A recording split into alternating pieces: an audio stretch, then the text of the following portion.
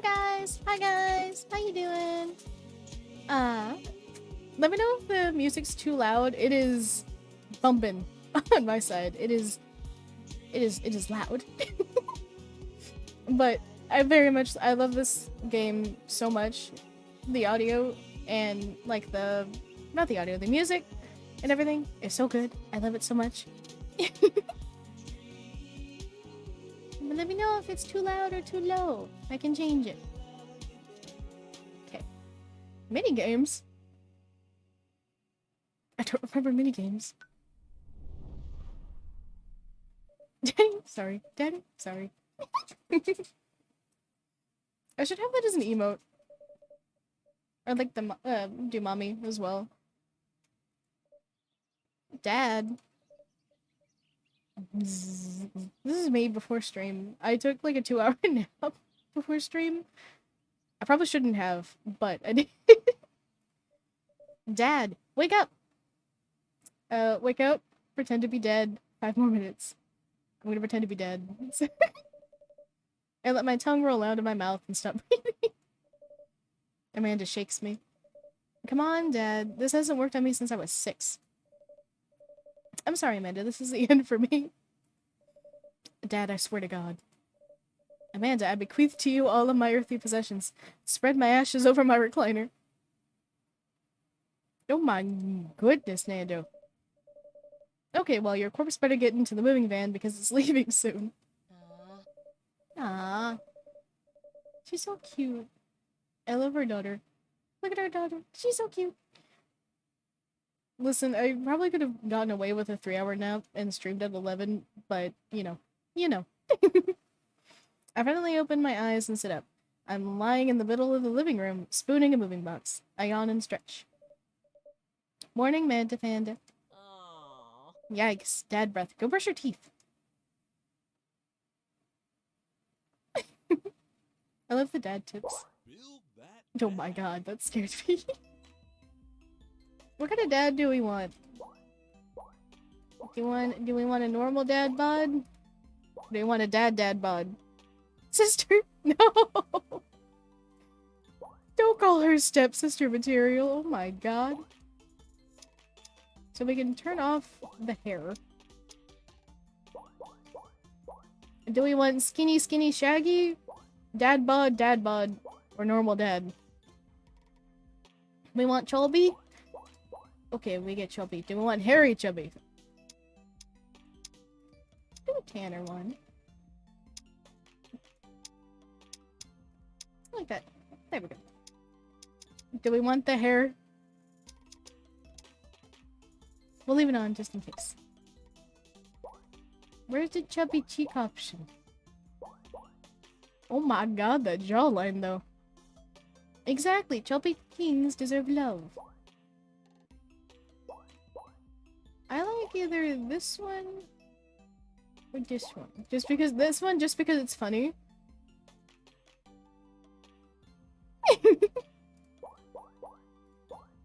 True. Oh, we can give him a shadow. I don't like the shadow look though.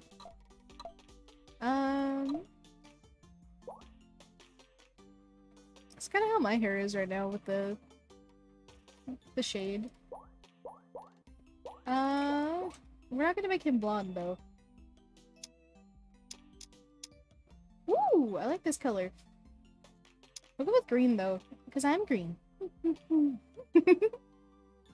Oh my goodness. You just be the Joker. You want to give him the Giga Chad? This one? Alright. Then like the hair for the Giga Chad is like... Actually, I don't remember what the Giga Chad's hair looks like. Is it like that?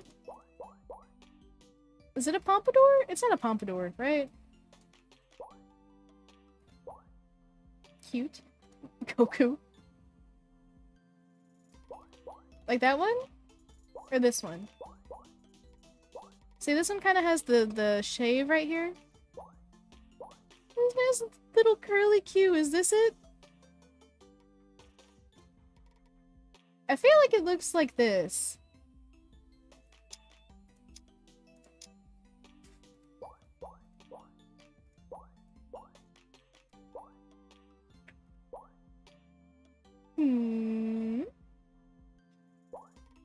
He's aging.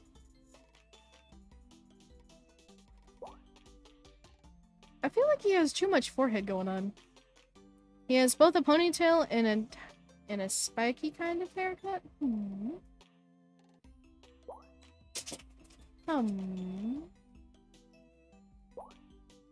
Like that, I guess?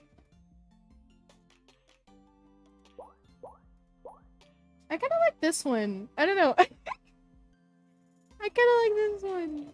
I don't know.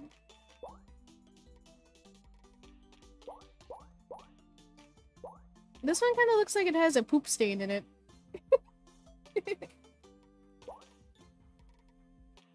Did we like the other one? This one? We liking this one? Oh my god.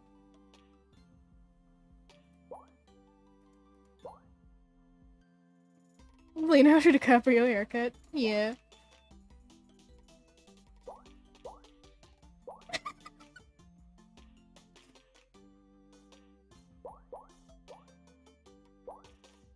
This one just looks evil. I like this one too.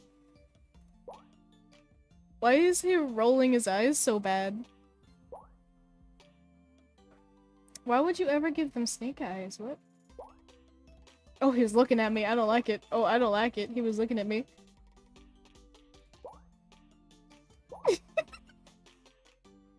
I mean, I think we're gonna see him a lot, so we probably shouldn't make him look too silly. Do we want this brooding look here?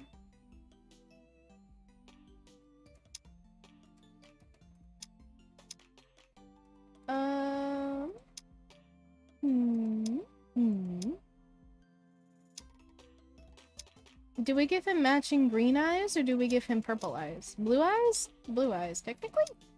These are not shades of blue, these are purple. I really like this color on him, though.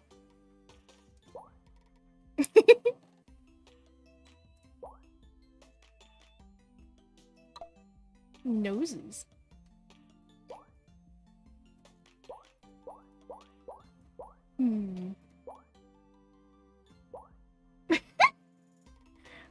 Why are you so tiny?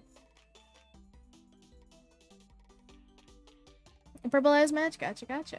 We'll go back and we'll do these ones. I like the light purple anyway. Yeah, gee.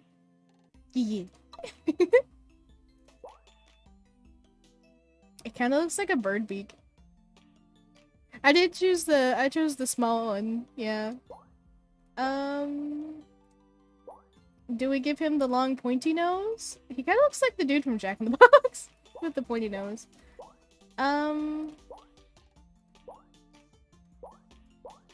We'll give him... He's the Grinch. No. Alright, lip time. I like this one. I like this look. His face looks very small for his body, but I think it works. Cupid mouth. Full mouth. Gap tooth mouth. We would match Amanda. Hamburger mouth.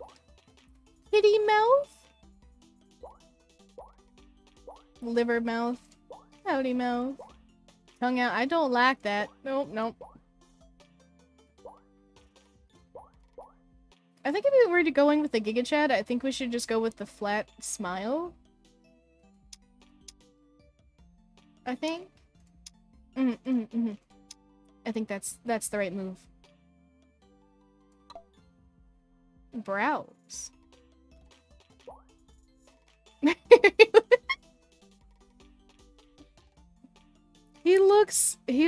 I like, hold on, I like this look. Hold on, where was it was the green, right?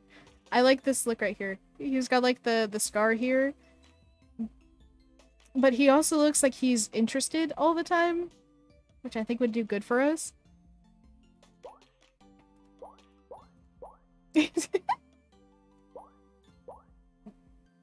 Or we can make him the Grinch with the funny eyebrows. I actually kind of like it. I actually hold on. I'm vibing with it. Mustache? The Grinch doesn't have a mustache, does he? No, no he doesn't.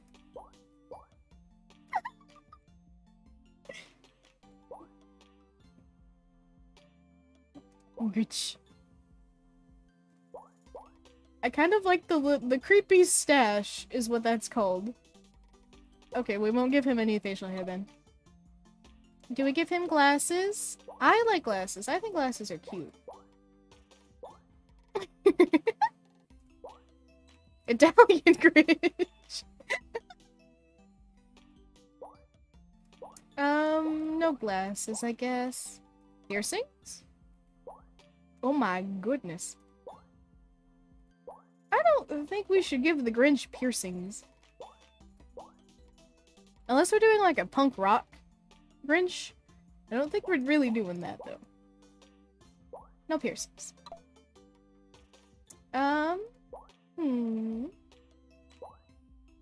The burger shirt. Too flashy. No. See, now this is an aesthetic. This is cute. No piercings. Yes, yes, yes, yes, yes. Maple Bay. He wears his heart on the sleeve. I like this shirt. I would wear this shirt. Do we want him in a suit? Kitten suit? Navy suit? Party suit? Tommy Banana's suit? Now, do we want him comfy and casual, or do we want him in like a suit attire? Like suit up Grinch. See, I really am vibing with this look. Do we want the nipple egg shirt? Is that what we're going for with the Grinch? Because I could go either one with these. Because this is a vibe, right? Oh, he does! He does look like the mask. I mean, it's not gonna make a whole lot of difference. I vibe with this look a whole lot because it matches, you know? But we could go with the nipple egg. The flowers and nipple egg? Okay, hold on. I'm gonna close my eyes real quick. Hold on. Okay. We're going with the flower shirt. Okay. We're good. Alright. I didn't think of a name. Does the Grinch have another name? Like, does he have a last name? Grinch.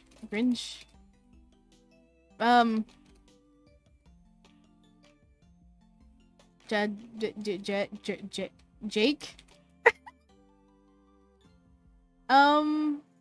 We can just do Senior Grinch. Johnny Grinch? Johnny Bravo? We'd have to go back and make it look like Johnny Bravo. I can't just do that.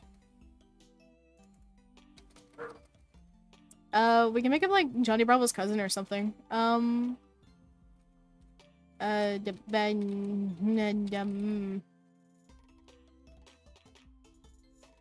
Jonathan. Is that how you spell Jonathan?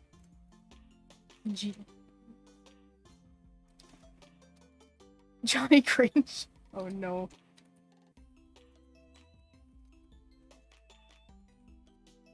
Part of my monitor is obscured, so I can't tell if I'm spelling this right or not. Alright. Hold up. Okay.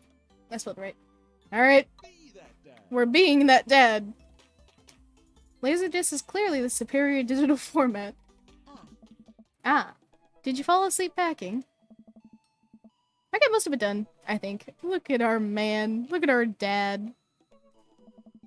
Searching around the room, it looks like I did a pretty good job. Every box is sealed except for one. Wait, straggler. What's in it? Looking into the box, I see a bunch of old photos and little photo albums. Yeah. Whoa, I haven't seen this in years. I pull out one of the dusty albums from the top of the pile and we begin to look through it. That's the coolest baby I've ever seen. He is a great dad and she's proud, exactly. Oh, here we go. Okay, do we want to be gay dad or do we want to be straight dad that's going for other dads? I don't mind either one. Either one's good.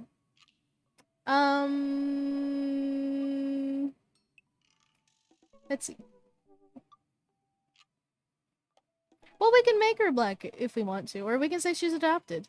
We can headcanon that she is. Here, we'll headcanon it. The only way your mother and I could get you to stop crying was to put the sunglasses on you. But whenever we tried to take them off, you start crying again. You spent the first 2 years of your life with sunglasses on. Nice. Halloween when you were maybe 4? Oh my god, that dragon costume. You couldn't decide between being a princess or a dragon, so you went with both. Princess Dragon. Why do I remember crying in the dragon costume? You saw yourself in the mirror and realized you were afraid of dragons. Seeing yourself inside the dragon's mouth was a realization of your greatest fear, I think. Right? Yep, definitely repressed that memory. And this was you in your horse girl phase. Oh no. Oh no. Dad. I believe he named that plush horse Sir Horsington the Brave. I don't think that was his. Amanda lunches for the photo, but I quickly snatch it away and hold it above my head with my superior dad arms. Nice try, but this is important blackmail for later down the road. Princess Dragon is very, very cute. My niece was a, my niece was a T-Rex, and I am excited to death. It was the cutest thing I've ever seen. Go ahead and try me. I've seen pictures of you in your ska band. Ouch, kid. The Communist Manifesto had a chance back in the day. The Communist Manifesto. Wonderful. I look off into the distance and reminisce about the rad horn section. Hey, it's Emma P. Aww. No, Dad, that's Emma R. I didn't meet Emma P until high school. Honey, I promise you wholeheartedly that I will never stop mixing those two up. I do the same thing. If people have similar names, I will mess it up so bad. Dad, Emma R has been my best friend since I was 7. Give it, like, a little bit of effort. Oh right, Emma P was the one who tried to steal people's pets, fired a flaming tennis ball at the police station, pooped her pants during a sleepover. I would steal people's pets, so I'm gonna choose this one. I was watching Mob Psycho 3 before you started streaming and realized I paused at the worst time. Oh no. Aww. Was it a bad freeze frame? No, Dad, that was Emma S. She moved to Kentucky 3 years ago. I miss her. I also miss my hamster. She took her hamster. Her friend took her hamster. Sir Hamilton the Brave. Anyway, I gotta show this to Emma R later. She'll get a kick out of it. The first photography award you ever won. Yeah, and I got us a $20 gift card to Make Fridays. And then you got food poisoning from the crazy cheesy tostada blast. I think you mean food poisoning, you know, with a Z. Ugh. Dad. Oh no! You froze your anime on like the when your parent walks in and it's like a bikini scene. Still can't drive past McFriday's without gagging. Still proud of you though. Amanda reaches deep down into the box and pulls out one last photo. Oh, see, yeah. Look at her mom. I love you, Amanda. I finally decided to break the silence. This was the day you were born, or this is the day we adopted you? Okay, so are we adopting our baby? Or are we having the baby? Like, is she our biological daughter, or is she our adopted daughter? Because either one's special. Either one's beautiful. Personally, I think the day we were born, but this one's special too.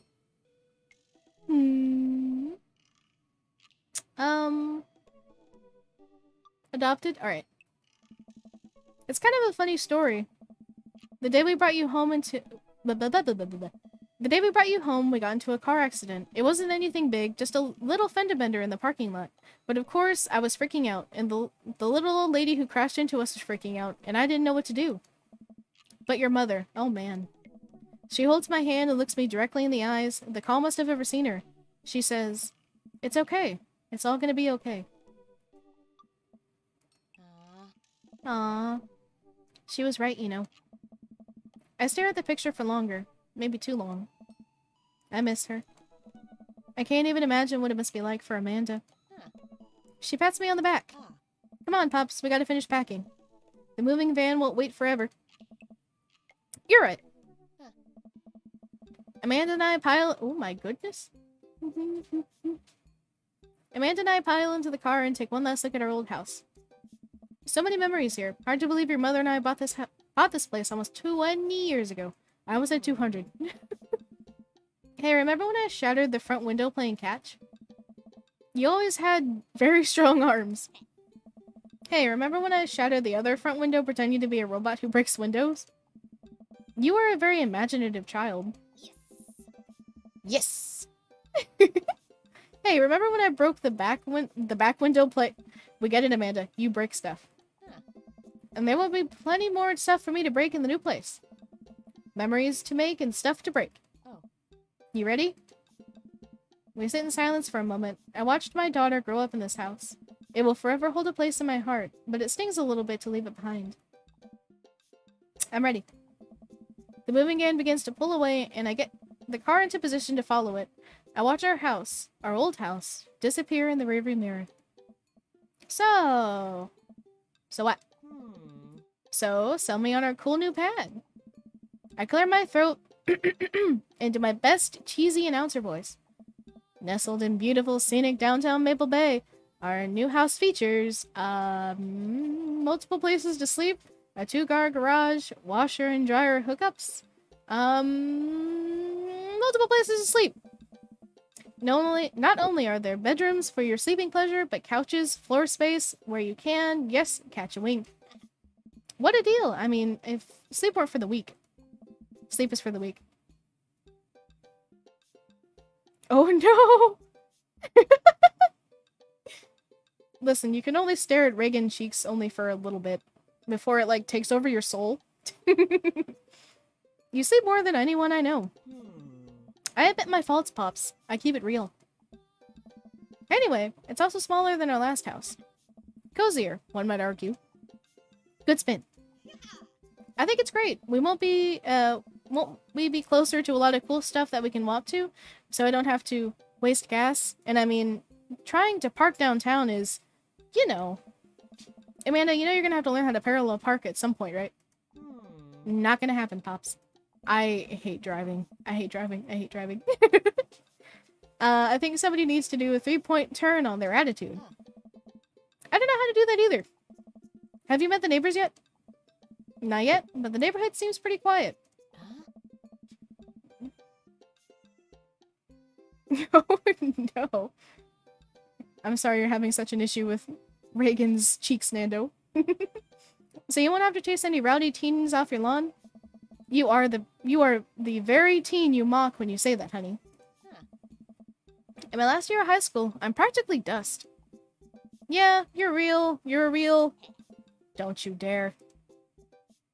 Senior. Dad, I know where this is going. Citizen.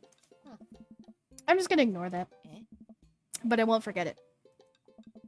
So what's item number 1 on the new house agenda? Well, first we need to forge a path through the solid wall of boxes that's blocking the living room. I still have to install the washer and dryer. We need to go grocery shopping. Pops, cool your jets. You have to promise me that we're gonna take a break and explore the neighborhood. He's bald again. Oh no. Okay, but you're right. We'll get some work done and then check the area out. He's bald again. No, no. Excuse me. We pull up to the new house and step outside. The lawn is freshly mown, and the for sale sign is still in the front yard. Hiya! And with a swift kick from Amanda, the for sale sign is no more. Nice form, Sweet Pea. I got a problem with authority. Okay, but same though. I'm so proud. Man, all that karate chopping tuckered me out. I could really go for a sandwich. An ice cream sandwich. Sweetie, it's 10 a.m. We need to unpack first. I need some coffee ASAP. Do you even see all the dogs in the park nearby? Okay. I would notice all the dogs. It's like dogs. I have like a dog meter, like a dog radar. And like whenever we're out in public, I'm like, oh, there's a dog. Dog's over there. Dog at 10 o'clock. It's so bad.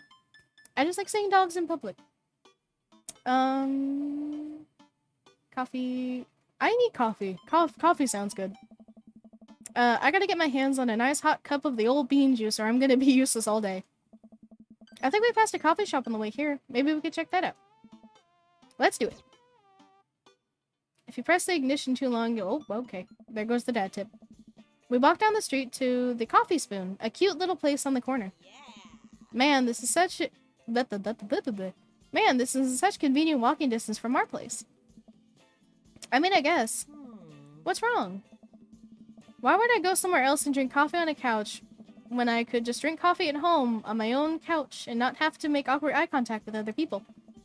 At least when I'm home, some random guy isn't going to come up and sit on the recliner next to me, and I won't feel like a little weird about it because technically he's not sitting at my table, but he is very much within my personal zone.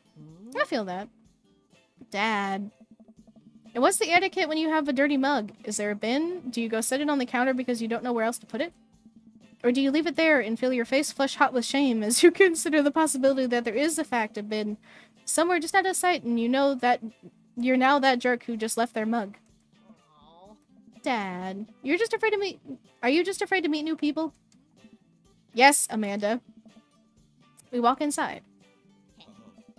Oh, hello! Hello, good sir. The inside of the coffee shop is incredibly warm and inviting. Vinyl records line the walls, and patrons lounge around on well-worn-in couches. Some cool tunes spin on a record player next to a little stage. Welcome to the Coffee Spoon, guys. How's it going? Hello, Matt. What's with the name? Oh, it's kind of dumb. It gets mentioned in this poem I like, and I thought it was a good idea at the time. And I suppose it's still a good idea because, like, the business is still running? But people ask me that question all the time, and I give them the same answer every time, and now I'm standing here rambling, and I'm sure we're all getting more and more uncomfortable the more I keep talking, but man, we're in it now, and I can't stop.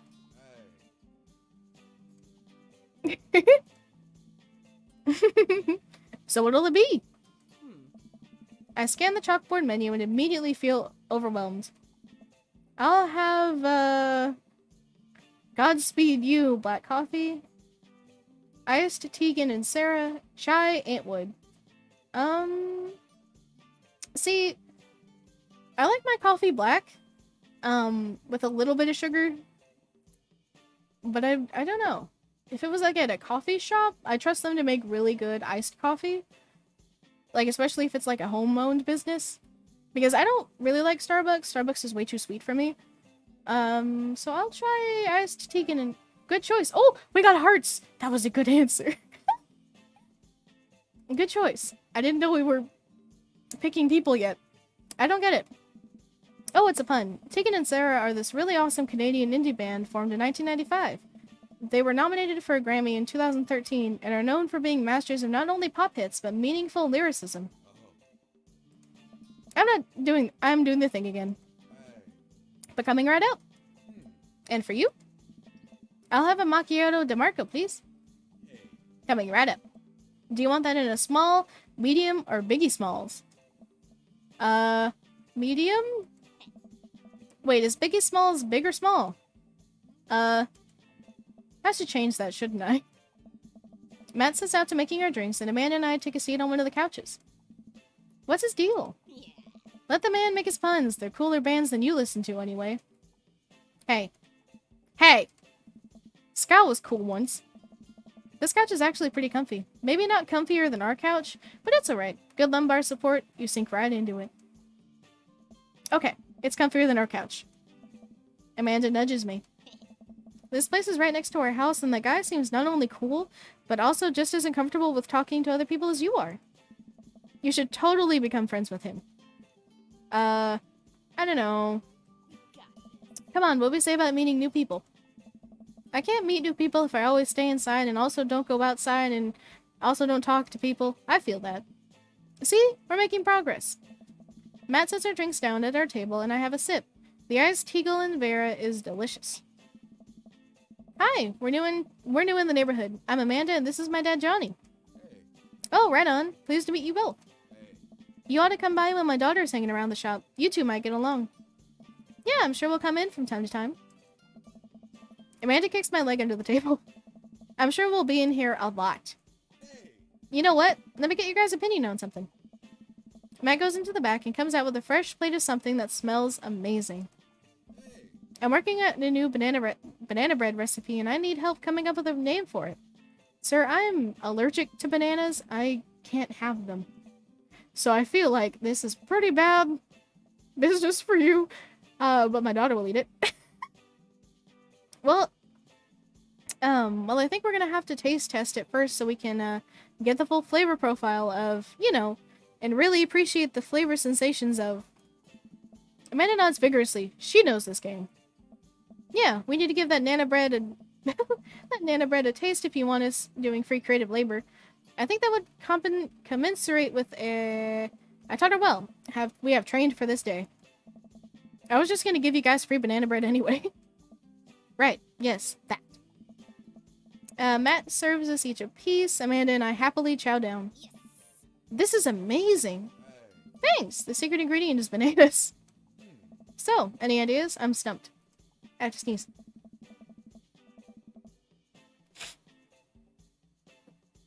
Oh, it passed. Okay. I don't know if this is our daddy yet. I don't know. We did get one... We got hearts out of him, so... We chose one good answer. But I don't know yet. I don't know yet. Matt is very nice, though. He runs a coffee shop. Well, I think I might be only to give you dad band puns, but I'll give it a shot. Grateful banana bread. Right? Said banana bread. Banana bread Kennedys. What are we gonna name this bread for him? I think this is Grateful Dead. Like, a Grateful Dead pun? That's the only one I recognize. I don't recognize these two. I'm gonna choose this one. He didn't like it! Oh, he didn't like it! He didn't like it! He didn't like it! Oh, no! Can we go back? Wait, can we go back? Wait, no! It's fine. It's fine. It's just the first dad. It's just the first dad. It's just the first dad. It's fine.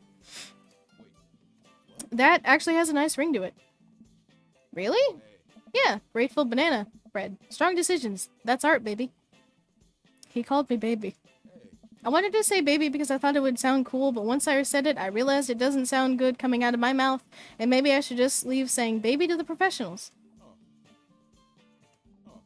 Enjoy your coffee. Thanks, baby. See, it sounds good when you say it. Don't say that, my guy. Across the way, a man catches my eye. He sits by himself, brooding over a cup of coffee. Our eyes meet, just for a moment. Hello, guy? Hello, sir? I hastily look away, hoping he didn't catch me staring. Who is that?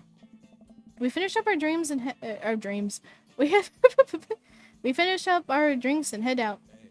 Thanks for stopping by. Take care. Okay, now that we're full of caffeine, where to? I should get back to unpacking. Let's get some fresh air. I need a nap. Let's get some fresh air. Time to soak up all that vitamin D, make our bones nice and strong. Yeah, our skeletons are gonna get so strong they're gonna hop right out of our bodies and crush cars with their bony fingers.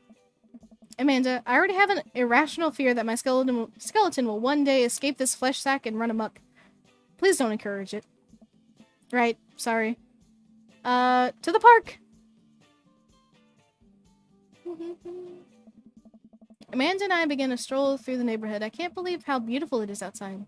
Kids are playing in the street, the flowers are in bloom, and the faint smell of a nearby barbecue drifts through the air.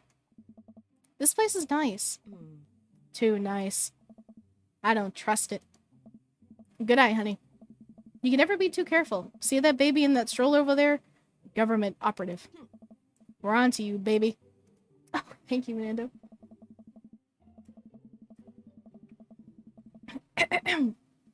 We walk for a while and eventually end up at a small park. Toddlers chase each other through the playground, and dogs of all shapes and sizes romp through the grass. It's pretty crowded, but Amanda spots a nice empty bench. We start to make our way over to it when... Heads up! Ow! That first bee suddenly hits me in the face. Woof! Puppy! Puppy! A corgi with a neat plaid handkerchief tied around its neck bounds up to me, wagging its tail. Did you throw this thing in my head? I like your necktie. Hello! I like your necktie. Ruff! He runs around in a circle and nudges my leg with his nose. Oh god, this is the cutest dog. Pet the dog and part upon me your wisdom, tiny dog. Pet the dog. I kind of want to do this one. Woof woof! How long do I have left? How did you know? Do you have tomorrow's lottery numbers? How long do I have left? Grrr. What's that? I'm already too late. My fate was predetermined for me long ago. I have no real agency in this cruel lifetime. Ruff ruff. You're right. I am the master of my domain. My fate is unknowable. Thank you, wise dog. Ruff. You definitely could have caught that. A guy in a Hawaiian shirt jogs over to us and takes the frisbee from me. Ah. You know, frisbees are traditionally caught with your hands, not your face. I'll catch it with my teeth next time. Well, you're traditionally not supposed to aim for people's heads. It's a new technique. He is a bear. I like him. I'll catch it with my teeth next time. Let's see. This one. But I'm fine, thanks. Ha, I'm just messing with you. I'm Brian, by the way. I'm Johnny, and this is my daughter, Amanda. I look over at Amanda only to find her sitting on the ground, rubbing the dog's tummy. Hi. Your dog's cool. Oh, old Maxwell sure loves the attention. Maxwell? It's great to see another father and daughter out here on such a sunny day. Where's yours? Brian gestures over to a grassy knoll, where a young girl sits on a checkered blanket. She's reading a book bigger than her head. She puts it down and heads over to us. This is Daisy. She's reading the brothers Karamazov. Her teacher tells me that she has the reading comprehension skills of a high schooler. She's so cute. How old is she? 10. She's a precocious little youngster. Whoa. Oh god, we're going into a Pokemon battle. My natural dad instincts kick in. I must brag about my child's accomplishments. Oh no, it's happening.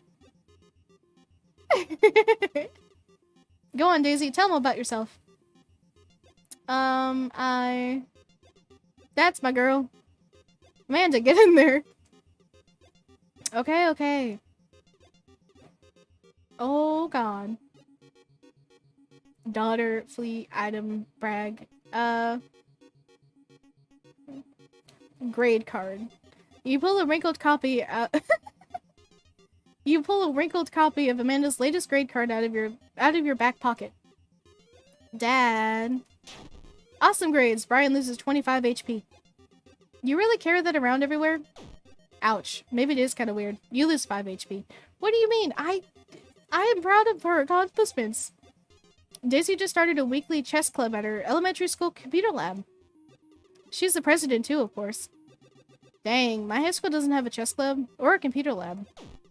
You lose 10 HP. 65. Okay. We can win this. We can win this. Amanda here just recently won a local photo award. Wow, congratulations. Brian loses 10 HP. Daisy actually just won a statewide poetry contest. You lose 15 HP. Oh god. I'm not losing. Fumbling through your phone's browser, you managed to pull up a photo of Amanda winning her 10th grade spelling bee. Wow, congratulations, Amanda. Daisy's getting prepped for her annual spelling bee right now. Hopefully this will be her 3rd win in a row. Oh god. Yikes, you lose 5 HP. Daisy sold enough candy bars this year to get the top prize, a canoe. We're taking it out next weekend. How is that even possible? Amanda could barely get one of those sticky hand things. Oh, it's extra powerful. Oh no, we're losing. Oh no.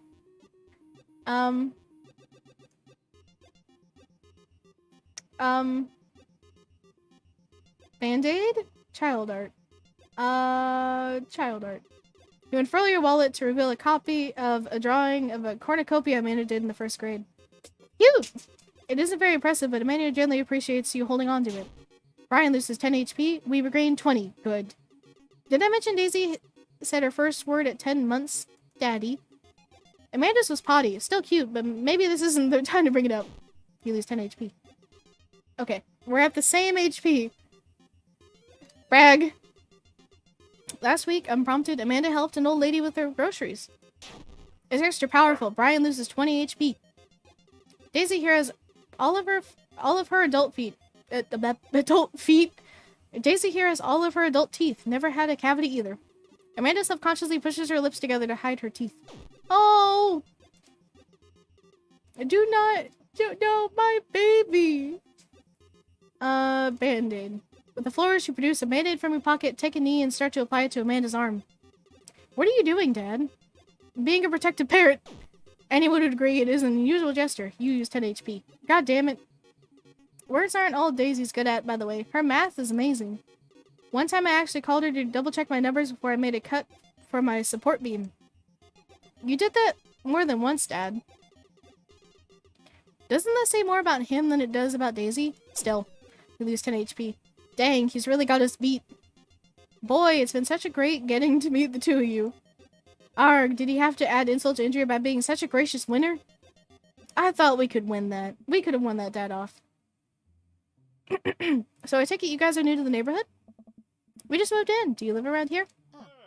Yeah, we live in the cul-de-sac down next to the coffee shop. What a coincidence, that's where we live too. Small world. Yeah, Daisy and I are in that little ranch-style house on the corner. I know the house. It's just like ours, but slightly bigger and better landscaped. Does this guy have to outdo me at everything? What a lovely place. Well, I don't want to take up any more of your time. Really nice meeting you guys. You'll have to stop by at some point. Yeah, definitely. Bye. Brian and Daisy walk further into the park with Maxwell happily trotting along in tow. Do you get the feeling that he was trying to one-up us? Trying and succeeding. I can't believe that kid's only 10. What was I even doing at her age? I believe he had a bit of a thing for horses. Shame that didn't pan out. Could have majored in comparative horse studies. It's not too late to minor in horse creative riding. Yeah. Too close to the truth, Dad. Dad. Let us never speak of the fantastic adventures of Sir Horsington the Brave, an epic in 7 parts by Amanda Grinch. We laugh off the... I forgot her last name was Grinch. We laugh off the horse epic and walk around the park a bit more, enjoying the day. Go take a nap, go unpack. All this sunlight is making me real tired. I don't think I got enough sleep last night. You slept for 14 hours. Exactly. As we're walking home, I hear heavy footsteps come up behind us. Johnny! Bro! I turn around and am greeted by a familiar face jogging up to us. Craig? Bro. Holy wow. I haven't seen Craig in forever. It's been too long, dude. Yeah, wow, you look great. Hey. Haha, yeah, I cleaned up my act. Cleaned up his act? Are you kidding me? He's ripped. Amanda, this is my friend Craig. We went to college together. We were roommates for a while, too. Oh. They were roommates. Amanda, dude, you probably don't remember me, but you're so big now. Hello, and hello, cute baby. Nice. Oh, thank you. The last time I saw you, you were about her size. This is River. Say hi, River.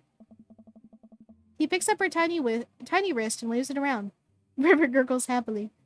Are you baby? Are you babysitting? No, dude, River's my kid. Man, it has been a long time. Feels like one minute we're rolling up to exams with bad hangovers and the next we're both fathers. Where you been, man? I was working out in California and just relocated the business back to Maple Bay. No kidding. Amanda and I just moved to the side of town. How's Smashley doing? Oh. I mean Ashley. Her name is Ashley. I don't know. She actually still goes by Smashley, and we got divorced last year. Divorced? Oh. Oh, dude, I'm so sorry. It's old news. We take turns taking care of River and the twins. It's all copacetic? Twins? You have 3 kids? Ain't life something, bro? Right? Kegistan Craig is a father of 3. Huh?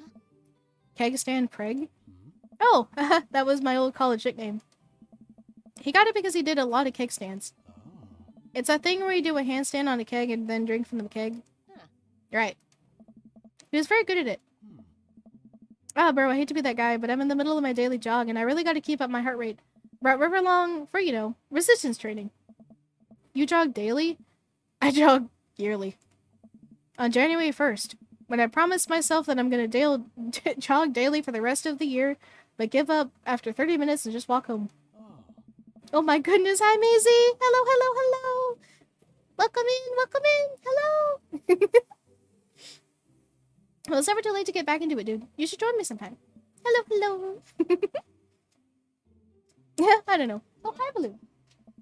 Come on, it'd be fun. We could grab breakfast afterwards, catch up. We could do a bro brunch like the good old days. Alright, sure, sounds great. Great, let's get that going soon. I better get moving. Good to see you guys. Craig gives a little wave, puts his earbuds back in, and jogs off. I can't believe Craig is ripped and has kids. I'm reeling. Why's that?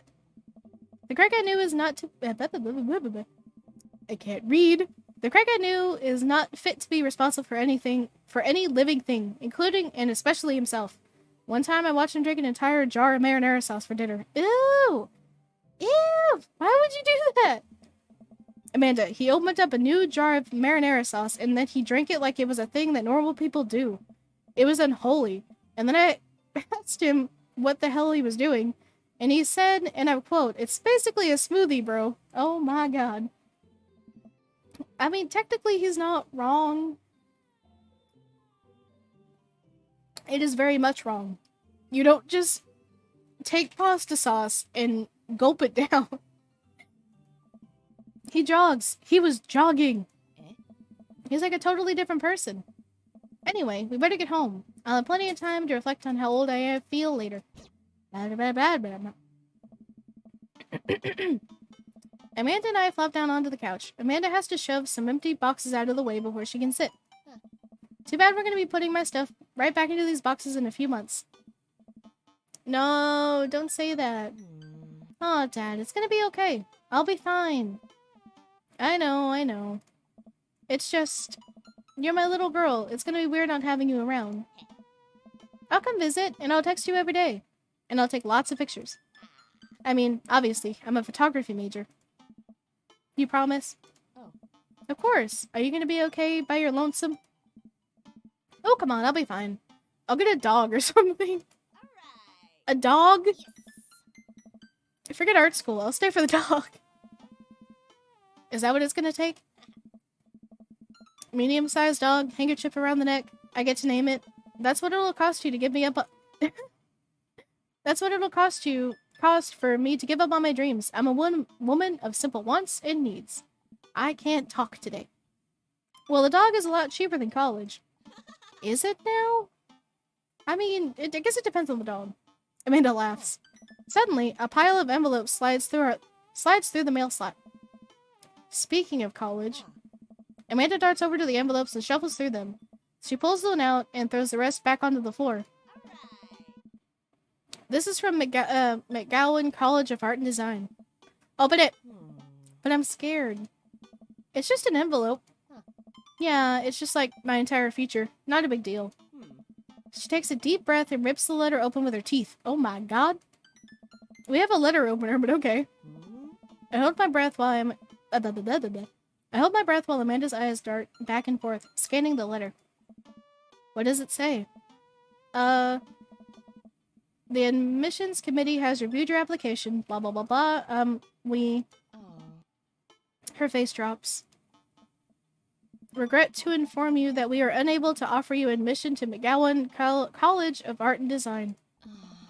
Amanda throws the letter onto the coffee table. Oh, sweetie. It's okay, I kind of saw it coming. I know I shouldn't have put that experimental stuff in my portfolio. Their admissions officer told me they just want to see the portraits or whatever. I pull Amanda in for a big hug. You're an amazing photographer. I know how much work you put into your portfolio. Some other school is gonna want to snatch you up for sure. Yeah, I know. It's fine. Are you actually fine, or are you just saying that? I'm fine, really. Her face is the opposite, but I probably shouldn't push this on her. Oh, and before I forget, Emma R and Emma P are sleeping over tonight. So... you need me out of the way because I'm painfully uncool? I would choose more delicate phrasing, but yes.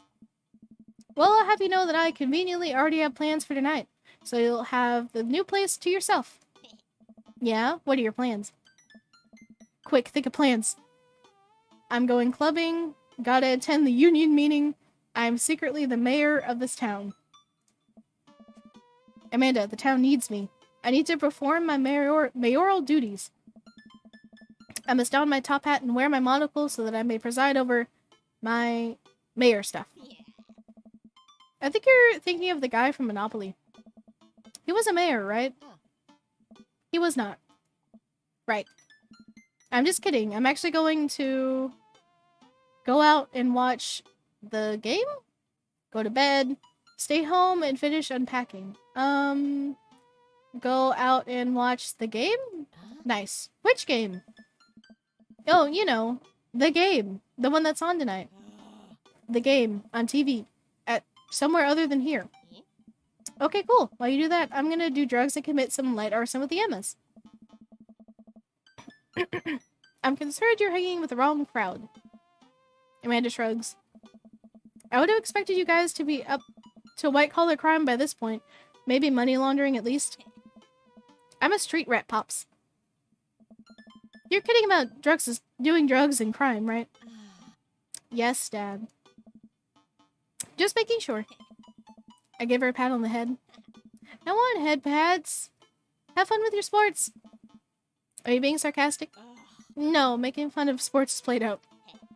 Alright then. I do some light cleaning around the house and decide to clear out right before Amanda's friends arrive. Before I leave, Amanda stops me.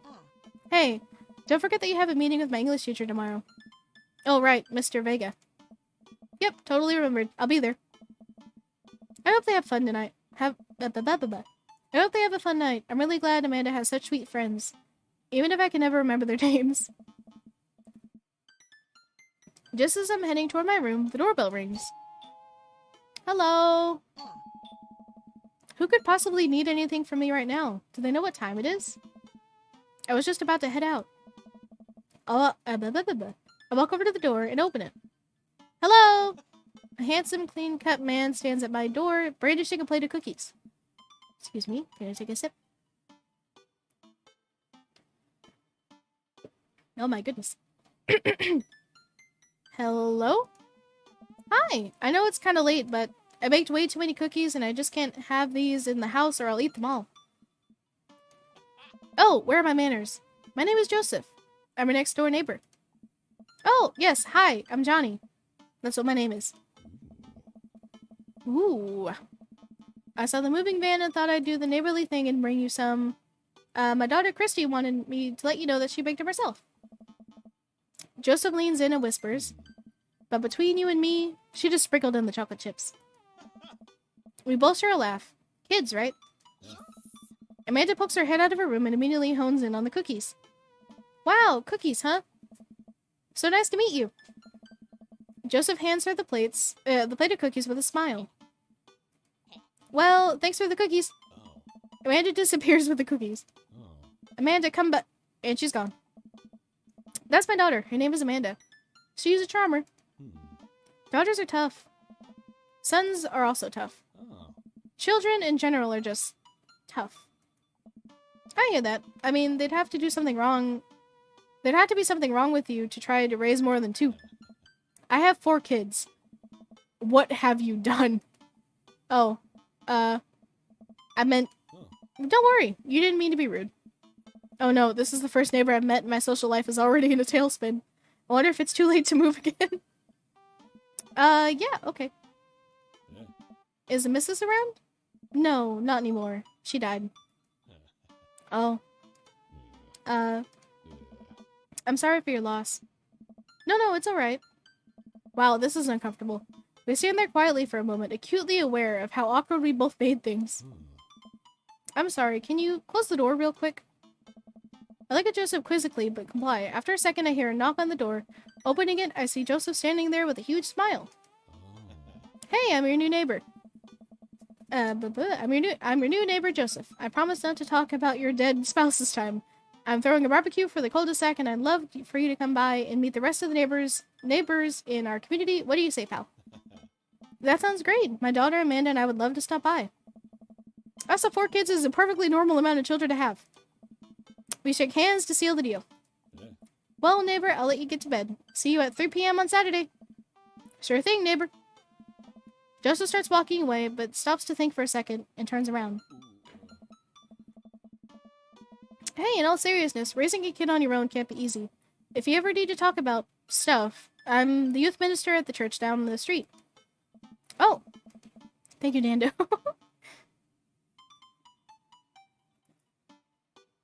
Oh, I don't know. I wouldn't really consider myself a youth.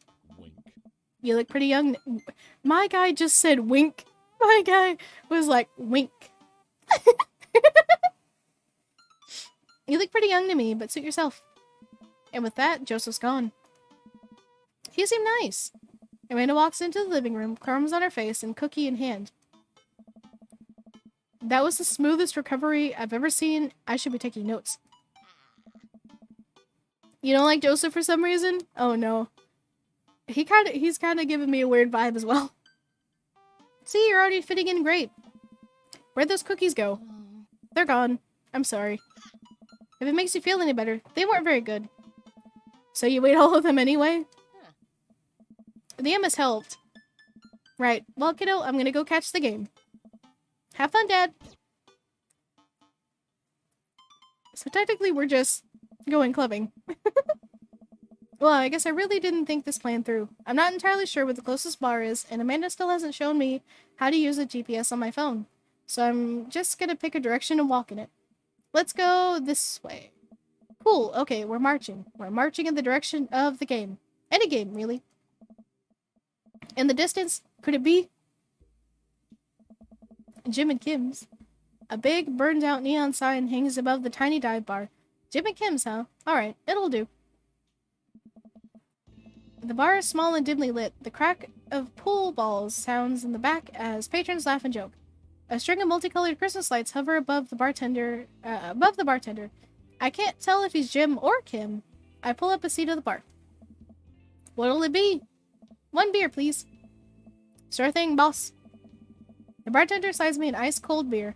I take a sip and enjoy the refreshing taste. Say, are you Jim or Kim? I'm Neil. Oh.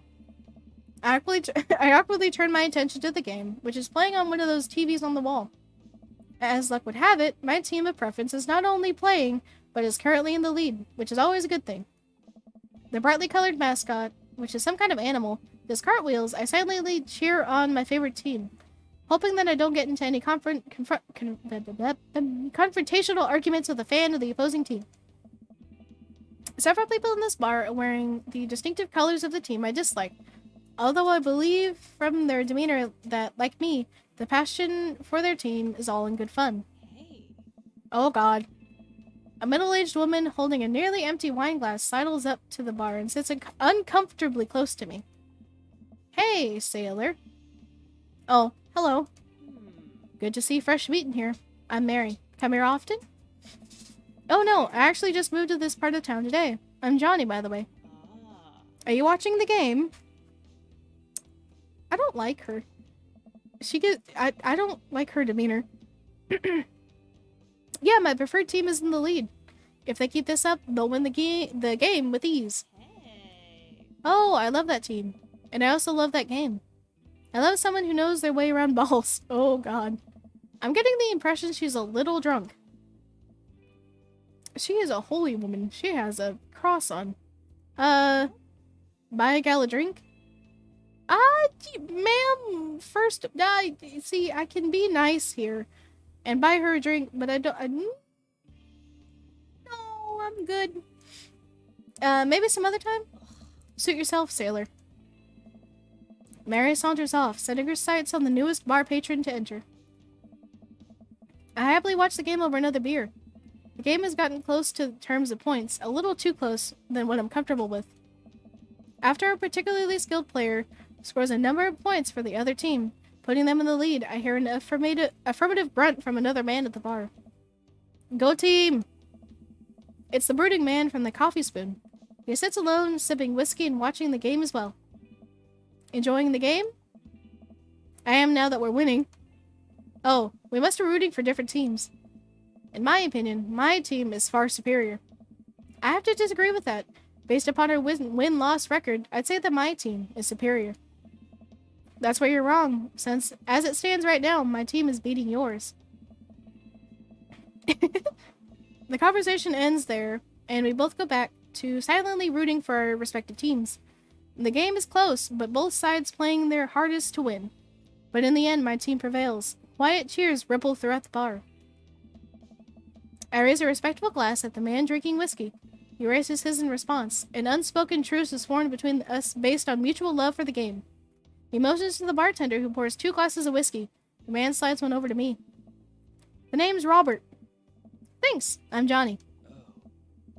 Oh. You must be new here. Mary already hit on you? Yeah. Robert chuckles. She's a peach. Well, you picked the best bar in town. As slimy as it is, you'll never find a better spot than Jim and Kim's. Is there actually a Jim or a Kim that runs this place? No, that'd be Neil. Neil waves from across the bar. Good guy, Neil. Not enough Neils in this world. Okay. You a whiskey fella or a beer fella? Beer, but I'll drink most things. You like shots? Ooh, shots fired. I don't like them. I like shots. Thank you. Robert nods to Neil, who serves up 2 shots of whiskey. He hands one to me. Here's to your health. We take the shots. The whiskey burns going down, but I try my hardest to look tough. Wait, I think this is what making friends is. Okay, Johnny, this guy is out of my friend league, but I think if I play my cards right, we'll be pals in no time. Compliment the hand tattoo, rugged looks, cool leather jacket. I like your jacket. Thanks, been in my family a very long time. Passed down from firstborn to firstborn. Cursed, some would say. Man, this guy is mysterious. And cool. Way cooler than I am, at least. Robert signals to the bartender for another round. What are you doing here tonight? My daughter kicked me out of the house, running from my problems, trying to make friends. Do not be simping for Robert, my guy.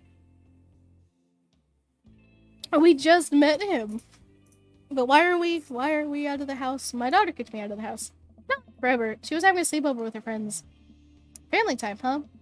Single dad. He gets up. Be right back. Gotta powder my nose. Never seen Robert this talkative. He must like you. He likes us. I guess so. I gotta admit that Robert has a gruff charm to him. If a guy like that thinks I'm cool, then I really must be.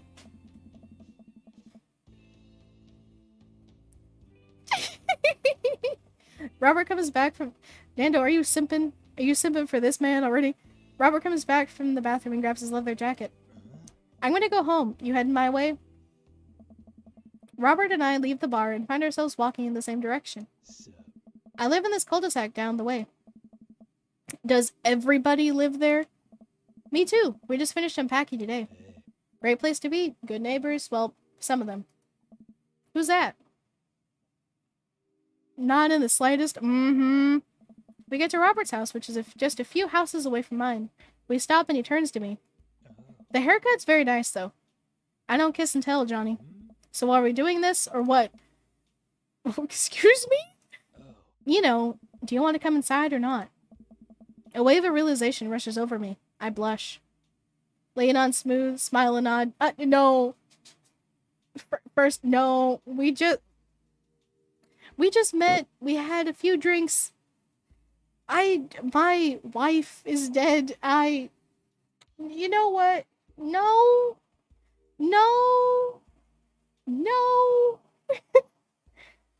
Okay. Now. Don't say that, Nando. We do not sleep on the first interaction. We are not, dare I say, a slut. How dare you? We have class. We will go on a couple more dates with this man and we will see. We do not kiss on the first date. As I have said before.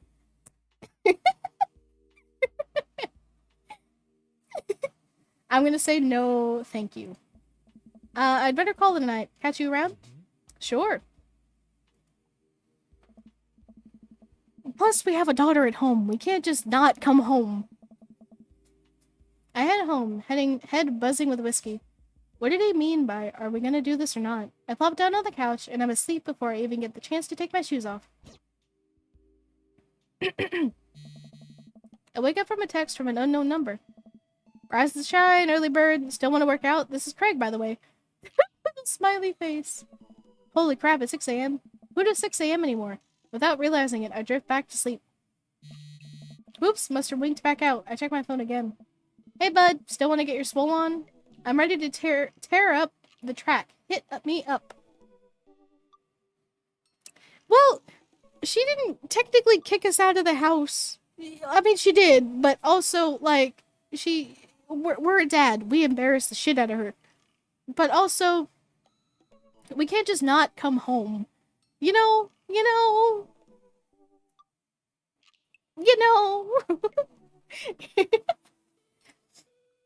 Hey, bud, still want to get your swole on? I'm ready to tear up that track. Hit me up. God, the last thing I want to do right now is work out. But it is Craig. I do want to catch up. Are we going to the gym, or are we going back to sleep? I want to sleep. But this is also a second meeting with another character. Who has a baby? We're gonna go to gym. Hey, my man, I need a few minutes to wake up, but let's meet in 20? After a few seconds, another text comes in. Sure thing, meet me at the gym. I stretch and my bones creak. I gotta stop falling asleep on the couch. I throw up my blanket, and hey, wait, I don't remember falling asleep with a blanket. Amanda must have tucked me in after I fell asleep. Bless that child. I reluctantly brush my teeth, throw on the only clothes I own that are even kind of gym appropriate, and head out.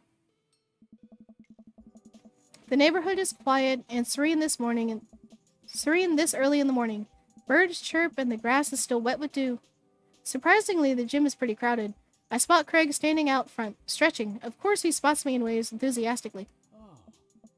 Hey, bro. Good morning. Hey, good to see you, man. I'm definitely not as pumped up as he is. Maybe I should have had some coffee before I left. You ready to kick some butt? No, sir. Help! Gotta stay posy, dude. With your help, I am. Help. Help. I got the feeling this is gonna be less of me kicking butt and more the gym kicking my butt. But I can handle it with you here. We got hearts! We got hearts! Dude, bro, that means a lot. We head into the gym and I immediately intimidated. All of these people look like they could break me in half. And it seems like Craig is friends with all of them. He high-fives and finger guns all the cool jocks in the room. They look like they could and would steal my lunch money to spend on protein shakes. Come on, bud, let's warm up. We head over to the treadmills and start walking. Okay, I can walk. Walking is good. This is a decent place to be. Walking. What are you at, Nando? So, I know we are on treadmills. What? What? So I know we are on treadmills. Yes. And those over there are ellipticals. What? What? Are you simping again? You can't simp for every single dad. And those are ellipticals. Very good. What is all this other stuff? Craig laughs. They might look a little scary, but I guarantee all of them serve a specific purpose for building muscle mass. I watch as a dude in a muscle tee flexes a muscle I didn't know existed on a machine I think was once used to process grain into flour. Make me? Uh-huh. Well, you're already simping for all of them. I'm not making you do anything. I'm just playing a game, man. What is that? Why is that guy doing that to himself? That's a good question, bro. What do you think he's doing? praying to some sort of pain god, using a medieval torture device, training to crush people's skulls with his thighs. He's trying to make his thighs so strong that he can crush people's skulls with them. Yeah, that's pretty much the only reason I work out. What the f- Why? Why? Why was there eggplants?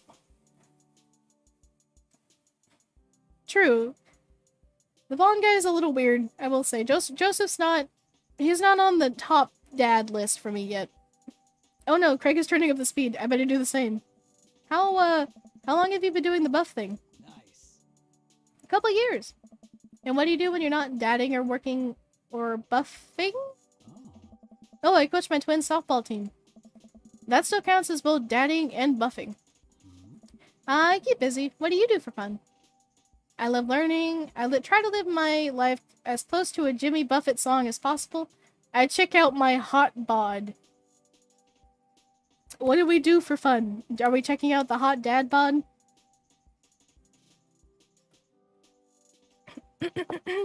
I try to live my life as close to Jimmy Buffett. Learning? We're learning. We love learning. That seems like a... What do you mean? Checking out our hot dad bod? Oh my goodness.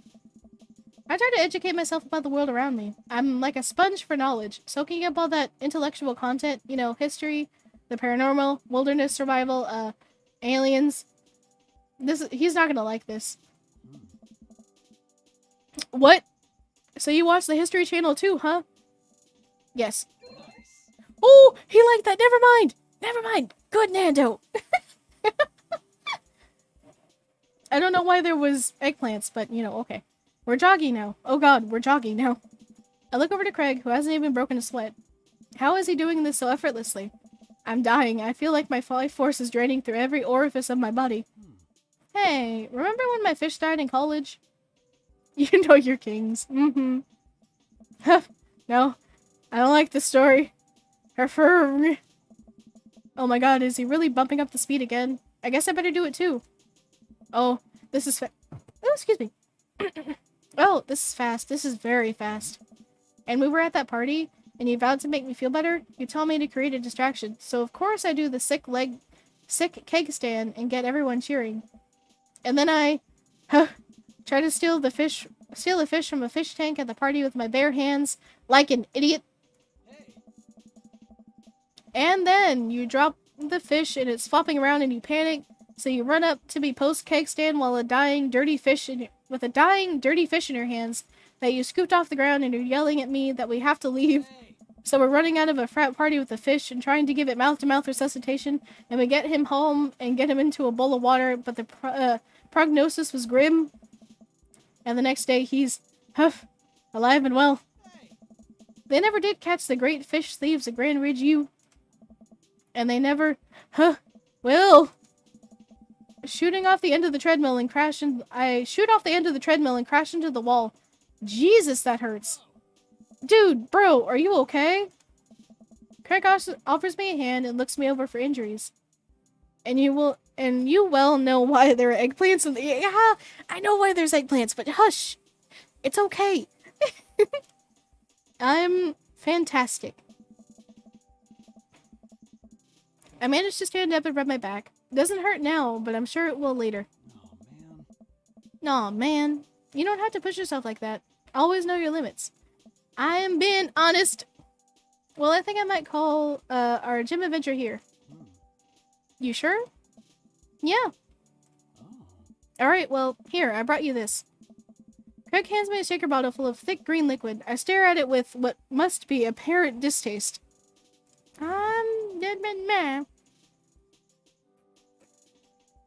I am. It's a protein shake, bro. Oh, thank you. He wants me to drink it. Oh boy, here goes.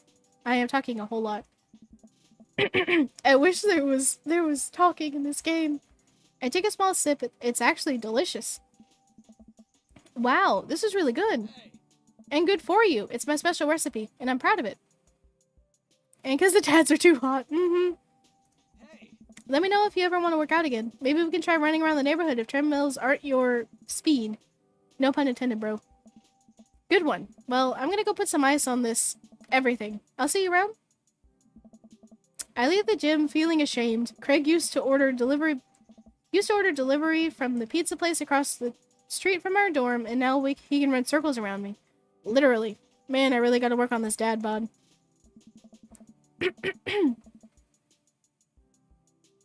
I get home and lie down on the couch. It hurts to move. Oh god, I'm so old. I feel that, man. Oh no, I must have fallen asleep. What time is it? Shoot, it's 3:55. I'm supposed to be at Amanda's school in 5 minutes. I frantically put on some clean clothes, Alrighty. Have a good dinner. I frantically put on some clean clothes, apply a generous amount of deodorant, and run out the door. I arrive at Amanda's school and check in at the front desk. They give me a bright orange visitor sticker and send me on my way. I'm barely awake and feeling pretty haggard, but hopefully nobody will notice. I check my watch and am relieved. If I'm not back in 20 minutes, I'm not gonna remember that. I will try. I will try. I will try! Don't yell at me! I check my watch and am relieved to see that I'm only 2 minutes late. Wait, was it room 103? Fine. Fine, I will set a timer. Kind of. I'll set a timer, don't worry, I'll remember. Was it room 103 or 108? I spot a youth standing at his locker and approach him for help. Excuse me, do you know where Mr. Vega's classroom is? Well, you look like a nice man. I'm setting a timer. The youth turns around and looks me up and down with heavily lined eyes. Come on, kid, I'm late for a meeting. Mr. Who? Mr. Vega. For the next 20 minutes, oh my goodness. I don't know, have you tried the exit? Okay, wise guy, are you gonna help me or not? Fine. Up those stairs and to the left. Can't miss him. I remember what happened with my Halloween stream. Oh my goodness. I will block your channel points. I head up the stairs and walk around, unable to find Mr. Vega's class anywhere. After a couple minutes of searching, I head back downstairs. That punk youth sent me on a wild goose chase. I get back to where the low-rent Gerard Wade is standing, fully ready to give him a piece of my mind, when suddenly a head pops out of a classroom next to his locker. Oh. Lucian, don't you have a third period to get to? Why is this kid named after my dog? Sigh, fine, Mr. Vega.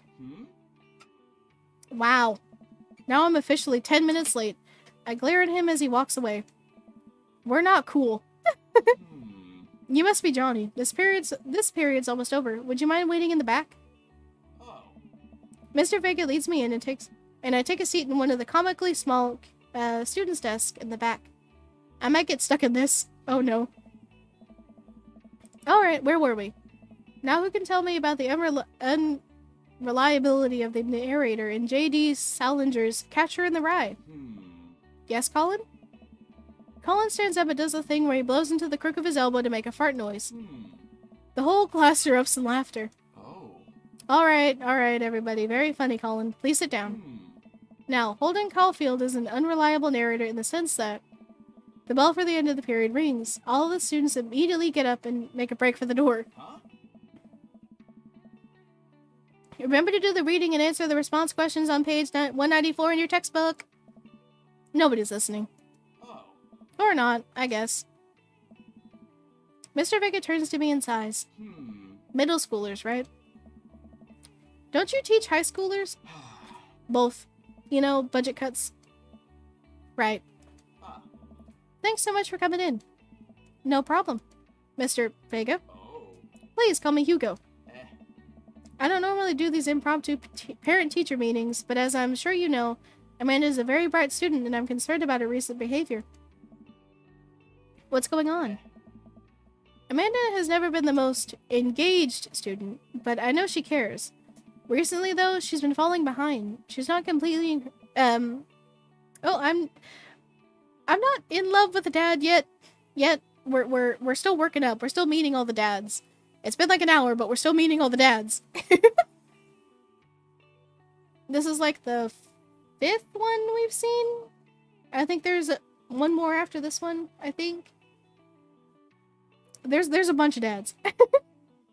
She's not completing assignments and has been doing rather poorly on tests. I normally chalk this up to senioritis, but this is strange. I thought Amanda... This is strange. I thought Amanda always shared everything with me. It hadn't even crossed my mind that something might be wrong. I don't know. I don't know. I just wanted to ask, is everything okay at home? We just moved. She's fine. She has a tendency to bottle things up. I'm not gonna say she's fine, because she's not. We just moved, and she has a tendency to bottle things up. I'll do this one. Well, we just moved recently, but it was only to the other side of town, and Amanda was more excited about it than I was. Oh. See if you can talk to her about it. I know she values you a great deal, and we would appreciate your guidance as she keeps heading down this road. I know how important art school is to her, and I would hate to see her miss out on the scholarship money that she deserves. I'll make sure to talk to Amanda. Thanks for letting me know, Hugo. Oh. Anytime. On my way out, I stopped, thinking for a moment. I turned to Hugo. Hey, Hugo? Yes? They ever catch that rye? Oh. Yes. Oh, cute. We got hearts from him, too. I leave the classroom and make my way out of school. I'm still a little bit in shock that Amanda was able to hide this so well from me. She's always been such a force of positivity in my life, especially after we lost her mother. Amanda must be done with classes for the day by now. I'm sure she would appreciate a ride home, and maybe I can talk to her about what's going on. Hey. I pull up to the carpool and Amanda hops in the passenger seat. So, did you have fun gossiping about me? Mr. Vega and I actually gossiped about our celebrity crushes. So you talked about Mario Batali in the whole time? It was a very productive meeting. Oh. I'm pretty hungry. Can we grab some dinner? Sure thing. We can make something at home. Let's go to the mall food court. I would make something at home, but I think maybe just for a little outing, I think we should go for the mall. Does that sound good to you? Yeah, sure. Why the mall? Geez, can a dad take his daughter to the mall? Will you buy me things? I will buy you a thing. Singular. Sounds like a deal to me. We drive in silence for a short while. Amanda plays a game on her phone. I should say something. You know, sometimes when a kid gets older, they find that they have to keep things hidden from their parents. And that's okay, because sometimes that's what kids do. And that's okay. But also, sometimes it's good to have the parents' perspective because, you know, maybe the parents have also dealt with similar situations. And maybe they're a little cooler than you give them credit for. Anyway, what I'm trying to say is that it's good to share. Love you. Have you been reading my tweets? You have a Twitter? What? Never mind. Look, sweetie, Mr. Vega said you haven't been participating in class and that you're not turning things in. Oh, I'm fine, Pops. Senioritis and all that. I thought you liked Mr. Vega's class. Oh. It's fine. He's fine. We pull up to a stoplight and I eye Amanda. She's still texting. I want you to know that you can talk to me about anything. Uh-huh. I can tell whatever it is, she doesn't want me knowing about it. That's frustrating.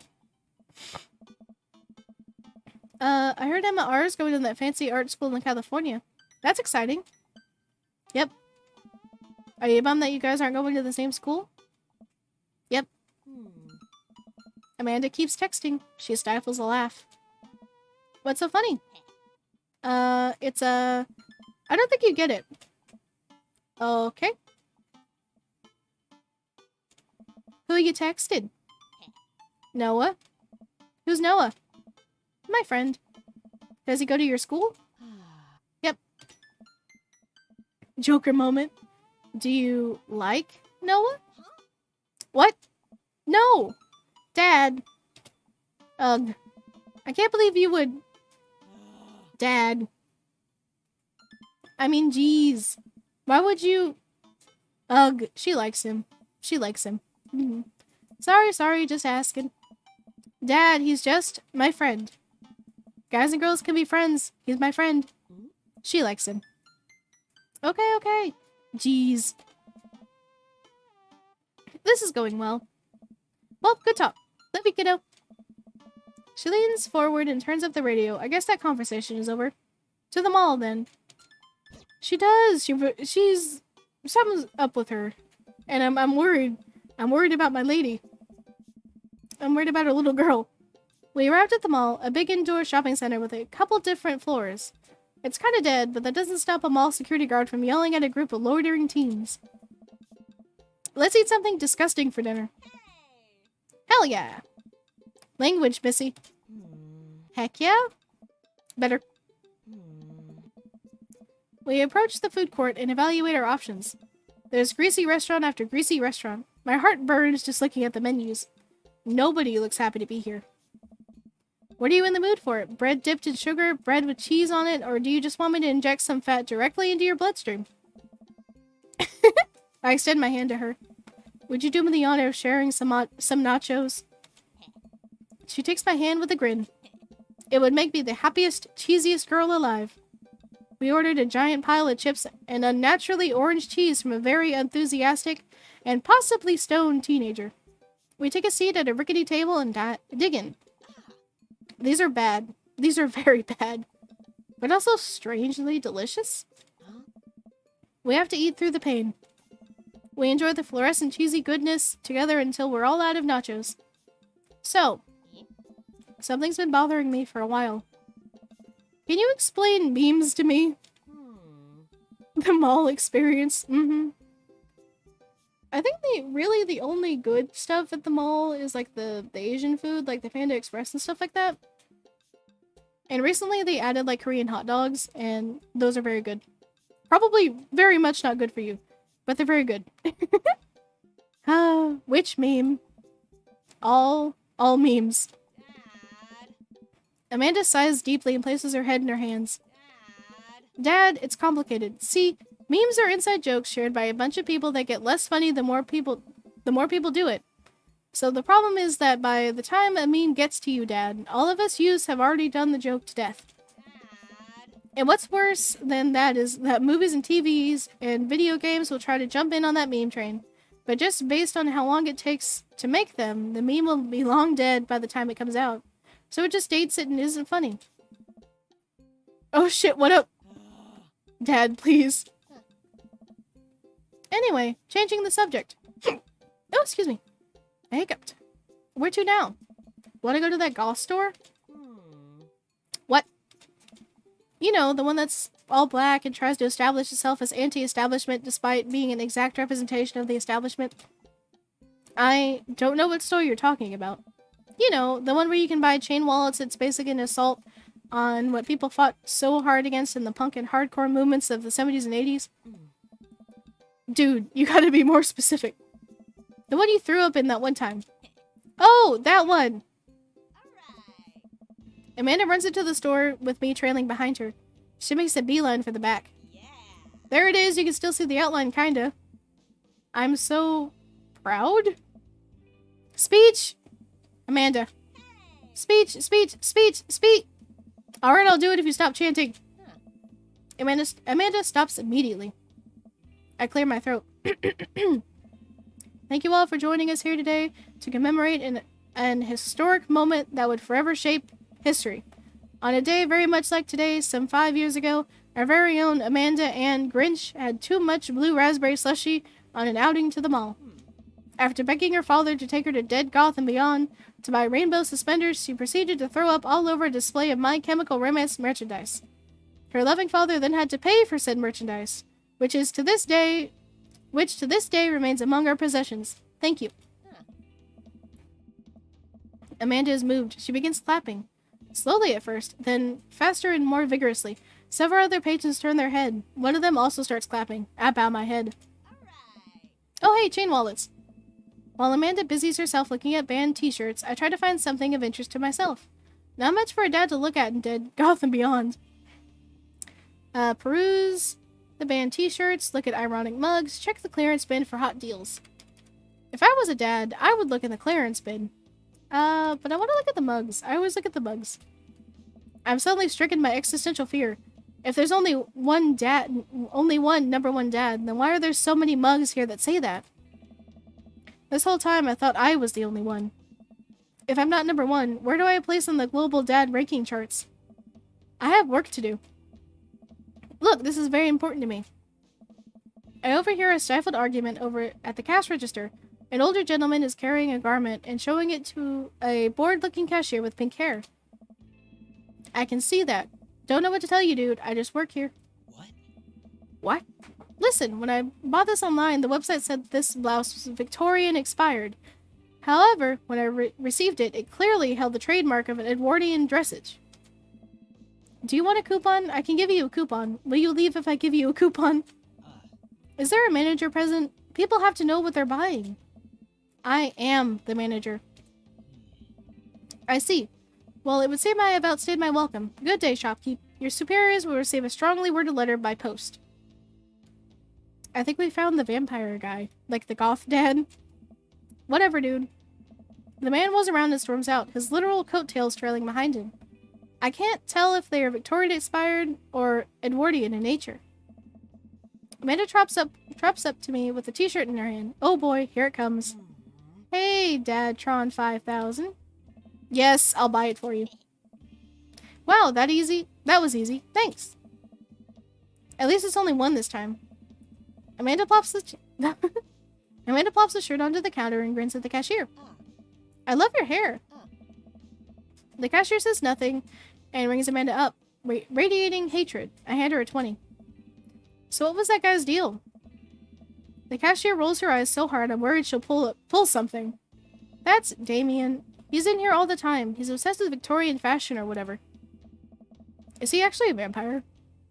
'Cause, you know. She hands Amanda her bag and it's clear the conversation is over. We make our way out of the store and head home to get some rest.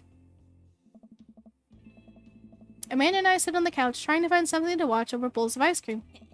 Oh cool, Long Haul Paranormal Ice Road Ghost Truckers is on. Your favorite, right? Oh hell yes, they have to make it over the Canadian tundra before the ice road melts, but also they're hunting ghosts. Also the trucks are haunted. This is an episode I've already seen, but it's one of the best. Callum and Flint, Dogbone, the twin brother truck driving and ghost hunting duo find themselves in the greatest peril yet. Oh no, the ghost done got control of the truck. I can't. I haven't seen that word in forever. I can't steer on them there damn ice roads. Let me use this EVP meter to try and communicate with the spirits. Flint, we're about to die. I almost got it. If you listen carefully, it sounds like it's saying, you're gonna die. That's because we are about to die, This is art. The episode ends and Amanda excuses herself to go and start arguments on the internet. I stay up a little longer, curious about the exploits of Callum and Flint, Dogbone after their disastrous ice road incident. Afterward, I crawl into bed and get a good night's sleep.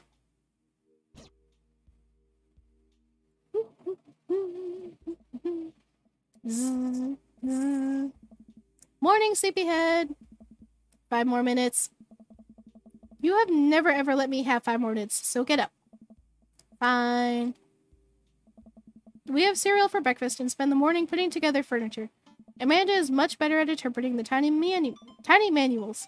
We're able to put together a few shelves and one desk, but I'm pretty sure it was supposed to be a bookcase.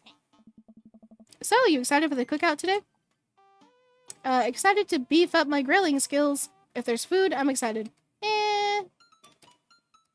We'll do this one.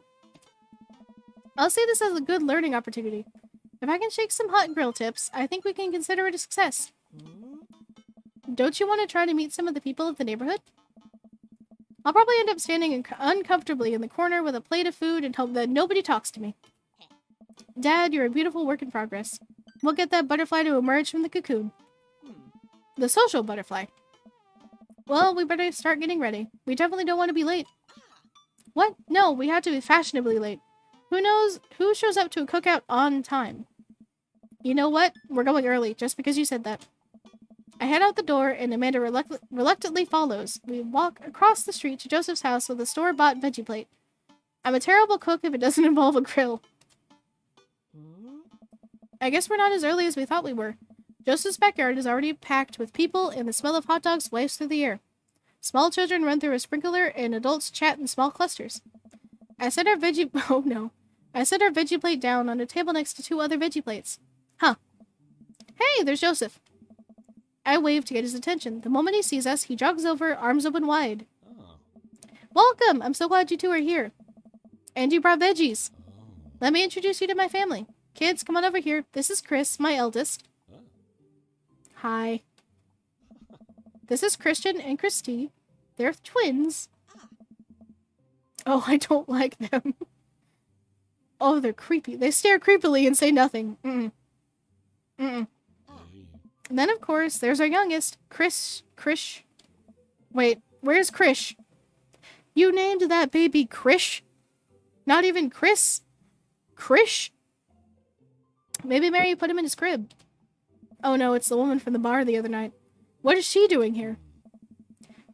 Oh, and how could I forget my lovely wife, Mary? Hey. Joseph pecks her on the cheek. She smiles. Ah, Mary, sweetheart, did you put Krish to bed? Ah. I'll have to go look for him. Mm. What? You'll have to... Oh. Joseph takes a moment to regain his composure. Did she lose her kid? Did she just leave her kid? Mary, this is our new neighbor, Johnny, and his daughter, Amanda. Ah. I shake her hand, but I have a glass of wine that I need to tend to. I love her. Nice to, meet you, Mary, for the first time. Charmed. Well, I have to go over there now. Mary leaves. Oh god, this is so awkward. I wonder if Joseph knows. I wonder if Mary knows that Joseph knows. I wonder if Joseph knows that Mary knows that I know.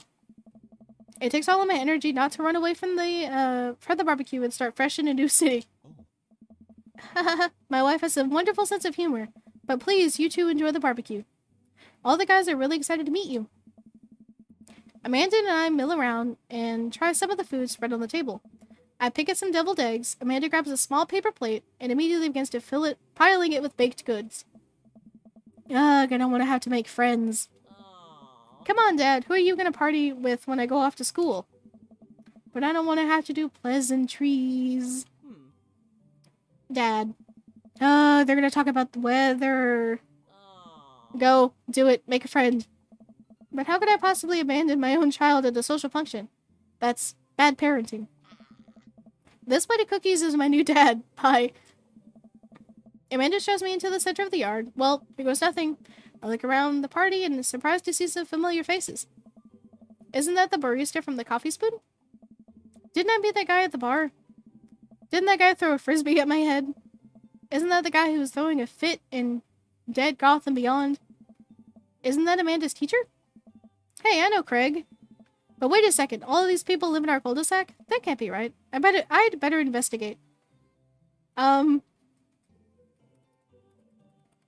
Burger time, talk to Robert and Brian, Matt, Hugo, and Craig. Joseph and Damien. I haven't talked to Damien, so I kind of want to go over just to talk to him. Because I've talked to Craig a whole lot. It's not because he's a vampire or anything. I spot Joseph chatting with the guy from Dead Gotham Beyond by the grill. I wonder what they're talking about. I walk over to them. So I'm curious, can you walk me through why you had your house painted black? Where do I even start? The house stays warmer in the winter, it provides an artistic contrast to the rest of the neighborhood, and it complements the crimson interior perfectly. It's definitely an interesting choice. Oh. Oh, thank you, I'm very proud of my abode. He just painted his house black? Johnny, I was just having a conversation with Damien about his aesthetic design decisions. Damien regards me up and down with a warm but critical eye. How do you do? I don't believe I've had the pleasure. I think I saw you in Dead Gotham Beyond the other day. Damien's face turns bright red. I must apologize for my behavior on that day.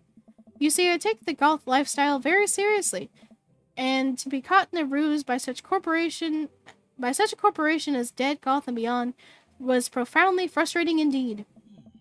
I hope you know that while my anger may have been justified, it was no way in blah blah blah blah blah. It was no such way for a gentleman to act. It's okay, man. Do tell me about yourself. Are you new to the area? Yes, my daughter and I just moved in the other day. She was the one I took to Dead Goth and Beyond. Very good taste on her part. Does she partake in the goth lifestyle? I think for a second. I look over to Amanda, who's hanging out with some the older kids in the neighborhood. Hey, Amanda, would you consider yourself a goth? Amanda yells back.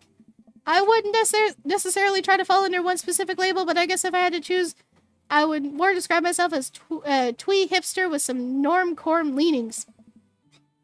Bats are cool, though. Ah, pity. Are you enjoying the party so far? Oh, definitely. Thanks so much for putting this on. It's nice to be in a cul-de-sac where everyone is so friendly and welcoming. Amanda walks up to the conversation. I also like Lost Boys a lot. Really good movie. Does that count as goth? That it would, my dear. I don't believe we've had the pleasure of meeting. Damien Bloodmarch, at your service. Damien finishes his sentence with a flourish and a bow, producing a single rose and offering it to Amanda. Amanda blushes and returns the gesture with a curtsy. My, do you know how to treat a lady? Hello, Amanda. Seemingly out of nowhere, the twins... my Joseph didn't even... He was scared. He put his hand up to his chest like he was scared. Joseph's twin kids appear. Are they speaking in unison? Hey. Won't you come play with us? Come and play with us. Forever. Guys, enough with the creepy twin shtick. We've talked about this. Christian and Christy slowly back away. Where do you think they got that from? Mary pops into the conversation, wine in hand. I, don't know. Mary takes a long sip of wine. I think I might have taped over the VeggieTales VHS with The Shining. Who knows? She takes another sip of her wine. Where's Krish? Wasn't he with you? You had him a moment ago. He's probably stuffing dirt in his mouth. He'll be alright. Toddlers are pretty resilient. Ma'am, please go find your kid. Mary tips her glass to me. Ain't my first time to the rodeo. It's my fourth. I've squeezed 4 little... Sweetheart, would you do me the favor and please find Krish? That would be great. I'm sure he's fine. Mary. Okay, jeez. Mary finishes her wine and wanders off. Dad, can we go now? Ah, Lucian. Have I introduced you to Johnny yet? Hey, it's that punk from Amanda's school. I remember you. Whatever. That's no way for a young man to speak to his elders. Be polite.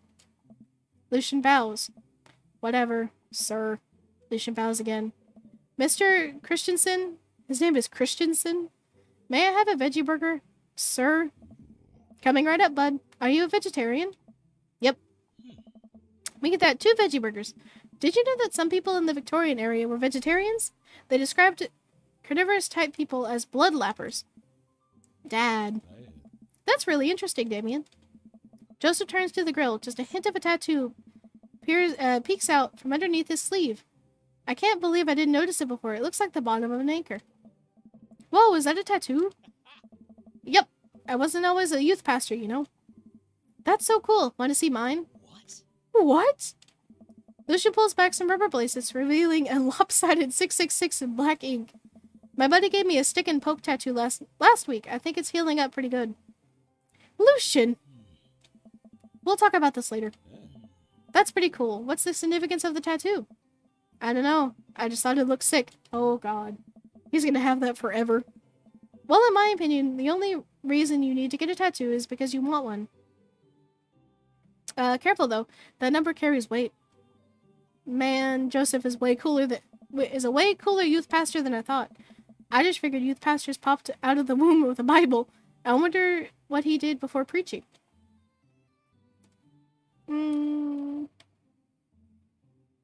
Let's go to Craig.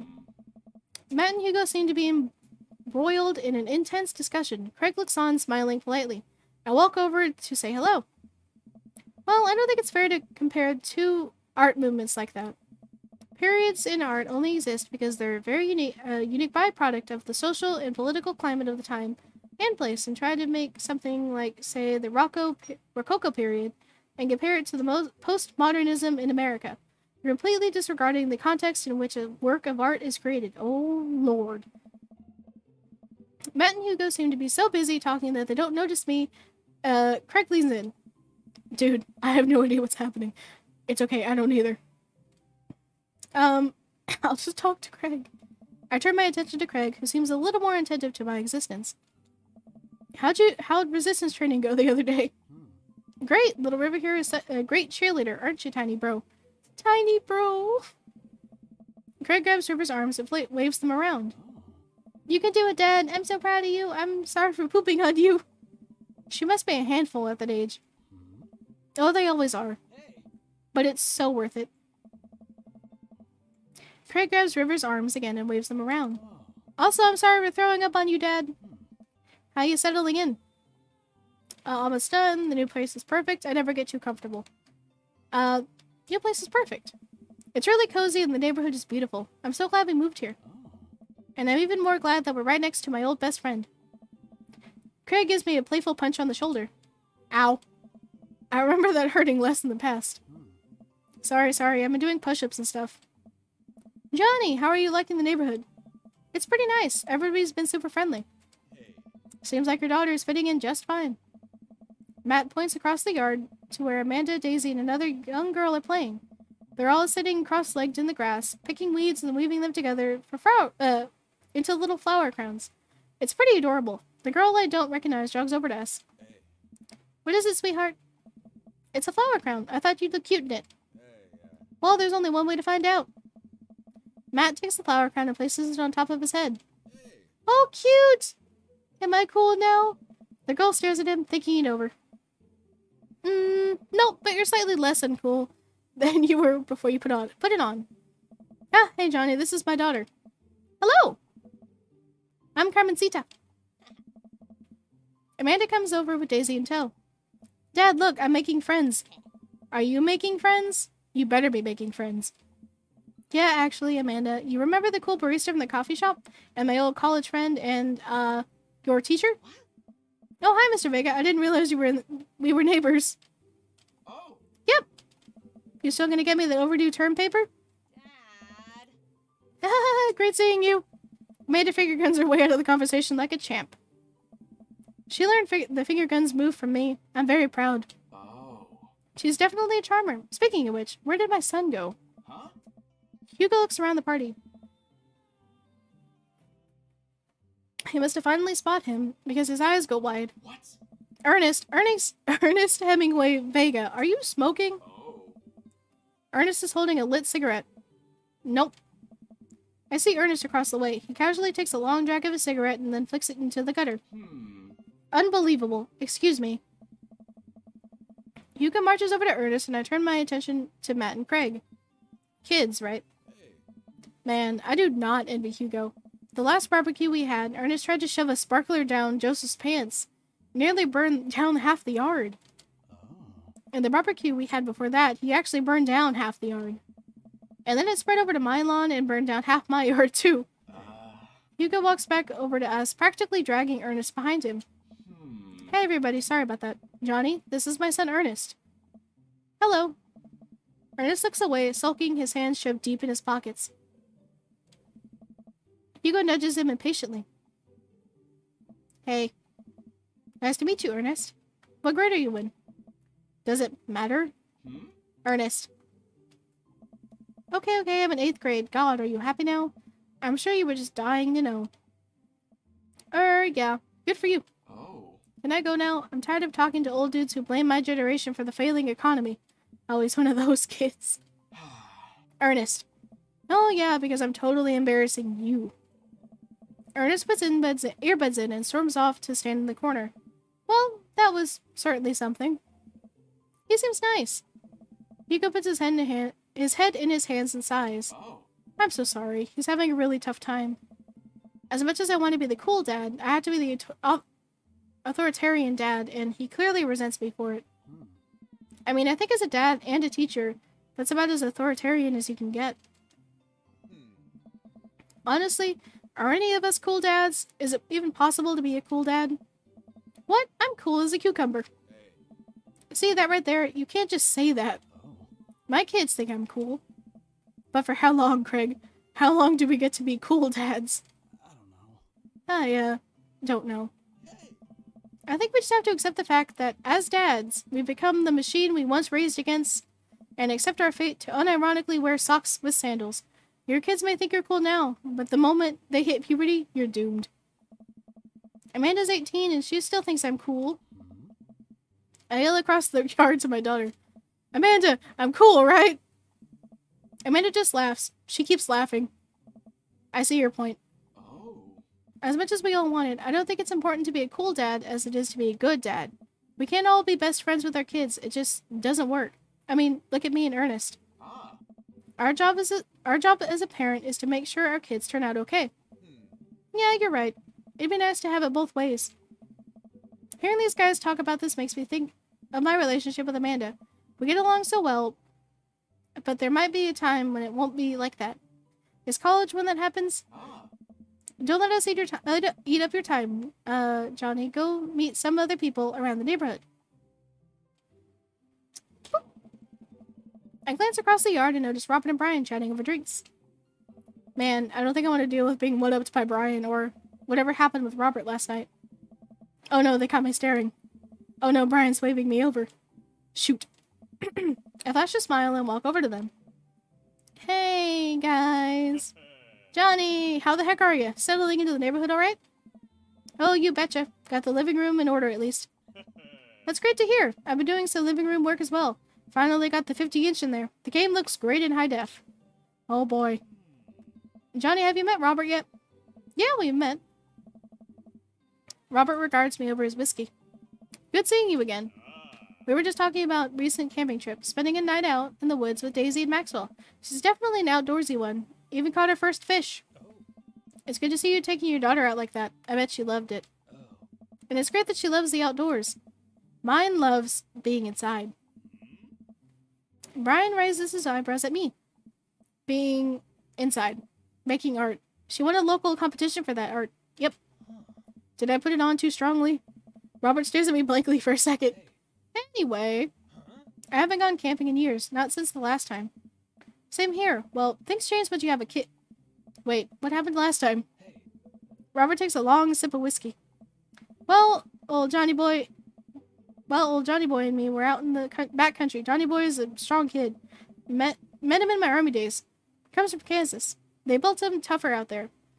Anyway, things go south pretty quick. Johnny Boy breaks his ankle when the rope bridge snaps.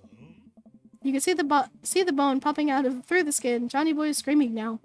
Crying for his mama. Losing blood. We're 2 days out from the next living soul, and here I am with my dear friend bleeding out in front of me. I'm able to dress the wound, but now I gotta firearm carry a 6 foot, 180-pound man over some of the toughest terrain I've ever been in. I won't lie to you. There were moments during those 2 days when I thought about leaving good old Johnny Boy. But you built a bond with your brothers in arms, and that bond never breaks. I got that boy back to civilization, but I lost some of me out there. I guess that's camping for you. Brian and I stare in disbelief. Robert takes another long sip of whiskey. I'm just kidding. My friend John and I went inner tubing down a river, and he lost a flip-flop. Missed that kid. Brian and I laughed nervously. Or am I kidding? Brian and I tense up again. I'm kidding. Phew. Amanda and Daisy barrel up to us laughing. Daisy is holding a paper plate in front of her like a steering wheel. We gotta get off this haunted truck. Oh no, the ghost locked the doors. Quick, hit the emergency escape button. But the trucks don't have emergency escape buttons. Then hit the brake, I guess. And then we'll get out of the truck. The imaginary truck. Anyway, we're safe from the ghosts, but how will we survive this Arctic tundra? Daisy, you might have to eat me. Are you prepared to do that? I'm prepared to do anything to survive. That's cold-blooded. I like it. Although I'm not sure I have the materials required to properly cook you. You know, that reminds me of the last time I went skiing. Robert! Wait a second, are you guys playing Long Haul Ice Road Paranormal Ghost Truckers? Yeah! Amanda and I love that show. It's the best, especially that episode where Caleb hides Flint's keys in Flint retaliates by breaking an ancient cursed urn and sending the spirit after him. Yeah, it's such quality reality television. I don't watch a whole lot of television, but I do enjoy that show. That and war documentaries. Alright, Dizzy, I found us a couple of bugs. They're gonna make a great meal. Lots of protein. Gonna keep us from starving out here in this harsh, icy wasteland. But there's a whole table of food right over the... Daisy, it's a game. We're playing pretend. It's what kids do. Live a little. Amanda gives Davy a handful of gummy worms from the snack table. They eat with mock disgust. Let's go find kindling for a fire. Okay. But not an actual fire. Because we're playing pretend? Now you're gonna get... Daisy and Amanda run off. What a cute couple kids. Man, I've never seen her get along with anyone so quickly. I guess Amanda just sort of has a way with kids. That's kind of amazing. Daisy doesn't really get along with kids her age. It's nice. It's not that she's not trying to one-up me this time. Maybe we can have a regular friendship after all. Really? She just kind of keeps to herself. Her teacher says she spends every recess in the library. I think the other kids are intimidated by her intelligence. There it is. I wouldn't worry about it too much. Amanda was shy at Daisy's age, too. She used to have a habit of crawling under tables and crying every time we took her to a restaurant. She bit people, too. Oh ho ho. Kids, right? Gotta love them. You're required to by law. I hear that. Well, since they're getting along so well, maybe we should try to put together a little playdate for them. They do seem to get along really well, but the thought of continually hearing about all of Brian's accomplishments is rough. Yeah, that'd be nice. Well, I don't want to take up too much of your time. Go meet some of the other fellas. And without further ado, let's work some magic. Joseph closes his eyes, takes a deep breath, and gets to work. With the greatest of ease, he sets the patties on the grill, flourishing as he flips his spatula in the air. It's easily some of the best grill work I've ever seen. You guys think this is my first time in front of a grill? He's working faster now, effortlessly tossing cheese onto patties and perfectly grilling onions to the side. One after another, the dads take notice and crowd around Joseph to admire his masterful technique. You probably don't know this, Johnny, but Joseph's known around here for his grillmanship. He's ungrill-leavable. I've tried to get on his level, but I just can't catch up. Let us keep studying. He has a rare quality about him. Mustard, we keep talking about this. Can't we just appreciate the artiste? I've never seen him make a mistake. Okay, we need to stop. This is getting too cheesy. Please stop. All of the children at the party boo at the glorious display of puns in unison. Nice. Alright guys, the food's ready. Please form an orderly barbecue. Amanda groans. We all grab our food and hang out, enjoying perfectly cooked cheeseburgers. Oh. Man, it's so wild that all of us dads live in the same cul-de-sac. Kinda nice, isn't it? It feels like there's a real community here. Totally helps when you're just a single dad raising a kid. We're happy to have you here, man. I think you're gonna like this neighborhood a lot. Oh. Plus, Amanda seems to be getting along with all of the kids. If she decides to get into the babysitting game, she'll really make a killing. Oh. Hey, why don't you add us all on Dad Book? Dad Book? Yeah, it's a great social network for dads to keep in touch with each other. We're all on it, so if you ever need to reach out to anyone, it's the simplest way to do it. Sorry, I'm just an old-fashioned dad. Social media goes over my head sometimes. Don't worry, Pops. I'll help you figure it out. The rest of the barbecue goes smoothly. We all trade stories and drink beer as our kids play on the lawn. Amanda breaks up a fight between Carmencita and those weird twins. I think they wanted her soul.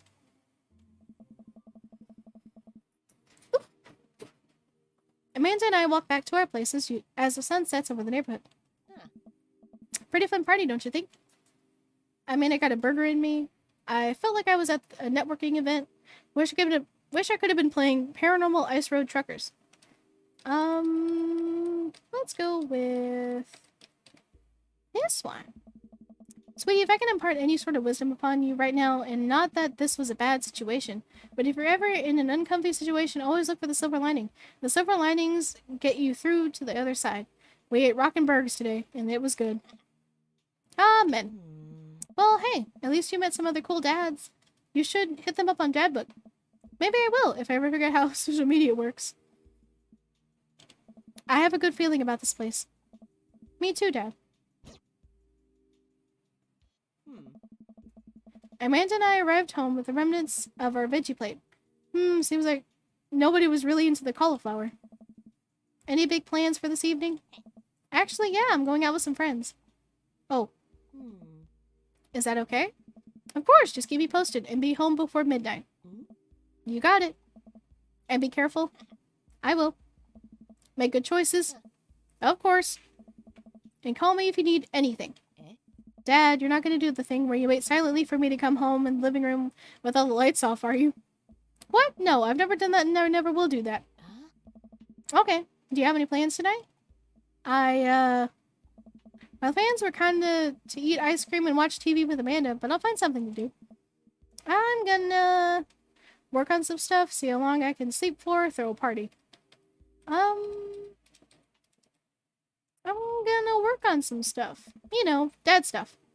I'm just relaxing tonight. Have fun, okay? Great. See you later. I'll watch Amanda drive off into the night. I really do hope she has fun.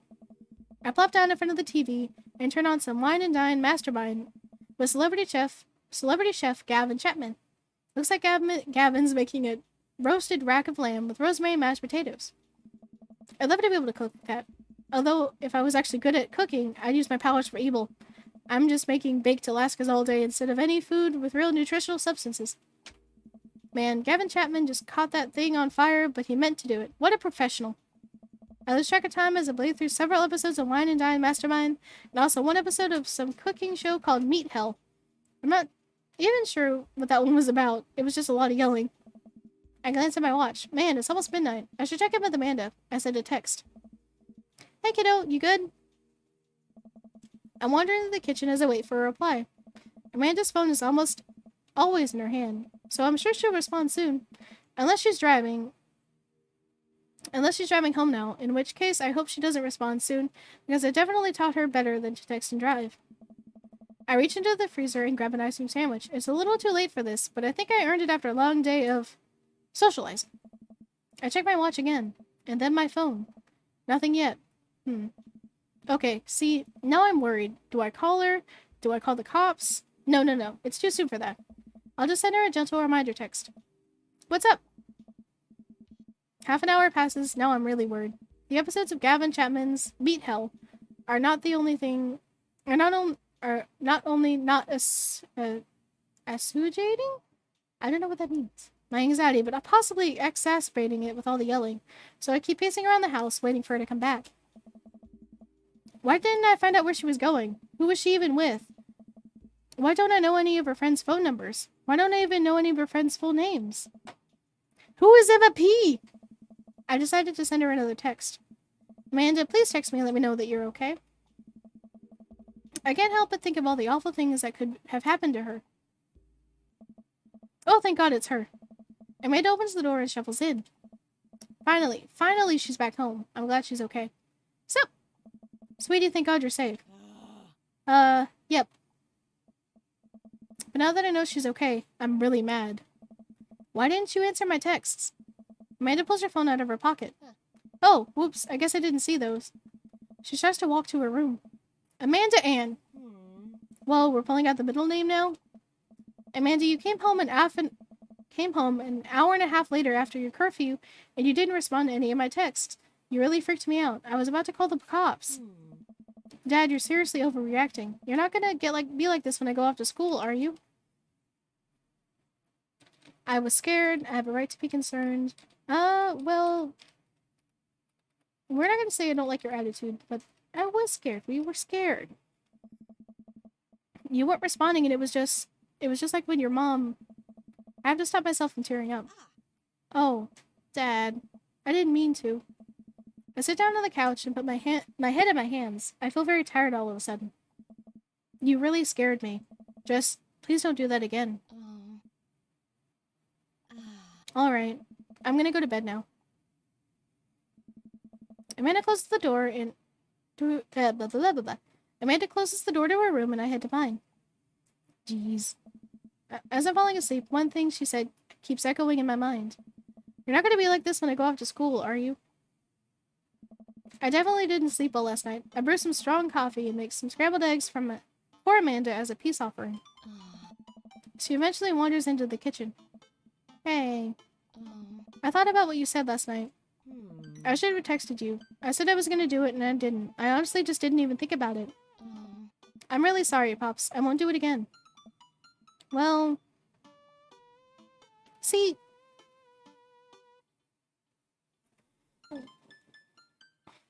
I'm trying to think of how to word it. It's... I mean, she's a kid, right? She's a teenager, she's going to college. And it's like, you at least owe your parent a check-in message every now and again, but... I guess the dad is... The dad had a right to be upset with her because she didn't text when she said she was.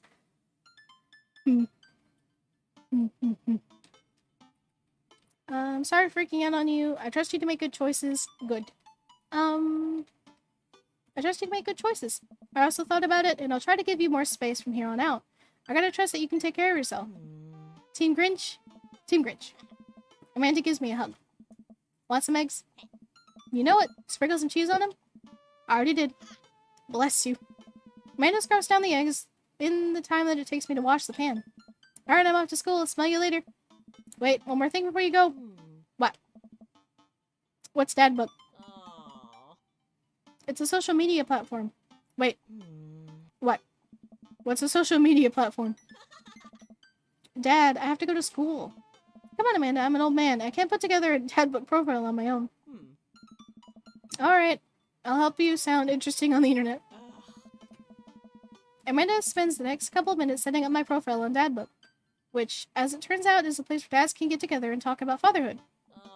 Alright, Pops. We gotta fill out your profile. Let's get some likes and dislikes. Oh god.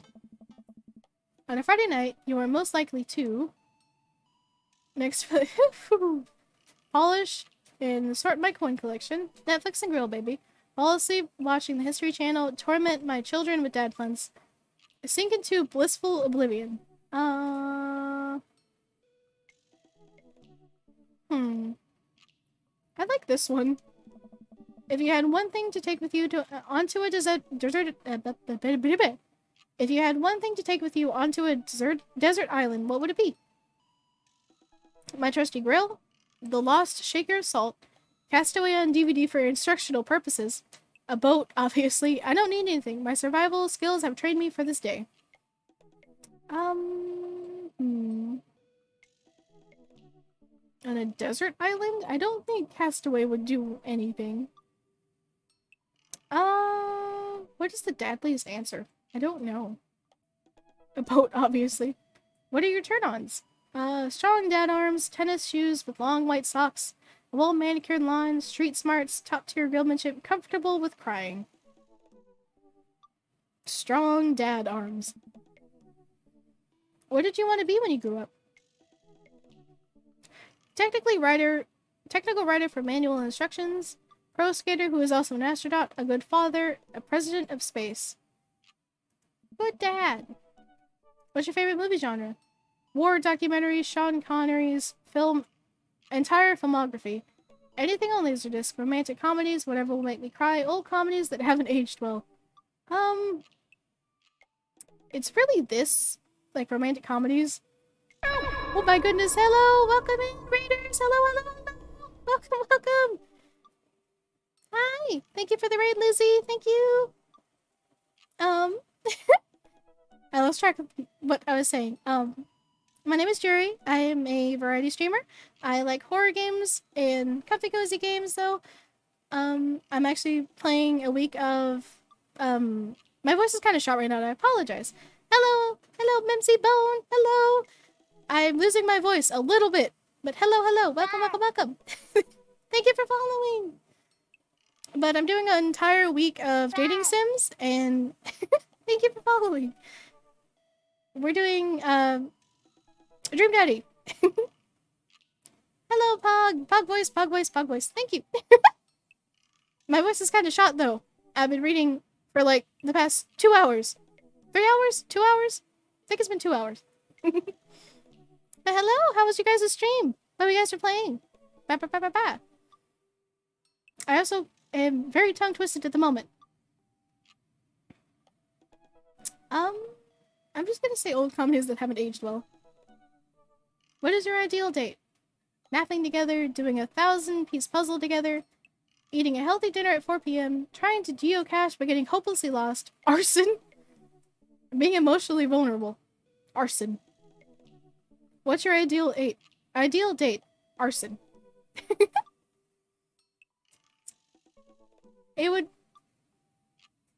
It's either napping together or it's arson. Or eating a healthy dinner at 4 p.m. Gonna say nap together. As funny as arson would be. What do you never leave home without? A sensible cardigan, my sick vape, my book of word jumbles and a pen, a cool knife, my crippling low self-esteem. I frequently forget my phone, keys, and wallet at home. Sometimes. Cool knife! He was working on a couple art things. It was fun. I gotta go though. Oh, thank you. I'm pushing towards Craig. Like, it's really bad, but I'm pushing towards Craig as well. But thank you for the raid, and I hope you have a good night or good day. Thank you. Okay, because you said a cool knife, we'll do a cool knife. I spent a lot of time thinking about conspiracy theories, how proud I am of my child, potential ends of the world, if I'll ever be able to love myself as much as love my grill. When I can get my next cup of coffee, lawnmower modifications. I knew it. He is the best one. He is. He's very cute, and he has a cute baby. And I'm like, you can't just pull a baby on me. Conspiracy theories. Profile complete. See, that wasn't so bad. Yeah, that was actually kind of fun. I could totally spend all day on here just looking at people's profiles. You should message one of them. Or more than one of them. All of these dads seem pretty interesting. Okay, I promise I'll make some friends. Amanda gives me a hug. Go get him, Dad. Oh, God. Welcome. You've got dads. You've got dads. Hi, Johnny. It's me, your dear old friend from way back in the day, Dad Manda. I'm delighted to see you've signed up for Dadbook. They've recently added this exciting new messenger service, so you may find yourself receiving messages from other dads, like myself. Take care not to miss them. Amanda, is that you? What are you doing on Dadbook? Oh, thank you. That's so sweet. Thank you. For the gifted sub. Thank you. Why, Johnny? I never. We've known each other since business school. How could you possibly confuse me for your amazing and talented and easy to buy things for daughter? Though I am, of course, flattered. You should buy Amanda more things. Amanda, you know I didn't go to business school. I barely even managed to get my degree. Wait. No. Wow. I didn't say that. You never heard that. This is gold. I was a great student, I swear. I graduated at the top of my class because I worked hard and ate all my vegetables. I'm totally holding on to this for later. Wait, do you even remember what I majored in? I declined to comment? Cool. Okay, so we're gonna go...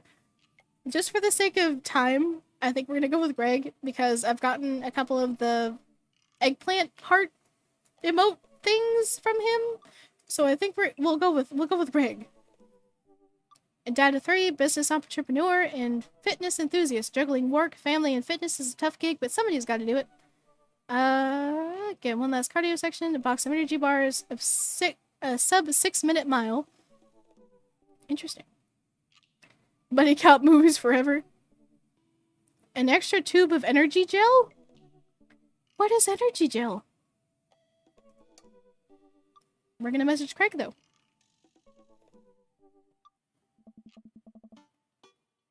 I wonder what Craig's up to today. I navigate to Craig's Dadbook page and type out a message. Hey, bro. Or should I say neighbor? I think I'd fast forward through some of that. Hey, bro. Or should I say neighbor? Let's catch up like old times. Bro, my man, let's definitely hang soon. Might be a little different from our old weekend long benders, but it'll still be fun. Oh my goodness, I'm losing my reading comprehension. I think for a moment this could be a fun opportunity to see my old buddy in his new element. We exchange a couple more messages and he logs off to prep for the game. I should see if Amanda wants to join me. I'll walk over to Amanda's room and knock on the door. Yo, Amanda Panda. Oh, she looks like she's crying. I open up the door and find Amanda sitting cross-legged on the floor, surrounded by magazines and newspaper clippings. She seems to be making some sort of art piece, but her eyes are a little puffy, almost as if she'd been crying. Hey, are you alright? Oh, yeah, I'm fine. No, you're not, honey. I just got sad because I realized that dogs are too often killed off in movies to elicit emotional reactions from the audience instead of being given the respect that they deserve. It's not right. Are you sure that's all you're upset about? You have to tell me what's actually wrong. Dogs deserve better than this. If there's, anything going on, I just want you to know that I'm here for you, and I'll always be here for you. Whether you need a shoulder to cry on, or a strong dad to kick somebody's butt, I'm only a phone call away. Thanks, Popsicle. I appreciate that. But I'm fine, really. I'm unconvinced, but I'll stop badgering about it. I'm sure she'll tell me when she's ready. What you working on? Just a collage for class. We're supposed to make a piece that resembles our goal for the future. I take a closer look at her collage. That's a lot of dogs. It's mostly dogs, yeah. Did you need something? You made Frasier when you played this? See, I had Nando in here, and he was like, okay, we need to make him look like the Grinch.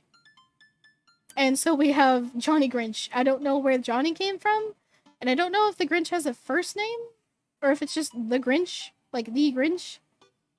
I don't know, but we have Johnny.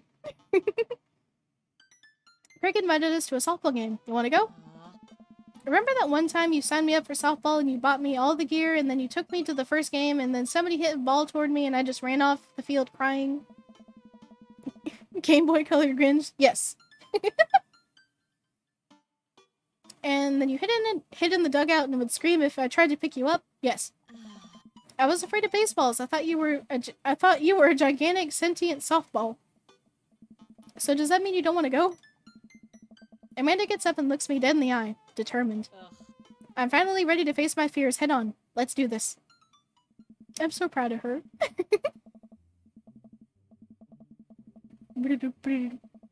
Amanda and I make this short drive out of the local softball field. For a kids' softball game, it's pretty packed. We clamber up the bleachers and take our seats on the top row. I don't see Craig anywhere. Dad. So when did the kids start crying and running off the field? You know what your relationship with softball... You know that your relationship with softball is different from everyone else's relationship with softball, right? Okay, but if I don't see some kids cry, I'm gonna be pretty disappointed. Okay, but same though. That's mean. For nostalgia purposes, of course, not because I take joy out of children fighting for my amusement. Definitely not that. The game starts and the kids run out onto the field. I see Craig by the dugout with a clipboard. He has River strapped to his chest as per usual. There's a guy in a pancake costume doing jumping jacks across the field. I guess that's the mascot. Reading the kids' brightly colored jerseys, I see that it's the Maple Bay Flapjacks against the Pinewood Ocelots. Go Flapjacks? Oh, man. Oh, man. Choke up on the bat, Miranda. Yeah, Miranda, square up. How much do you know about softball? Enough to know that the balls are relatively hard despite their name. But yelling is fun. Give it a shot, it's cathartic. Keep your eye on the ball. What's important is that you're having fun. What are you willing to sacrifice to win? Okay, we're trying to get on Craig's good side. So, do we want to undermine his dadliness by saying keep your eye on the ball, or is that just what a dad does? What's important is that you're having fun is a good one, though. I think we'll try this one. And also an eye on the bat, and the outfield, and the other players. Just keep your eye on all that stuff simultaneously. Yeah. Nice. We watch a couple innings of softball. They aren't ready for the major leagues yet, but Craig's trained his team pretty well. It seems like he's really good with kids. Cake stand Craig is good with children. Whoa. It's amazing how hard they're hitting the ball and how no one has run off the field crying yet. Amanda, dear, you have to let it go. Let what go? I'm perfectly fine. The opposing team is up to bat. They hit a fly ball out in the center field. The tiny little girl tries to get under the ball, but it misses her glove and hits her straight in the forehead. Oh no! See? It's completely justified fear. The girl plops down on the grass and starts crying. Greg makes a beeline to her, checking her forehead and comforting her until her parents arrive. He carries her off the field as she sobs. Man, it's strange to think about. This is a guy who once backflipped off of a roof and into a pool while shotgunning a beer. He's so responsible now. The game resumes after the girl calms down a bit, and we watch a couple more innings. Craig's team is crushing the other team in the 9th inning. The Ocelots seem to have given up by this point. I see one outfielder eating fistfuls of grass. There's just a kid just eating grass on the field. A batter on the other team knocks a foul ball into the stands. I follow the trajectory and... Oh no, it's coming right for me. Oh no, oh no, no, no, no, no, no, no. I close my eyes and brace for impact. Are we fine? Nando, we're going with Craig. We're going with the workout buddy. I open my eyes and look over to see Amanda holding the softball, staring at it in amazement. Whoa. I caught the ball. You saved me. I caught the ball. Dad, I caught the ball. You did it, Amanda. I faced my fears. I defeated the softball. I can do anything. Amanda and I share a big hug. It's a tender moment that I didn't think anybody else watching really understood. I'm proud of you, kiddo. The game ends and Craig's team are declared the victors. We sit patiently as the girls line up to shake hands. Great job, everybody. We walk over to the dugout to congratulate Craig. He's talking with some of the parents. Craig, great work, man. Thanks, we've been working hard all season and it's great to see it paying off. I'm so proud of all my girls. Speaking of which, have you met Briar and Hazel? That's so cute. I love their names. Hello. Hey, killer playing out there. Yeah, you guys rule. Thank you. You guys are twins, huh? So which one of you is the evil one? Hazel. Yeah, it's me. Go look it out. Do you guys ever pretend to be each other? I don't have a twin, but I think if I did, I'd be doing that constantly. Yeah, I take all of her math tests. And I usually throw rocks at stuff when people get mad. I tell them I'm Briar. What? We will talk about this later. He's got 3 kids. Joseph had 4. That's not too many kids. It's fine. It's 2 twins and then the baby. See, the baby looks so bored. Look at this baby's face. I love this baby. So much. Sounds good. Just then, one of the moms jumps into the conversation. Not so fast. We have to celebrate our win, Craig. I'm taking the whole team to get pizza. Oh, I don't know if I can. Nonsense. The girls won. What sort of celebration would we have without our fearless leader? Joseph? Joseph's the blonde guy with the pink shirt and the cardigan on. The one that you said gave a creepy vibe. Nonsense, the girls won. What sort of celebration would we have without our fearless leader? Oh no, she wants him. She lays her hand on his shoulder and gives him goo-goo eyes. Man, this mom is laying it on thick. I told you, he's the one that has 4 kids. And, you know, he's got like an estranged wife. You know, the one that hit on us in the bar. She doesn't really look out for the other kid, which I'm a little concerned about. We haven't even seen his other kid, like his youngest, because they just lost the baby. I don't know where the baby went. Amanda and I share a look. Alright. Is it cool if my bro comes along? His bro. He called me his bro. The mom looks slightly put out, but covers it up with a smile. Of course! Where are we going? Thirsty's Pizza? What? It's a real place. Thirsty's Pizza. An endless stream of girls clad in softball gear pile out of a minivan and into a local pizza buffet, which is casually called Thirsty's Pizza. Amanda and I trail up behind them with Greg. I keep calling him Greg. His name is Craig! It reminds me of all the awful pizzas we put into our bodies back in the day. You remember how we used to fold whole pies in half and then put taco fillings inside? Oh my god. Pizzacos. I could never forget. How did we survive college? Our bodies were younger back then, more elastic, more able to handle the toxic waste we put inside of us. The good old days.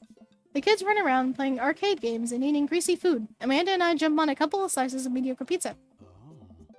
Hey, give me a pizza dip. No, absolutely not.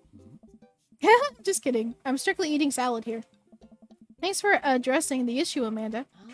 Dad. A different mom walks up to us, talking to Craig as if we weren't there. Craig, why? Who clicked the nut button? Why? There was no reason. Craig, thank you so much. Thank you so much for looking after our kids. My daughter tells me every day how great you are. Oh, I'm happy to look after them. Definitely helps that I have kids of my own. It's been so hard since Daniel left. She's pulling out the. You know, my husband's gone. You know, we could get together. You know, she's doing that sort of situation. I'm glad to know that my children have a strong male role model. To confuse you, really. I'm glad to know that my children have a strong male role model in their lives. She's putting it on thick. Amanda and I look at each other again. Craig gets it from all angles, doesn't he? Craig smiles sheepishly. Thank you so much, dude. Craig holds his fist up for a fist bump from the mom in what I think is a maneuver to lighten this conversation. He looks super uncomfortable. I should throw him a bone here. Create a diversion, tag team with Amanda, smoke screen Martha. With what? Am I just gonna throw like Parmesan cheese at her face? Is that considered a a diversion? Tag team with Amanda?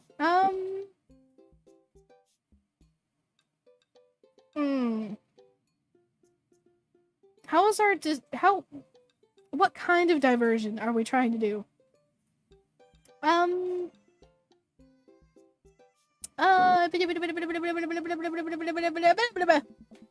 give Amanda another knowing look, and she hits me back with a nod. She understands. Amanda puts her hand to her stomach and looks at me with puppy dog eyes. Dad, I don't feel so good. I think I ate too much pizza. Oh no, sweetie, you're not gonna projectile vomit everywhere, are you? Yeah, I think I'm gonna projectile vomit everywhere right now. The words projectile vomit and right now usually seem to get everyone to clear out, but Martha's not budging. Back it up, Martha, you're in the splash zone. I drank a lot of orange juice this morning and it's feeling pretty acidic. You'll be fine? Not the mom answer. You'll be fine. Amanda shoots me a worried look. This con is going sideways. I should have known a mom, of all people, should have known the fake puke scam. Well, I guess it went away and I'm fine now, but nothing's wrong. She turns her back on me to talk to Craig. So, I'm taking Hazel and Barn tonight for the sleepover. Yep, they're pretty excited about it. You'll keep them out of trouble, right? Oh, of course, but I could always use help watching after everyone tonight, if you're not doing anything. Wow, this lady's really going for the gold. It'll actually be nice to have a night to myself and River, but thanks for the invite. Martha, you might want to grab your child. She's stuffing pizza into a coin slot. Martha angrily turns her attention toward her daughter. Tiffany, not another arcade machine. I swear to if I have to buy it. Martha storms off towards her kid. Oh, Lord. She seems nice. Yeah, the team is one big, weird family. Takes all sorts, right? Tiffany, don't do the tokens! Tiffany's a stellar hitter. Phew, I finally think I have time to talk to Craig now. Man, you're a busy guy, huh? Only on days like today, I hope. Dad! Hey, girls. Dad, can you help us beat our record on DDR? We told Ariana's dad that you could destroy him on the dance mat. Please help. Girls, you know I don't have my jukes anymore. But, Dad... Craig looks at me like a hurt puppy. Sorry, dudes. Duty calls. I promise we'll catch up in a bit. It's all good, buddy. Craig runs off with his daughters, and I'm left alone with mine. Man, I was really hoping to hang out with Craig more today, but it seems like he's getting dragged in every direction. It definitely wasn't like this in college. I feel like we might be a third wheel here. There's worse places than an arcade to be left up to your own devices. You're right. Want to toss some coins on pinball? You know it. Amanda and I pull up to the machine that's feeling pretty hot and get to work. I'm a little rusty, but the pinball wizard within me will never die. I pull out a decent score and then challenge Amanda to top mine. And immediately she gets a multi-ball. Looks like she takes after her father. I've never played pinball. I should. It just never appealed to me. But it's a lot of pretty lights, though. Don't patronize me. Hey, you're just trying to pay a compliment. Amanda stresses me. She's in her zen zone. She fights valiantly, racking up points by the millions. She's this close to beating my score, but I feel honored just being able to watch. You're friends with Craig, right? Janet from earlier walks up and leans on the pinball machine. Thank you, Nando. I'm almost out of water again. Yeah, we went to college together. I did. I actually did. I promise. Please don't lean on my thing.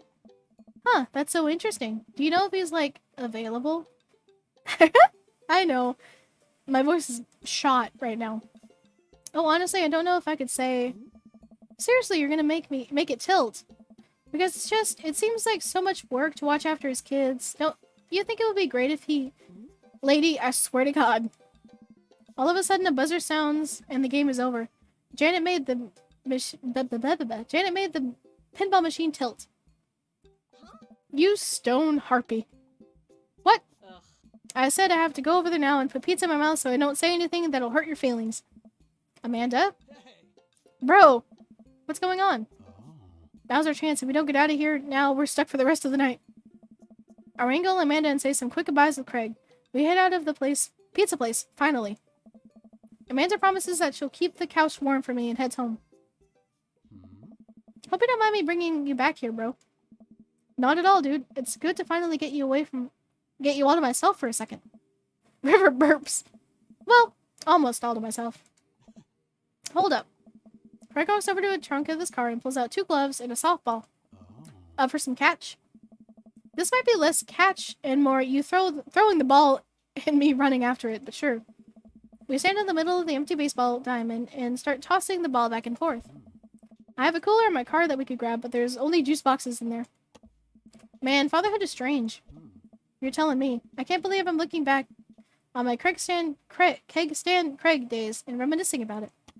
Those are some good times. I don't know anyone else who could pull off the rare horizontal keg stand. It was a feat of discipline, bro. Trust me. I haven't properly hung out with Greg in so long. I keep calling him Greg. His name is Greg now. Greg. I don't know even where to begin. Ask about coaching softball. Ask about the business. Ask about the kids. Let's ask about the kids. Oh, we got a heart. I can't believe you're a father of 3. Neither can I. You know me, I'm an indecisive person. You switched your major 4 times. Yeah, I had no idea what I wanted to do with my life. Raising kids, when Briar and Hazel were born, it all finally made sense. It was like all the time I had spent trying to figure things out led to them. I couldn't be happier about it. I don't think I've ever cared about anything as much as I care about them. I had the same exact feeling when Amanda was born. It was the best thing to ever happen to me. It could be the only thing that ever happened to me, and I would still be proud of the life I lived. Business? Hearts. So you run a business now? Bro! Yep, we sell fitness gear. Imports and exports mostly, but we're coming up with our own line of athleisure wear soon. I nod. I mostly use my sweatpants for watching TV and not, sweating. Sounds like he'd make a killing. Oh, my nose itches. Oh, my nose itches. I apologize. If you ever need athletic gear, I've got your back. You could sponsor me. I'll rep your athleisure wear brand while I mow my own lawn. That is the glamorous lifestyle we're catering to, yes. Ask about coaching football. So, is softball coach the life you wanted, or was it the life that was thrust upon you? I'll admit that I was hesitant at first. Briar and Hazel had so much energy that we just had to get them into sports. But no one was there to run the team. The more I did it, the more I saw how much it meant to all the girls. I'm worried there'd be a riot if I quit. I would also be afraid of a bunch of tiny children with metal bats. I don't know. Honestly, kids with any kind of stick, like baseball bat or not, terrifying, awful, scary. because they're going to aim at your face no matter what. They're going to try to bonk you in the head with it. They're quick and they work as a team. I've trained them too well. They take you down like a pack of velociraptors on a T-Rex.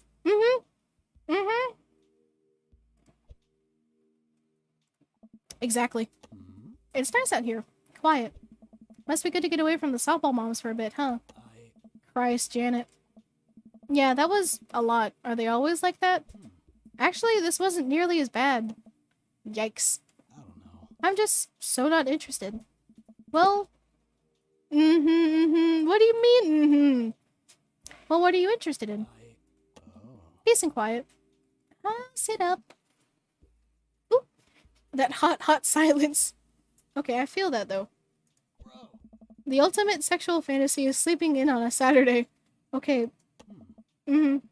But more seriously, I just can't get back into dating right now. I couldn't even if I wanted to.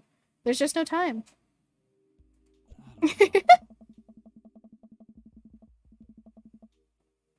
I can't believe my sounds great. And I feel so uncomfortable trying to introduce a stranger to my girls' lives. They've already been through so much. I can't put them through that. Buddy, I hear you. So the moms can hit on me all they want, but the girls are my top priority. You're doing a great job. The right person will come along eventually. Hit softballs. Don't get hit on by moms. Oh, gotcha. You were trying to be sneaky. What do we want to do? You're doing a great job, or the right person will come along eventually. Because both of these seem like good answers. I don't know if we should do this one. Actually, hold on.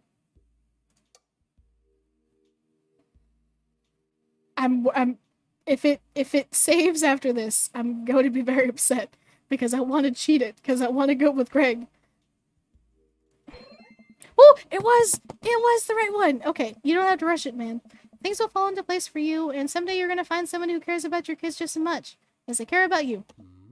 Bro, that's so sweet. Well, I'm distracted. I missed the softball in. Ow! Okay, as somebody who has been pegged in the head, like, as somebody who has been pegged in the head with, like, actual baseballs, it hurts me. It hurts me. I'm getting flashbacks. Wow, that hurts. Amanda was right all along. Sorry, dude. Craig runs over to me. Are you okay? Yeah, I'm fine. Wait, let me do the dad thing for a second. Craig spends a moment examining my head. It's worse than I thought. Don't tell me you have to kiss it to make it better. You would be so lucky. I mean...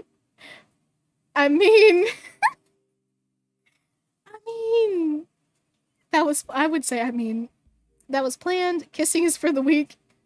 Are we gonna go with I'm gonna save again. That was planned. I feel like I've earned it at this point, waiting all day to hang out with you. Well... Oh, he kissed the forehead! The forehead kisses are my favorite thing. That's so cute. Walk it off, champ. Are the lights on the softball field really hot, or is that just me? Shh. This is a say-so game. We're dating very say-so dads. Don't you make this unholy. I get up and dust myself off. River yawns.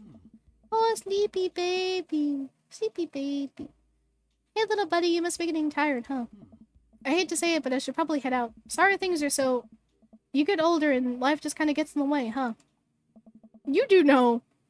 Unless you're looking it up, which I'm going to be very upset at you if you're looking this up. We start walking back to the parking lot. Hey, remember that one house party we went to that got broken up by a helicopter? How could I forget? You and me hopped over a concrete wall to get away. But on the other side of the fence was a parking lot where a bunch of cops were parked. Oh man, yeah. Could you imagine the look on our faces?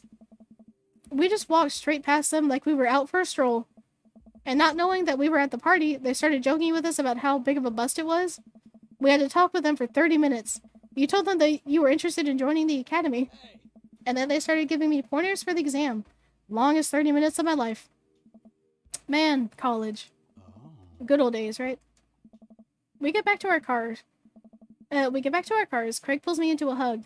Or at least as much of a hug we can manage with the baby between us. Never enough time, huh?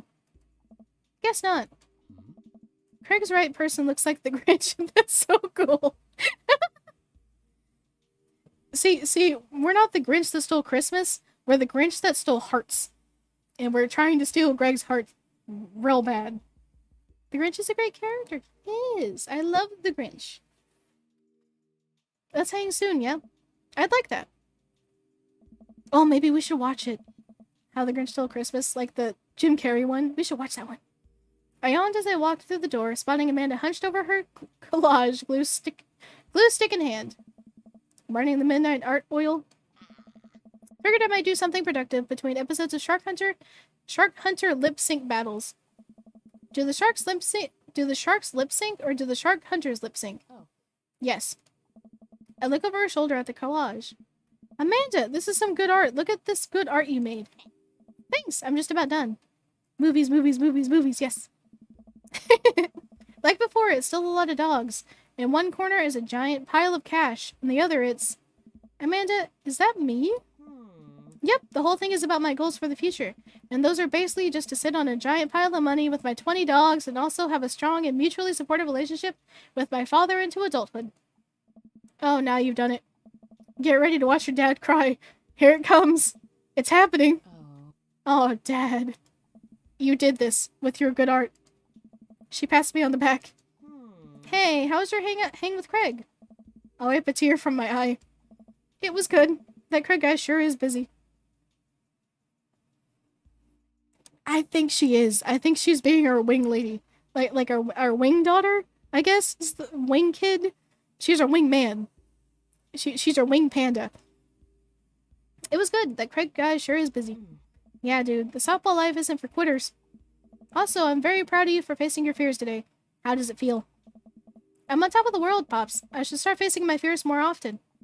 Oh yeah? How about tomorrow we hit up some empty parking lots and practice, dare I say, parallel parking? Baby steps, Dad. I'll work my way up to it. Alright, I'm gonna hit the hay. This cactus right here, this whole ensemble, I keep staring at it. And I think that's why I can't focus. It's just that right here is just bugging the shit out of me. Alright, I'm gonna hit the hay. Take care of the night television for me, alright? I'll let them know you said hey.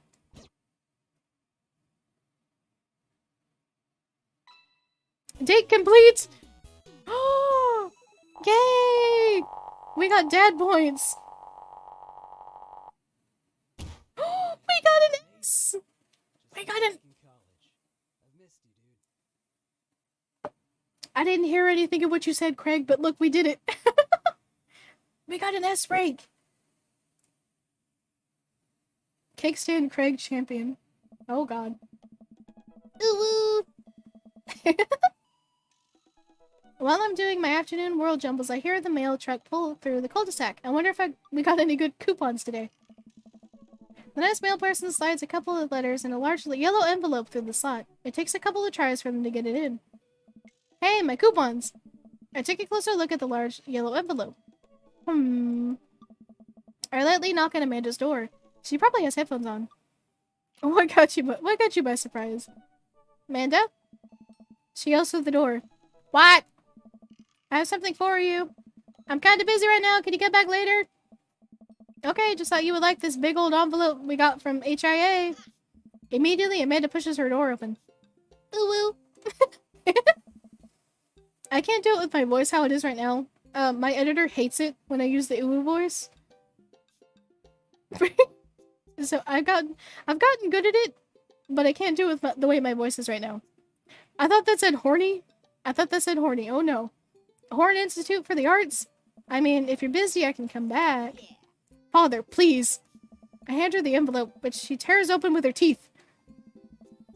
That's probably bad for your teeth. She doesn't seem to hear me and spits out a piece of the envelope. She pulls out a letter and folds it. Yeah, it's gonna kill me. She pulls out a letter and unfolds it. And? The suspense is killing me. This is her dream school. Amanda's face is unreadable. I can't believe this.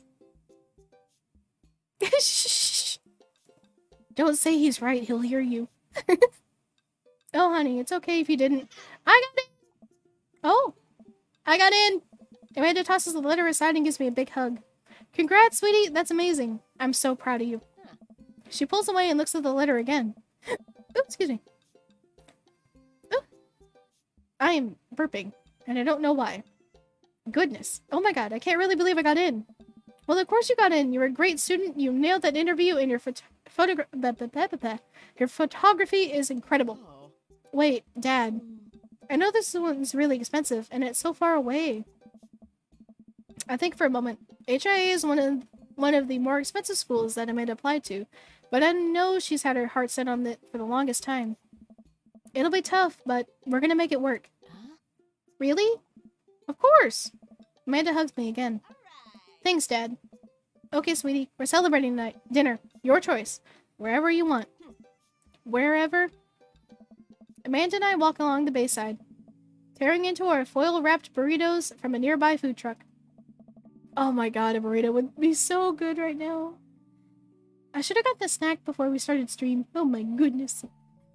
You could have chosen anywhere in Maple Bay. Cost was not a determining factor.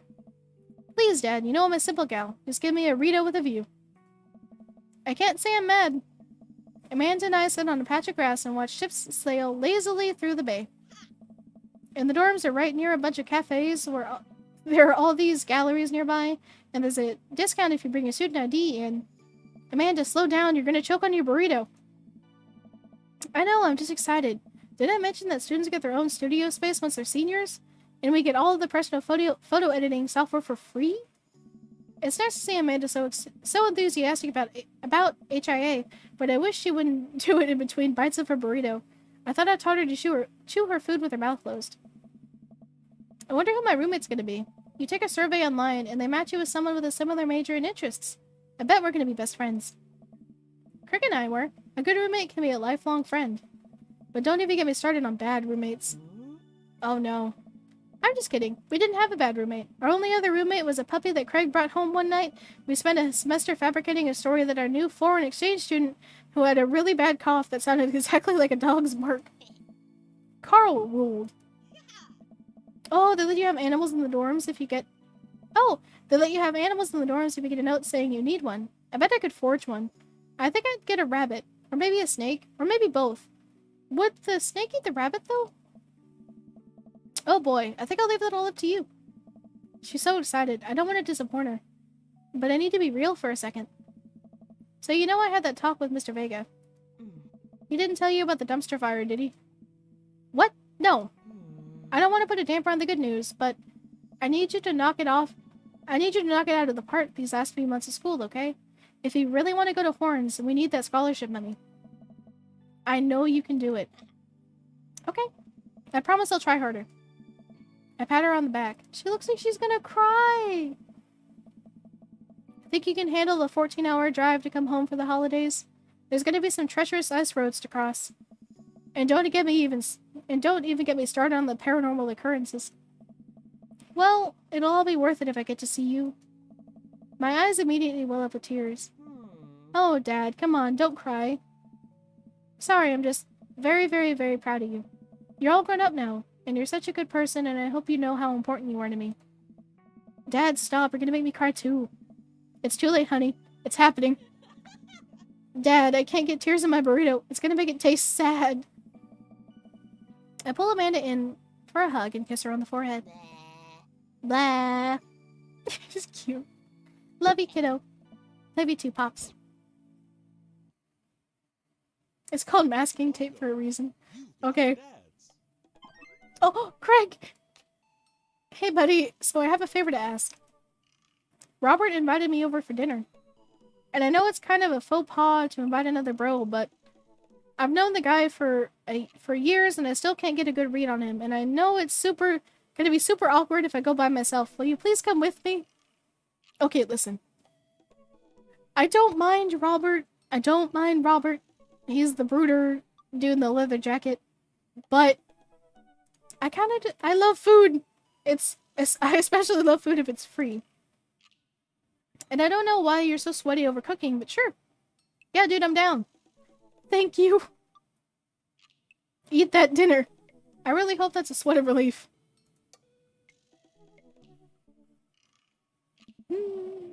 That doesn't sound too bad. I could definitely go for free food. But why is Craig being so apprehensive? Does he know something about Robert that I don't? I hurry up and reply before my dad brain can work itself into a paranoid spiral. Yeah, dude, I'm down.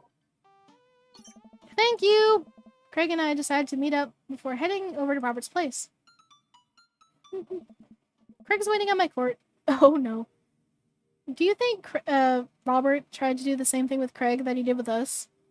Or he was like, are we doing this or not? Do you think he tried to do that with Craig? Craig's waiting on my porch, bottle of wine, white wine in hand. Nice. Red wine is better. Johnny, boy, am I glad to see you. Likewise, man. Classy of you to bring wine. Oh, it's not wine. It's sparkling apple cider. Robert literally has a wine cellar, so I think he's good. Wow. Or at least I think he has a wine cellar. I'm genuinely unsure if he was telling the truth or not. I can never tell with him. Thank God it's not just me. I'd never know. He's so deadpan about everything. I usually just laugh it off, but man, that guy is an enigma. We start walking over to Robert's house. Does Robert even know how to cook? I have sincere doubts about whether he even knows how to shave properly or iron his shirts. I feel like you learn to cook after you learn those two first. One time I saw him grab a hot dog from a trash can. I mean, it was the very top of the trash can, like sitting above it, but still, if he were on trial, I think the jury would see that would define that as in the trash. In his defense, I've definitely considered grabbing food from the top of the trash before. Well, yeah, I think we've all considered it, but the difference is that Robert actually did it. So he's like a trash panda. So Robert's like a raccoon. True, maybe he is the enlightened one. Maybe we're holding ourselves back. Oh. We arrive at Robert's house and ring the doorbell, but the doorbell won't chime. Must be broken. Craig knocks on the door a few times. Since when does Robert have a dog? I don't know. That's weird. I can hear Robert just inside. 1 second! This is uncharted territory, Yanni. What if he's the one making barking noises and there is no dog? He just became a furry and he's trying to get sued. You know what? That would not be so bad. I bet he would have a cute fursuit. Like to countermatch like the ruggish, like dark, mysterious exterior. And that's like his hidden thing is like he just has this very cute fursuit. Don't say that, we're not even inside yet. Oh. Finally, the door opens. Robert looks a little surprised to see me. Johnny, didn't know you'd be tagging along. Oh. Did Craig not tell Robert I was coming? Come on, Craig. I can leave if there's not. Oh. No, it's fine. Come on in. This is gonna be really awkward. Oh no. We enter Robert's living room, which is surprisingly nice. Super messy, but it's still nice. Make yourselves at home. We can still hear barking from the other room. I didn't know you have a dog, Robert. Oh yeah, that's Betsy. Have to put her up when guests are over. She'll calm down in a bit. Betsy? I want to see the dog. What kind of dog is she? Pitbull. Rescued her from a dog fighting ring a few years back. She hates strangers. If I let her out right now, I would probably have to take you both to the ER. Huh? What? Why did you spam the emote? Craig and I make eye contact. He raises an eyebrow at me. Oh, okay. Anyways, dinner should be ready in a minute. Hope you guys oso buco. I don't know what that is. Robert leaves the room, presumably to go to the kitchen. Craig leans in and whispers, Was the dog fighting thing real or was he kidding? I don't know. Nice. What's oso buco? I don't know. Did he make that up? Until I have oso buco in front of me, we can only assume so. We sit in silence for a second, taking in Robert's living room. Are we about to get sawed? Nah, usually you wake up in those situations. We voluntarily walked into this one. Robert finally walks into the room, carrying 3 plates of steaming food like a waiter. I don't have a dining table. Don't trust them, so we're eating here. Also, I don't have real people plates. Hope that's okay. Robert sets plates in front of us on the coffee table. I still can't tell what it is. Looks like meat. Maybe lots of sauce. I can make out some vegetables. I think that might be rice, but it could also be pasta. I guess there's only a way to find out. I take a bite. Hey. Oh my god. I take another bite. The medley of flavors in this dish is amazing. The meat is so tender and the risotto, I think that's what it's called, is so creamy. Robert, this is really incredible. You cooked this? I fished it out of a dumpster behind a restaurant. Or at least I think it was a restaurant. Hey. Can you believe people just throw this stuff away? I almost gag. I'm kidding. I look over at Craig, who looks wary but still has a mouthful. He gives Robert a thumbs up. Glad you like it. Where did you learn how to cook like this?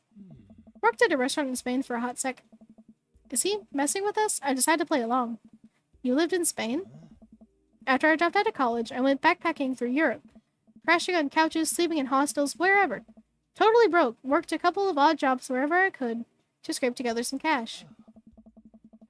One night I'm eating dinner at this little restaurant just outside of Madrid. I go to pay and realize I spent the last of my money in Spain without the S. I spent the last of my money on booze the night before. I'm in the middle of ditching when the manager catches me and puts me to work in the kitchen. Long story short, they ended up liking me so much they offered me a job. Why not, right? Started living with some distant relatives on my mom's side. You know, what is, why are the weird fixtures on the table so odd? Like, what is this, what is this terrarium without the orb? I don't get it. Also, the two boomerangs up here make it look like a face on the TV. I'm just pointing it out, but I don't know what this table decor is. Over the course of the 2 years, I worked my way up from busboy to sous chef. Learned a lot. Craig and I waited for the punchline. What night watchman did he swindle to get back to the States? Who did he con in a game of poker in the back room of a speakeasy for a safe passage and the crew quarters of a cargo ship? Hey. Anyway, I still love to cook. I don't know what's real anymore, but this food's so good I kinda don't care. That's amazing. It really is. To be totally honest, I wasn't exactly expecting gourmet cooking here, especially not served on paper plates. I don't care about presentation. If the food is good, it should speak for itself. I understand that. That is exactly how I feel. The food is good, it should speak for itself. Though I do like to make things look pretty when I do cook. This usabuco is screaming for itself. And paper plates are just as good as regular plates if you double them up. Hey, is it bad if I ask for seconds? Help yourself, but save room for dessert. I made a lemon berry savarine. Well, aren't you just full of... Craig looks over at me. Surprises, bro. Robert winks. You bet I am. You can come over for dinner anytime. Craig. I'm gonna go get seconds. Me too. After consuming way more usaboko than my body could handle, and then really ensuring a later food coma with a generous serving of whatever savarine was, Craig and I decided to head out. Thanks for coming. I'm making an attempt to be more social. Well, we're always happy to stop by if you want company. Especially if there's usabuco involved. Oh, Lord. Welcome. You've got dads. I was expecting another... Okay. Alright, Craig, let's go! Keep your word. Dad tip number 20. Keep your word. That's just the tip in general. Make sure you always keep your word. I really want to get some good quality time in with Craig. The last time we hung out, he was so busy with the kids and fending off flirty moms that I feel like we barely talked. Ever since the first time we hung out, I've been trying to get up a little early for runs. I don't think I'm going to be as embarrassing as last time. Maybe I'll even be able to catch up with him now. I type out a message for him on Dadbook. Hey man, been training on my run game recently. Ready for a round 2? Craig responds almost immediately. Dude, of course, emojis! Another message pops into my inbox from Craig. Let's meet up early tomorrow morning for my favorite morning activity, brunch. I type back. Brunch? What is that? Oh, I gotcha. It's B runch. Okay. You run and then you get brunch. Oh, right. Craig and I agree at a time, Craig and I agree to a time to meet in the morning, and I have a chance to spend the evening hanging out with Amanda. So, are we doing pizza tonight? Again, can't we do like a salad night? Dad, are you on a health kick? Not yet. I've formed the committee to examine the possibility of being on a health kick. They haven't returned with their findings. Dad, if you go on a health kick, then I have to go on a health kick by virtue of being under the same roof as you. I don't know if I have the constitution for that. Don't worry about it. The committee is still out. I'm sorry, Amanda. It's time. Not if I have something to say about it. Suddenly, Amanda lunges for the phone before I can stop her. She has the pizza place on speed dial, of course. Hi, yes, can I get an extra large pizza with chicken, bacon, extra cheese, and tomatoes? Ew! And a couple of garlic sauce cups. Tomatoes. Ew. Amanda, you're going a little north here. Oh, right. Can you maybe throw some leaves on there or something? Yeah, he's going on a health kick. Yeah, Rico. I know. It's tragic. Amanda listens for a second. Hold on, I'll ask. It's not God's fruit. God's fruit is the apple. Don't even.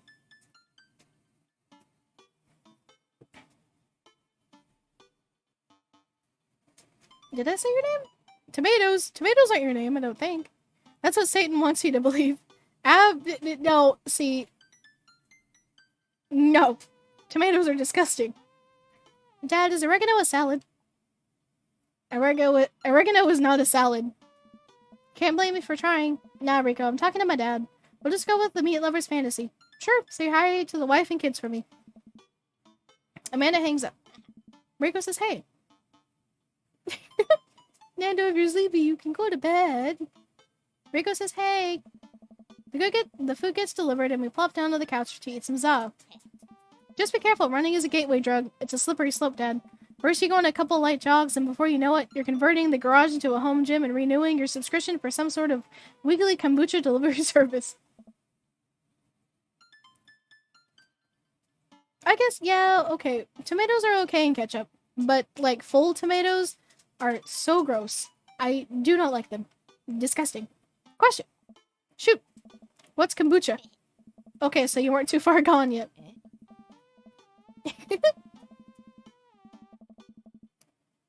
I'm glad my reading is ASMR to you. I'm just giving you a hard time, Pops. I'm really happy that you're running more and caring more about your health. I want to keep you around for as long as possible. Thanks, kiddo. Speaking of which, I'm running with Craig tomorrow. You gonna be able to keep up with him?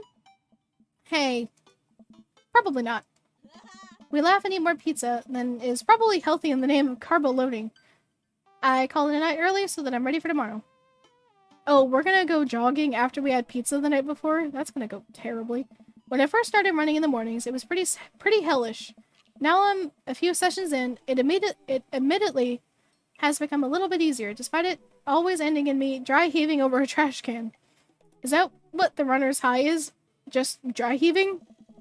I lace up my tennis shoes, throw on a t-shirt from Rider's Summit I went to 20 years ago, and head out the door at a moderate jog. Craig is already outside with River strapped to his chest. He's dressed head to toe in color-coordinated running gear. Wow, I look like a total schlub next to this guy. Oh no! I thought you fell asleep because you weren't talking anymore when we raided somebody. And I think we followed Maisie. And then she raided somebody else. I think that's how that went yesterday. I think. He's dressed head to toe in color-coordinated running. Oh, I already read this. Boop. Hey, bro! Morning, Craig. River's gonna be running with us? Best as she can. We're taking it to the limit, aren't we, kiddo? She's got a little bubble. Goo. Oh, I know what that means. Craig hands her a stuffed toy, which makes her smile ear to ear. That's Arnold the capybara. Sometimes it's the only thing that'll get her to stop crying. She has a little capybara plushie. That's so cute. Oh, I've been there. Amanda had a stuffed panda that she carried around everywhere. She would have a tantrum if we even tried to wash it. It was gross. So you've been running lately? Every morning for 30 minutes. I'm basically an athlete by this point. Well, I'll try to keep up. So where are we headed? I was thinking we could do a couple laps around the park. Okay, that sounds reasonable. Then we'll do some hill climbs up a slope. Okay, I can probably handle that. Oh no. It's like you time traveled, like, into the future into somebody else's stream. And then we'll close it off by doing some wilderness survival hike running to increase our agility. I'm suddenly struck with the overwhelming need to crawl back into bed. Nice. That sound okay to you? I usually like to throw some timed murder sprints in there, but I'll go easy on you since you're a beginner. That sounds like something I'm able to physically do. Hey. Oh no. We're gonna die. Craig and I finally arrive at the park. A few other lone joggers make their way around the perimeter, and River waves enthusiastically at everyone we pass. It's a lot more peaceful in the mornings. Aside from the birds chirping and River gurgling away in the stroller, it's pretty quiet. Alright, good warm-up. That was the warm-up? Bro. Oh god. Let's start the show. Bro. But wait.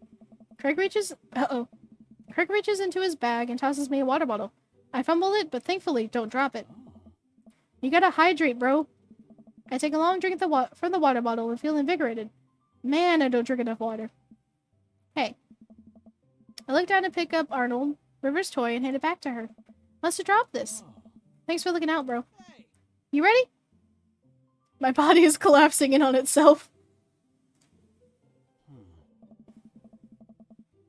I'm hydrating. We finally finish our however many teeth lap around the park.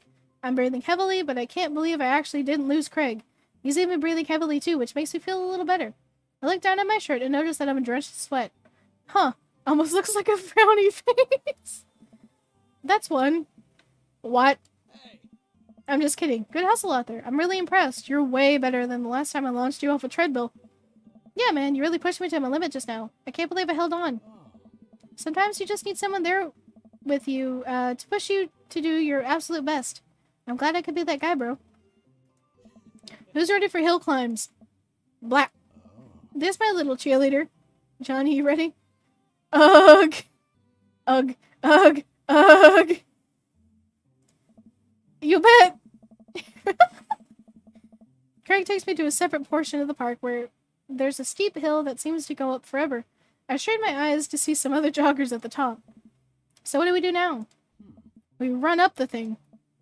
That looks like a lot. Johnny, there's two things you need to know about this hill. One, don't stop running until you get to the top. And two, Craig points to the top of the hill. That's not the top.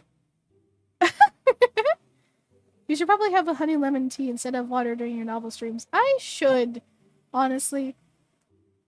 Does my voice sound really that bad? Well, this is the second to last date, so hopefully we can get this over quick. Ugh. Ugh. Ugh. We'll go this one. Let's do this. That's not the top. I finally reached the top of the hill after making my way past what I originally thought was the hill. Top of the hill. Once there, I hunch over onto my knees and gasp for air. My lungs are like daggers poking my ribs. I can feel my heart in my ears. She's so cute. River, I'm having a moment. Please. Oh boy. Craig looks like he's taking a beating as well. Huh, so he is human. That sentence killed me. It really did. Nice. I think it killed our protagonist as well. Johnny, put your arms on your head and stretch out your elbows. It'll help you breathe better. I do as Craig says. It feels a little better, but I'm still in agony. And here, Craig tosses me the water bottle again. I hydrate like my life depends on it. Thanks, dude. Oh no.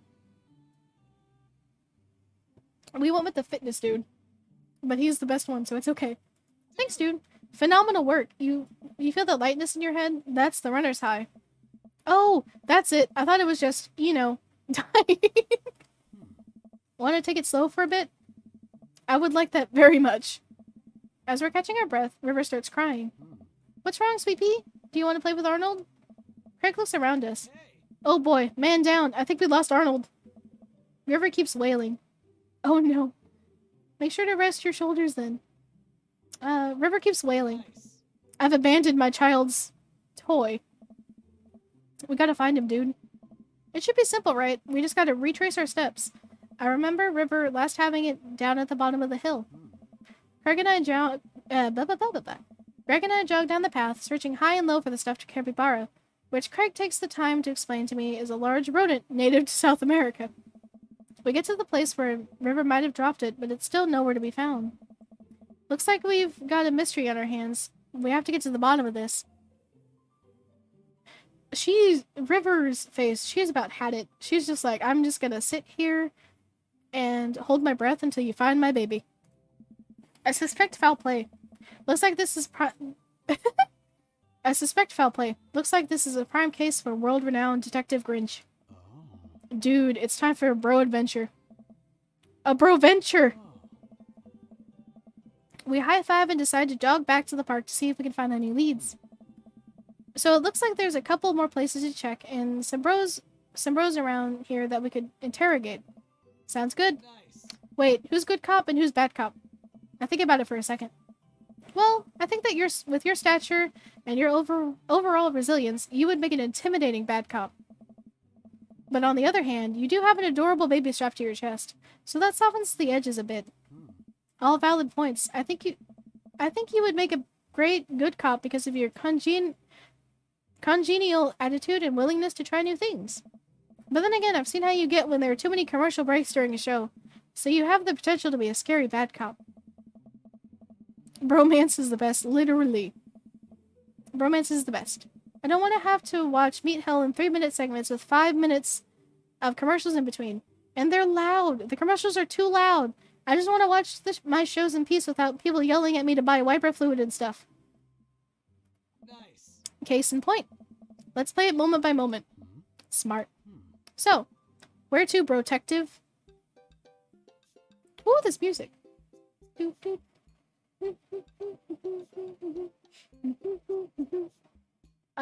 Playground, fields, woods. Let's see if a kid has it. We make our way to a small playground at the edge of the park.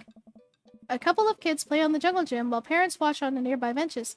Over on one of the benches, I spot a familiar face. Are we interrogating Joseph? Look for clues, interrogate Joseph, try to calm River down, move to another part of the park. Well, if we interrogate Joseph, maybe he could help us look for Arnold?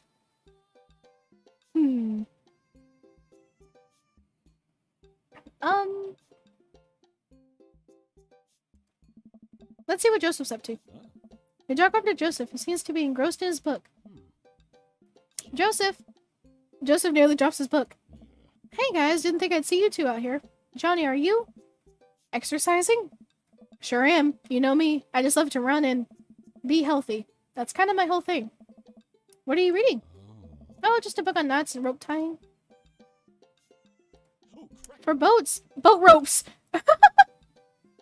Oh, they thought it was something else. Oh, right. Say you didn't have to see a stuffed capybara around here. What's a capybara? It's a large rodent that's native to South America. Joseph thinks for a second.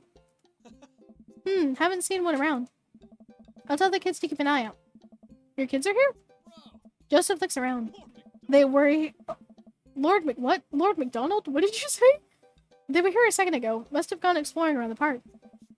Do you know where they could have run off to? They're kids. They'll get into mischief sometimes, but they always come back. Alright, thanks for your help. That sounds a little suspect, Joseph. It does sound a little suspect. Thanks for your help. Thanks, Joseph. We'll let you get back into your rope book. Thanks, Joseph. We'll let you get back to your rope book. Boat ropes. We head back to the playground. This is a pretty nice playground. Might as well get a couple swings in. What about Arnold? Maybe having a little swing might calm River down. Might buy us some time. You're right! She's about to go nuclear. This might prepare her for the possibility of us not being able to find Arnold. Life is cruel and tough at least, but we'll always have swings. Craig straps River into the baby swing and gives her a gentle push. She giggles. I take the seat on the swing next to her and immediately realize that I'm stuck. River seems to love that. Craig eventually helps me out of the swing, and we decide to get back to the investigation. We head back to the playground. Look for clues. Craig and I, two grown adults, walk onto the playground and begin examining it meticulously for clues. There's no forensic evidence here, no stray capybara hairs at least. After searching fruitlessly for some time, we look up. All of the parents are staring at us. We smile and wave as we awkwardly slink away. We head back to the playground. Okay. Move to another piece of the park. Where to now, bro? Go to the field. She might have dropped it while we were running around. We wander out to a grassy field at the center of the park. There isn't a whole lot to see, but there are a few figures camped down on a blanket. And the grass could hold any number of secrets. Matt and Carmencita. Interrogate River. Let's talk to Matt and his daughter. Carmencita spots us from across the way and waves. She's sitting down with her dad on a sunny green patch of grass. We jog over. Hey, dudes. Hey, bro. We just sat down for a picnic. Want some snacks? Got anything to increase my glycogen reserves? We have apple slices. Thank you very much, Tiny Bro, but I should be fine. You guys working out? Good day for it. Yep, I'm the picture of health and athleticism. Good transition, Johnny. Say, you haven't seen a stuffed capybara around here anywhere, have you? What's a capybara? It's a large rodent that's native to South America. Wait a second, how do you know what a capybara is? You wouldn't happen to have hands-on experience with one recently, would you? We learned about capybaras in 4th grade. I think it's more suspicious that you know what a capybara is. Oh my god. What if I took Arnold? What if I'm the culprit and I just don't remember? I quickly check my body for any Polaroids that I might have kept on my person to remind me of who to trust and who not to trust. I saw Memento once and I'm pretty sure that's how it works. Nothing. But what if that's what I wanted myself to think? No, Johnny, don't let it win. I shake off the thought. I saw a couple squirrels over there by that tree, though. I don't know if that helps, but if you want to see some cute squirrels, you should definitely go check it out. Thanks for the hot squirrel tip, Carmencita. Well, we better get moving. Gotta find that capybara before River here has a breakdown. Good luck! Let me get some apples for the road, though. Carmencita hooks me up with some road slices and we're on our way.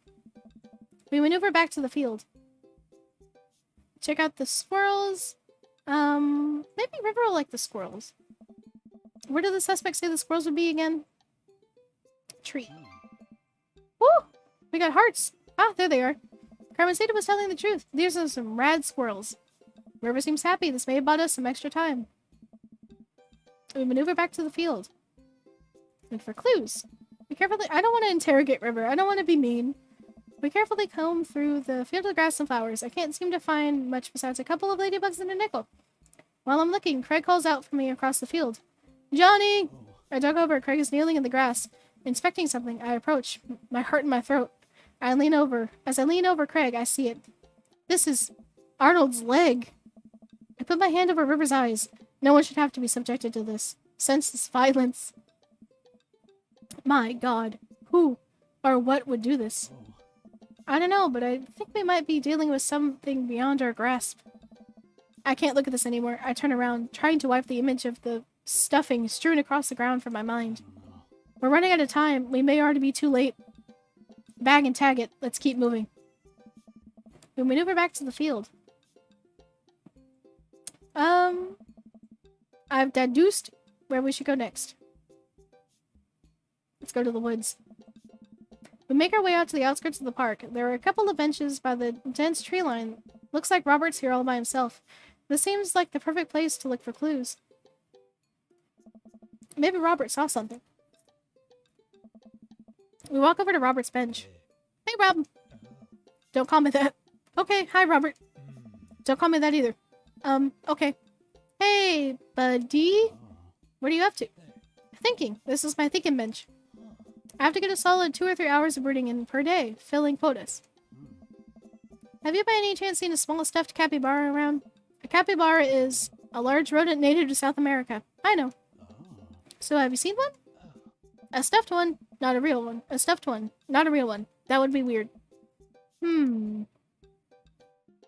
Be good cop, be bad cop. Alright, Robert, we've been nice. Help us out or I'm gonna go off, learn how to fight, and then come back here to kick your ass. You? Learning how to fight? Please. Well, fine. If you don't tell us what we want to hear, I'm gonna spoil the season finale of Long Haul Paranormal Ice Road Ghost Truckers. You're bluffing. My buddy here doesn't play by the rules, Johnny. He'll do it. Callum and Flinch crash into a haunted... Stop, you're a monster. Robert sighs. I haven't seen any goddamn capybara, right? Damn. We return to the woods. Look for clues. Craig and I searched the outskirts of the woods, hoping to find anything that might lead us to Arnold. There are a couple of cigarettes and empty beer cans scattered around the thicket. This is probably a hot spot for edgy teens to hang out at night and say swears and stuff. But it doesn't look like was any recent activity that might be capybara related. This might be a dead end, partner, bro. We return to the woods. Clock's ticking, dude. Where are we going next? Let's check out the playground again. I think Joseph's kids have him. Let's see what Joseph's up to. He seems to be engrossed in his book. Happen to know. They're kids. They get into mischief sometimes. That sounds a little mischief, you say. I don't know what you're saying, my guy. You said something about a rapier. Wait, am I being interrogated right now? No, yes. Only if you did something wrong. No, yes. Just doing our due diligence, Joseph. Arnold means a lot to River here. I mean, you're more than welcome to ask Kristen and Christy. I imagine they have their ears on the ground on all latest Paragon drama. They might be somewhere around the woods. Thanks, Joseph. We'll let you get back to your rope book. Boat ropes! We head to the playground. I'm starting to put the pieces of this case together, or I have indigestion. We better keep moving. Head back to the woods. Joseph's twins must be around here somewhere. Time to grow Robert again. We walk over to Robert's bench. Oh, Christ, what now? Robert, I'm gonna keep being vaguely threatening until you tell us something useful. I haven't seen any goddamn capybara, okay? Crap, I was really nailing the bad cop bit, too. I thought for sure we had something. Now what, bro? Joseph said his twins are around here somewhere, but I have no idea where we're supposed to find them. Wait, those creepy kids? Why didn't you tell me they had something to do with this? Huh? Maybe I should have left the good cop, bad cop routine to the pros. TV. Nice. On TV. Yeah, Robert, bro, do you know where they are? I do. A lot of people underestimate the senses of a man who broods. I saw them lurking around here a little while ago. Where'd they go? Ran into the woods. I'd be careful, though. I don't trust them. But then again, I don't trust anyone. Not even you guys. Not even that baby. But I take that back. You're an old soul, kiddo. Thank you for your help, Robert. The woods. Go deeper into the woods. I stare into the depths of the forest. Who knows what could be in there? Are you prepared for what we might face in there? No. Yes. I'm ready, partner, bro. You? Nope. But if it gets River start crying, I don't care. No, they're not. It is a life and death situation when you are missing your kid's toy. It's not the same, though. You can't just get them a new one and expect them to love it the same. Because, like, they know. They'll know. It's not the same one. Let's do this. We start down the path into the woods, keeping our eyes and ears peeled for any sign of Arnold. There are no squirrels or birds anywhere. The silence is unsettling. The sun can barely peek through the canopy. It's colder here. Suddenly, we hear voices. I want to do it. You got to do it last time. Craig and I come to a clearing and we find Christian and Christy kneeling over something. Stop right there. And put your tiny hands where we can see them. Christian and Christy just stare at us. You heard the guy. Put your hands up. Oh, you didn't have toys? We're kind of in the middle of something here. Yeah, can you come back later? What are you kids doing? Cutting stuff up. Oh, they're creepy. My heart is pounding. Is this the end of the line? I step closer. I can't believe what I'm seeing. A pair of safety scissors lines the dirt, and it's Arnold. What have they done to him? Hey. Arnold! Goob! You heard the baby. Hand over the capybara. No fair. Finders keepers. No, not finders keepers. That's our property, and you've desecrated it. Well, how can you prove it's yours? Craig holds up Arnold's severed leg. I have to look away. You two got sloppy. You left evidence behind. I think you'll find that this leg fits perfectly onto his body. But the lion was special to you. The capybara is special. Arnold is special to River. Kristen and Christy look at each other. They don't know what to do.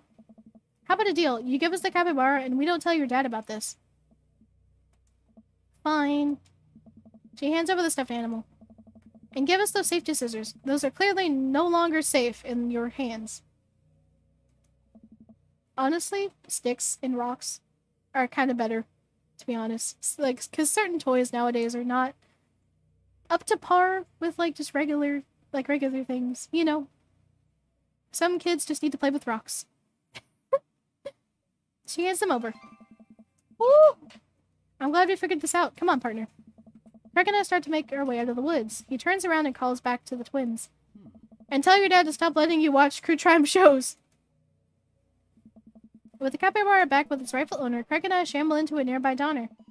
Exhausted from our adventure, we find ourselves a corner booth and settle in. Ooga booga. Rockin' stick. Ooga booga. That was a tough case, but we cracked it. We're different now. Changed. Did we get in too deep? Hey. It's nothing a hearty brunch can't fix.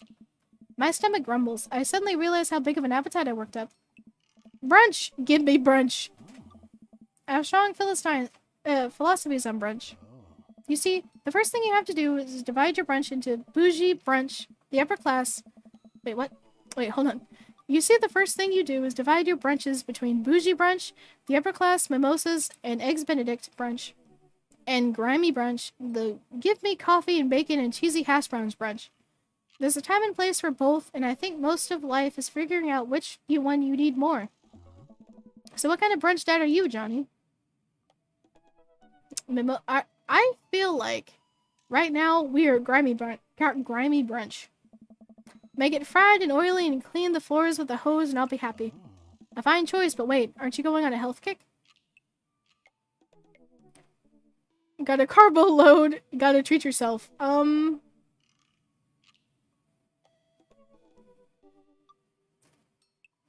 can't say I lied. That's not the good one. I'm gonna say really quickly.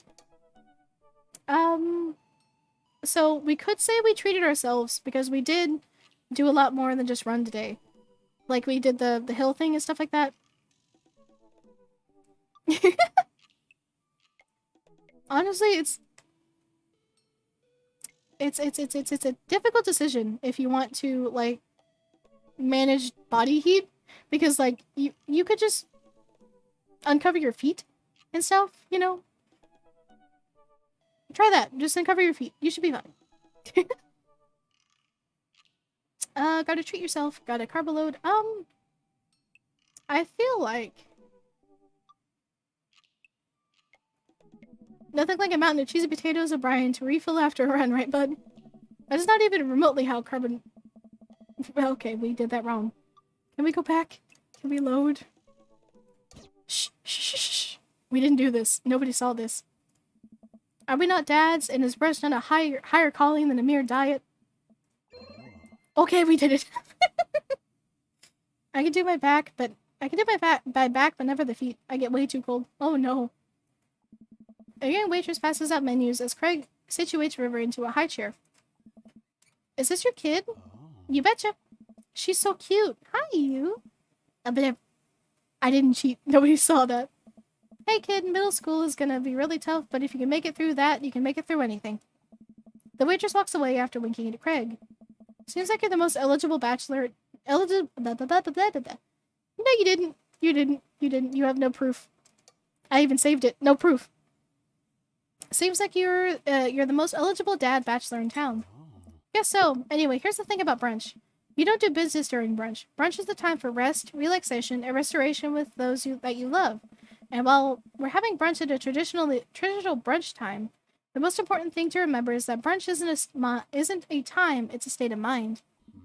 If you can't have brunch on your plate, you can always have brunch in your heart.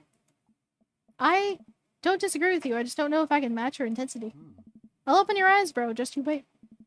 We order our food, and the waitress, after very blatantly hitting on Craig multiple times, eventually brings us our brunch feast. River munches on cereal right next to us, more or less managing to get it in her mouth. I gotta say, man, it's really great having you back around to hang out with. Things have been so busy with work and fitness and the kids, I just haven't had time to really go out and get to know people. With you here, it's like we're picking up where we left off. I know the feeling, man. Moving to a new place could have been really tough for me, especially with Amanda going off to college soon. You're making this a lot easier. Craig smiles at me. It feels really good to go on another bro venture with you, dude. Just like old times. For a while, I forgot about anything that was bothering me in my life, and it was just you and me and... More coffee? Oh, no thank you. So, do you, work out? Yeah, mostly calisthenics, but I try to lift as a part of the regimen. That's so cool. I've been looking for a workout buddy, you know. I wish I could help you out, but I'm enjoying brunch with my workout bro right now. Hello! Well, if you change your mind... The waitress slides a folded note to Craig and walks away. Craig makes a face as he reluctantly puts it into his pocket. We can't take you anywhere, can we? It's a blessing and a curse, isn't it? The next time we hang out, we should be in the middle of the woods where people can't interrupt us. And also maybe in a different woods than the ones where the little kids were vivisecting things. Nice. He's so smart. Smart? That's not the word I wanted to use. Smart was what I read, though. And I don't know where I read smart. But he's very cute. Man, remember all our camping road trips back in the day? Joshua Tree, Yellowstone? That was the best. Jealous? What do you mean jealous? I'd give anything to do that all over again. Dude, we should do a camping weekend. Oh, I don't know, bro. I'm an adult now. I have all these adult responsibilities. I don't think I can just drop everything to go hang out in the woods for a few days, you know? Come on, dude. If we plan things right, we can do this. Craig, if you don't you ever do anything for yourself? Craig stares into his coffee mug. Of course I do. Yeah? Like what? Sometimes I let myself have one scoop of vanilla ice cream before bed, but only if I didn't meet my calorie intake for the day. I think he was jealous, to be honest with you. He and River were very jealous. And sometimes I let myself hit the snooze alarm, but only once. Dude, you gotta relax sometime or it's gonna kill you. Please come camping with me. It'd be so fun, bro. I guess I could get Smashley to take the kids for the weekend. I'll think about it. Yay! We're gonna go camping! We finished our brunch and head back to the cul-de-sac. By the way, great job keeping up today. Seems like you're already making a lot of progress. Huh, I'm probably gonna need a little bit of recovery time after this. Tell the girls I said hello. Hey. I will. See ya, Brotective. Brotective. I say goodbye to Craig and step inside. God, I'm ready for a shower. A gallon of water and a nap. I bet Amanda's still asleep. Huh. Yeah. I crack open her door and... I crack open her door to find her still in bed, sleepily scrolling through her phone. Morning. Afternoon, actually. Right. How was brunch? It was good. We got kind of sidetracked because we had to travel into the depths of Maple Bay's dark underbelly to find a toy River dropped. But, you know, I actually feel pretty great. Hey. My legs get out. I find myself on the floor in the hallway. Huh. I'm just gonna hang out here for a while. You take your time getting up. I feel that. I've just passed out in the hallway before. We did good. Please tell me we got an S. Please tell me we got an S. Did we do good? Oh, we did good. That was perfect. Thank you, Craig. Well, it's been a long day. I'm just about ready to pack it in. After a few bites of ice cream from the freezer, I turn off all the lights and walk down the hall to my room. I wonder if Amanda's still awake. When your gym bro or coach says, damn, you've been improving, or your muscles are getting bigger, or I'm proud of you, you did amazing today, Ugh, best feeling ever. Exactly. Praise is a good motivator. I wonder if Amanda's still awake. That kid needs some sleep. As I pass her room, I can hear a faint sound, but I can't quite make out what it is. I get a little closer. Aww, that's so sweet. I'm glad he made your day. Is she crying? I knock gently on the door. Hey, Amanda? The crying immediately stops. Not right now. Her voice sounds strained. She sniffles. I need to make sure she's okay. I open the door. Oh, honey. In the dark, I can see Amanda's outline in the middle of her bed, knees hugged up against her body. Is everything okay? I don't want to talk about it. Okay, I don't think we should push her, because, like, when somebody really doesn't want to talk about it, they're not going to talk about it. You're just going to push them, and it's going to be worse. So I think we should just leave her alone. And we'll talk to her when she's in a calmer state of mind, I think. So I'm going to save really quickly because I don't want to ruin anything with our daughter. Alright, I'll leave you be. I back out of the room and close the door gently behind me. She immediately starts crying again.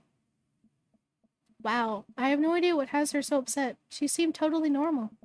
I feel awful about just leaving her to cry, but I also get the feeling that if I tried to do anything else, it would just make her more upset. I can't stop mentally cycling through all sorts of awful things she could be dealing with right now.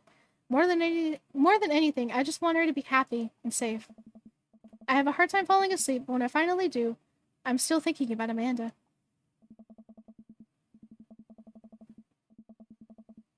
After a long night of very little sleep, I roll out of bed and make myself a pot of coffee. Amanda should be up for school soon, but maybe she'll be willing to talk about whatever's bothering her. About 10 minutes later, before she's supposed to leave, Amanda comes out of her room and makes a beeline for the freezer. Morning, Amanda. Morning. She drops her frozen waffle into the toaster and slams the freezer door. She won't look at me. Yikes. So, anything big going on at school today? No. Okay. Do you need a ride to school? No. Want some coffee? Amanda pulls the toaster lever up and takes her still freezer burnt waffle out before it's finished cooking. I have to go. Amanda picks up her bag and storms out. Oh my god, that was loud. Oh, okay. I haven't seen her act like this in a long time. It's usually short-lived, but it always hurts. Hopefully this blows over and things are back to normal soon. I sit back at the kitchen table and look at a picture of Amanda and I hanging on a wall. In it, I'm teaching her to ride a bike. Her face is a mixture of excitement and pure, unadulterated fear. I remember how determined she was. Every time she would fall off and scrape her knees, she would get up and try it again. Finally, I had to stop her because she was bleeding everywhere. Then she started to cry because she didn't think she needed bandages and wanted to keep trying. As I put the bike away, she just stood in the middle of the street and screamed. Then I took her for ice cream and it was like nothing ever happened.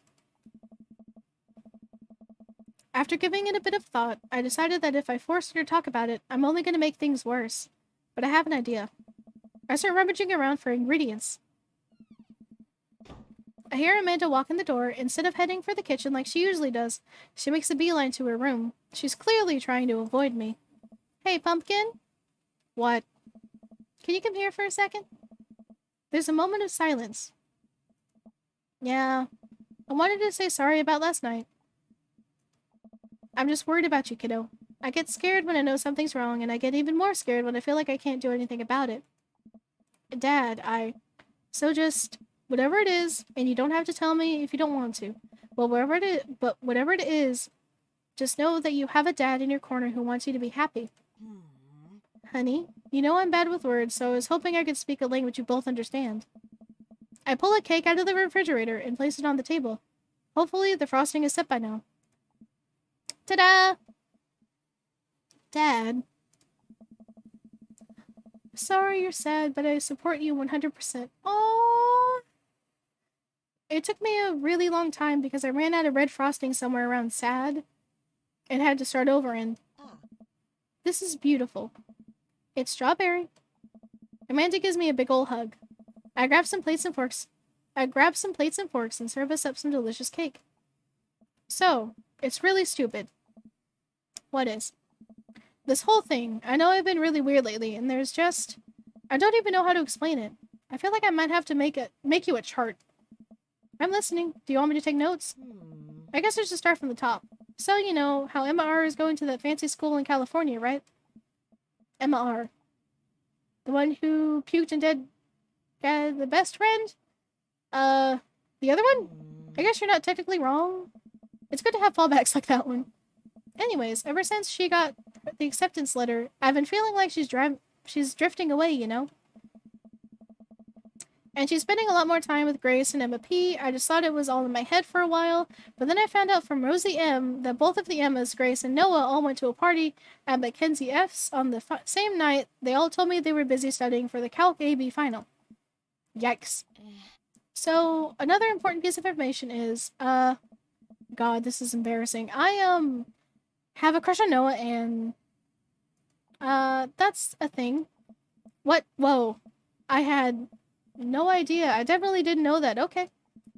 You're a bad liar. So are you! I learned from the worst. Anyway, so the only person I told about the crush was Emma R, and she promised not to tell anybody. I didn't confront them about the party thing because I didn't want to start drama, so I just keep quiet and keep going about my business. Amanda sighs. And then one day I invite everybody out to go get nachos at the mall, and after not texting me back for like 2 hours, even though none of them ever put their phones down for more than 60 seconds, they all say they're busy, like simultaneously. So I tell them, never mind, I'll just eat nachos at home, right? But we were out of chips and I really wanted nachos. Totally understandable. So I go to the mall anyway. I get to the food court, and who do I see there but Grace, Emma P, Emma R, and Noah, all hanging out together and eating nachos without me. What? It gets better. I'm standing by the escalators watching them, and I realize that Noah has his arm around Emma R, which is kind of weird, right? But then they kiss. No. Yes, I know. So I storm over there, and I'm like, hey. And Grace drops a nacho on her shirt because of course she does, and Emma R just, like, glares at me. Grace. Nothing is coming up. I don't know who that is. Grace is the boring one, gossipy one. Did she poop the bed too? Please stick with me. I don't know who these people are, ma'am. Grace is the one nobody really likes. Or I guess that's me now. But anyway, nobody will say anything, and I'm just like, you guys suck, which I realize is not the most eloquent thing to say, but I was very angry and really embarrassed, and I just wanted to get out of there. So I left, without nachos, might I add, which only further contributed to this shitty day, and immediately drafted a super long text to the group chat asking them why they've been so weird. And I wrote another one to MR asking how long Noah's thing's been going on, and... Sorry, I know that's a lot. You still following? I'm a little confused, but I think I understand. I have no idea what's happening. What did MR say? Oh, okay. Get a load of this. MR says, you know what? Let me just read it to you. Amanda pulls out her phone and reads word for word an arduously long string of text messages. Can you believe that? I cannot believe that. I care so much about Amanda's social life and mental well-being, but man, do I not understand what she's talking about. This is all beyond me, but I am trying my hardest to be supportive. They were dating in secret for, like, months. So I told her she's being a really terrible friend, and she's like, well, if you think I'm so terrible, then just stop being my friend. And I was like, okay, and then she left me on red, and then... Wait, left me on red? What's that? Oh, like, she saw my message and didn't reply. And I know that because there are red receipts. I don't know what red receipts are, but I'm just gonna nod and pretend I do. Gotcha. So while this is all happening, I'm talking to Emma P. Oh my god. The drama. This is like Twitter drama. So I'm talking to Emma P about how mad I am because she's at least being kind of reasonable, and I'm venting to her about how pissed I am at everybody and stuff. And then out of nowhere, oh no. And then out of nowhere, Noah texts me and is like, how could you say that about me? And I'm like, say what about you? And then he tells me that Emma P sent screenshots of everything I told her to the group chat that I got kicked out of. Alright, I think he lost me at screenshots, but that definitely sounds bad. It's bad when they start sharing screenshots, man. There's so much more, but honestly, it's just really stupid teenager stuff. The bottom line is that everybody dropped me, half of my grade hates me, and now I have no friends. Amanda, I'm so sorry. I almost expected it from everybody else, but Emma R has been there since Mom died. I can't believe she would just stab me in the back like that. I'm not even that mad that she's dating Noah. I'm just upset that she lied to me about it for so long. Amanda stabs at the remnants of her cake. Okay, I take it back. I'm kind of mad that she's dating Noah. Like, what did I do wrong? Why did everyone just suddenly decide I'm not cool anymore? Why wasn't I enough? I don't understand. And as mad as I am at everybody, like, I miss them, Dad. Amanda looks so dejected, and I almost can't take it. What could I possibly say to help? Anyways, that's it. That's the whole sordid tale. Thanks for listening. Tune in next week for more hot gossip. Wow. I know it's pretty dumb. No, it's a stupid thing to be upset over. Amanda, your feelings are real. Don't ever be mad at yourself for having feelings. I guess. Unless you've secretly been a robot who's approximating human feelings this whole time. Dad, if I was a robot, I would have transformed into a monster truck a long, long time ago. But seriously, I know you probably don't want advice, but I feel like it's my duty as a dad to bestow upon you a few nuggets of fatherly wisdom. High school sucks. Not all friendships last forever. Real friends don't do that. When you get older, you start realizing the sort of people you want to associate yourself with. Do you really want to surround yourself with people who would do something like that to their friend? It takes a lot of work to find and maintain meaningful friendships. It took me a long time to figure that out myself, and I wish I had learned it sooner. If the other person isn't putting the effort in to show you how much they care, it's not worth it. You're not beholden to being their friend. Ultimately, I think this says way more about their character than it does about yours. That's because you're amazing, and if they can't see that, well, that's their problem. Exactly. You don't need them, Amanda. You don't need them. You are amazing, and you're going to go off to college, and you're going to make so many more new friends, and you know what? They're going to be better than these teenage dipshits. I'll keep that in mind. I look down at the table. Did we just eat that whole cake? Yes, we did just eat that whole cake. Well, good talk. Amanda gets up to go to her room. Before she closes her door, she turns around. Hey, Pops. Yes. Thank you. You are always welcome. Love you, Amanda. I love you too, Dad. Aww. She said, I love you too, Dad. We did so good. We did so good. Welcome. You've got dads. Oh, God. Hey, Johnny, what are your feelings about poker? Beyond hardly knowing her. Poker? I hardly know her. There it is. Well, good talk. Wait, I actually like poker. I just saw the joke and I had to take the shot. Please, Matt. I'm a dad. I'm contractually obligated. No, I get that. Anyway, we've been playing weekly poker games. I figured I should send an invite your way. That sounds great. I love losing money. Cool, dude. See you. Oh, no.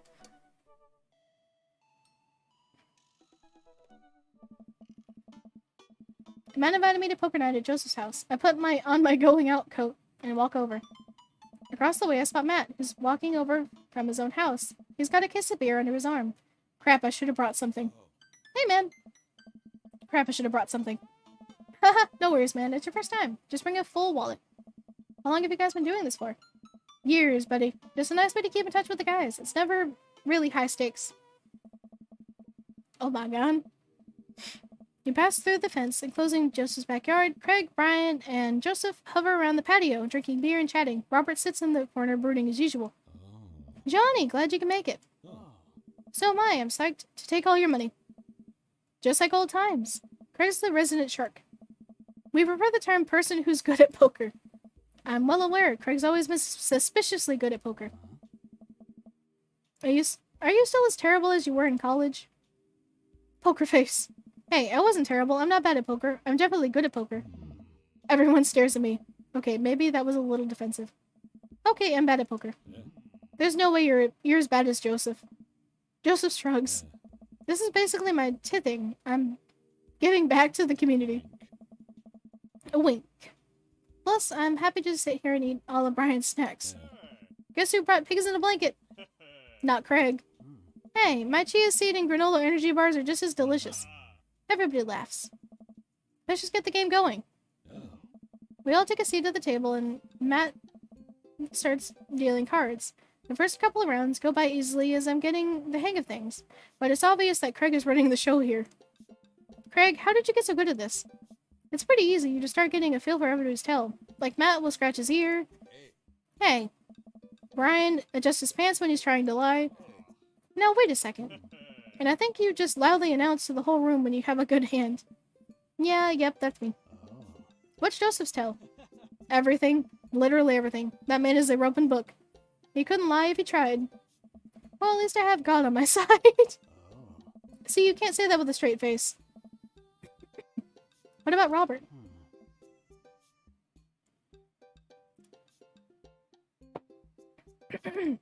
Honestly, the man's an enigma. Robert raises his glass of whiskey to us in a solemn salute. Nice. I think he'd wipe the floor with us if he actually tried. I'm just here because I enjoy the company. Robert pulls out his phone and stares at it. Robert, is that a flip phone? Yeah. What, are you a drug dealer now? Yeah, what do you need? Horse? Speed? Tijuana Johnny's? I can get you the street stuff easy, but if you're looking for something exotic or designer, that's maybe 72 hours and a favor called. Maybe I won't need you today, but I won't need you tomorrow. But someday. Oh, I think I'm good. Right. But still, if you got the coin, I got the goods. I dropped my phone in the toilet, and this is the backup until I can get a replacement. Get it replaced under warranty. Everyone murmurs their sympathies. We've all been there. We go back to playing. I really gotta stop eating these pigs in a blanket. Pigs in blankets? I don't know, but they're very good. I think they might be cheese in them. Oof, I don't know if I got close enough to raise you on this round. You can always bet your firstborn. Bro. If you think you can handle another one, be my guest. Briar and Hazel are a handful to say the least. Buddy, you think 3 kids is a handful? Try 4. I'm operating at 100% dad capacity at all times. Actually, it's technically 5. Technically 5? Oh no. Oh, she just saw a doll. Oh, I was about to say, do not bring another kid into your household. Christine saw a commercial for one of those dolls that poop and wouldn't stop asking for it. We ended up getting it for her for her birthday, but she's so grossed out by the fake baby poop that she makes me change its diapers. So now I'm changing the real baby and the fake baby. Oh no, there's just a lot of poop in my household right now. Daisy got one of those a while back. One night I walked in on her after she had tried to take the doll apart to see how the poop mechanism worked, but then she couldn't put it back together and started crying. Poop everywhere. That's disgusting. Fake poop, but still. That reminds me of... Wait, do we all have poop doll stories? Everybody nods in agreement. Guys, I really don't need any more poop in my life. Than there already is. Can we just go back to playing poker and not talk about poop? Matt deals another hand, and we quickly forget about the poop. We run out of pigs in the blanket, so we switch over to Craig's healthy snack food. It actually isn't terrible. These kale chips are phenomenal. We should sell these at the coffee shop. It's my own recipe. I'd be happy to give it to you guys. I can see it now. Pierce the kale chips. Pierce the Veil is a popular post-hardcore screamo band out of San Diego. We all look at Matt, confused. It's maybe not in your wheelhouses. How's the shop nowadays? Busy as ever. I'm toying with the idea of hiring on another person to work the counter, but I haven't found any good candidate. If Amanda's looking for a summer gig, let me know. That's really nice of you, but I think she's been burned too badly by coffee shops before. Literally, not figuratively. Matt cocks his head to the side. I'll ask her, though. We get down to the final hand of the night, and it's Craig in the lead by a landslide. Joseph has long since lost all his chips and is taken to tidying up, refusing any help from the rest of us. Brian deals us all cards. So what's it going to take for Robert to give a damn this round? Robert looks up from his half-empty glass of whiskey. Do you really want to unleash the beast? Well, now I'm curious. I've got a long history of being a gambling man, but I only do it if you make it interesting. None of this penny chip nonsense. I got a Lily's 18-year single blend sitting in my closet right now. We're saving it for when River turns 21, but I'm willing to put it up as collateral. Now you're talking my language. He throws the keys to his truck on the table. She's been seeing better days, but she can pull a tree trunk out of the ground. Nope. Myself and everyone else at the table immediately folds. Deal the cards, brag guy. Are you sure you wanna... You heard the man. Deal. Brian deals the next round of cards. Craig stares daggers at Robert, who casually sips his whiskey.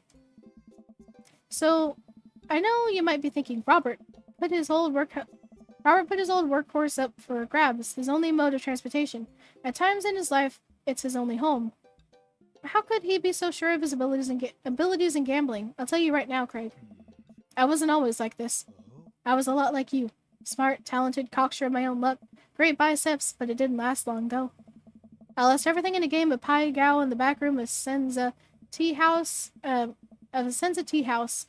what I thought was a 3-day business trip. Everything gone, clothes, money, identification, you name it. I woke up in a ditch near Jiaizhu Park and had to make my life new from there. It took me 3 years to beg, borrow, and steal my way back to American soil. And in those 3 years, I saw the greatest depths of human fear, loved deeper than I ever had, and lost it all many more times over. I've seen my own death, Craig. I know how I die. It's not like this. So let's make this more interesting. Robert produces the deed of his house from his jacket and tosses it on the table. All I have and all I am, are you prepared to go the distance? Oh my god, he's putting everything down. He's putting his own life on the table for this one game of poker. Craig wipes the sweat from his brow. He studies Robert's face intently, searching for any sort or tell that he can find. Robert casually sips his whiskey again. I fold. Everyone erupts. Fine, fine, fine. The whiskey is yours. And that's why you don't dance with the devil. So that's what that is? Were you bluffing or did you have the cards? That's for me to take to my grave, fellas. Next week, boys? Next week. You got it. I'll be there. Mm-hmm. I almost had a heart attack. Sure thing. This has been very relaxing and I sincerely doubt I will wake up in a cold sweat thinking about it tonight. Keep working on the poker face, Johnny. We all say our goodbyes and head our separate ways. Interesting. Welcome. You've got dads. Okay, there's no more. Alright, last. Pretty serious, you might not... We're gonna save and continue. This is the last hurrah for Craig. It took some time for our schedules to line up, but I was finally able to find a weekend where Craig and I could go camping. He always stays so busy with work and the kids, but it's good to know that we'll just be able to spend time together relaxing together in nature. Since our first run, I've managed to go on regular runs with Craig. I mostly do them because it seems like... Hi, Emmanuel. How you doing? Since our first run, I've managed to go on regular runs with Craig. I mostly do them because it seems like the only time we get to hang out. But the added benefit is that I've seen a lot more improvement in my health. I was able to sift through the attic and find my old camping gear from college. Craig put me in charge of bringing the sleeping bags and the tent while he takes care of the food, so I double-checked to make sure everything is ready to go. Craig should be here any minute now. Amanda's going to be spending this weekend on a school trip to our nation's capital. She hasn't been away from home without me for longer than a day since she was 14. I hope she isn't feeling as nervous about it as I am. Hey, Amanda Panda. Amanda's in the middle of sitting on top of her luggage in order to get it to finally zip. Hey, Pops! Ready for your trip? Once I get this bad boy all zipped up, I'm good to go. How much did you pack? That seems like a lot for 2 days. Oh, it's all of my camera equipment. Lenses, tripod, flash, all that. Are you even gonna have time to take pictures? I'll find a way. I need to get some good shots from a series on national monuments. Oh, what's the series about? It's one of those internet series where I reimagine Disney princesses as founding fathers. What? I'm kidding. Nobody likes those. I'm taking portraits of my friends. Oh, well, I'm gonna be in the woods. Out there in nature. You know, roughing it. Just me and Mother Nature. The old Madre de trees. Are you gonna be able to be alright on your own? I don't know why it took me so long to read that. I'm not gonna have any signal out there. I won't be able to text or call you at all. Oh, it's alright. I'll be able to survive a couple of days with constant updates on just who got voted off of the International Haunted House Hunters. Well, I'll miss you. And for the record, Bradley was pushed down a flight of ornate stairs by a ghost. They were really beautiful stairs. Amanda finishes zipping up the big suitcase and lugs it next to the door of her bedroom. She turns around and gives me a big hug. Relax, Dadtron. I'm a big kid now. I can take care of myself. Besides, I gotta share a room with Monica Sanders and 2 mom chaperones. The most trouble I could possibly get into is falling asleep with a tub of ice cream on me.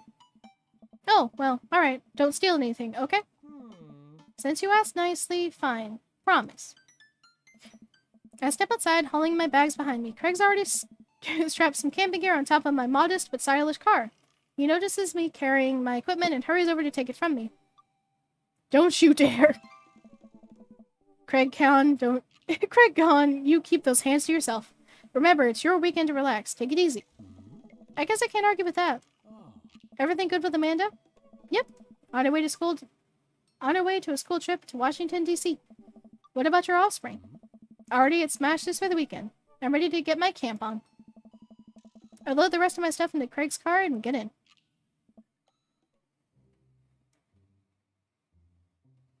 I think they meant our car, but, you know. Oh no! What's wrong? I think I left my juicer plugged in. We gotta go back. Are you worried that somebody is gonna break into your house and cold press some carrots?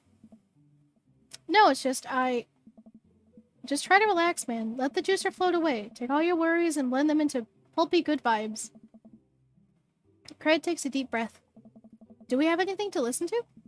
All I had in my place is a series of CDs that guide you through a thorough and intense calisthenics workout. Do you want to listen to those? Thank you, Nando.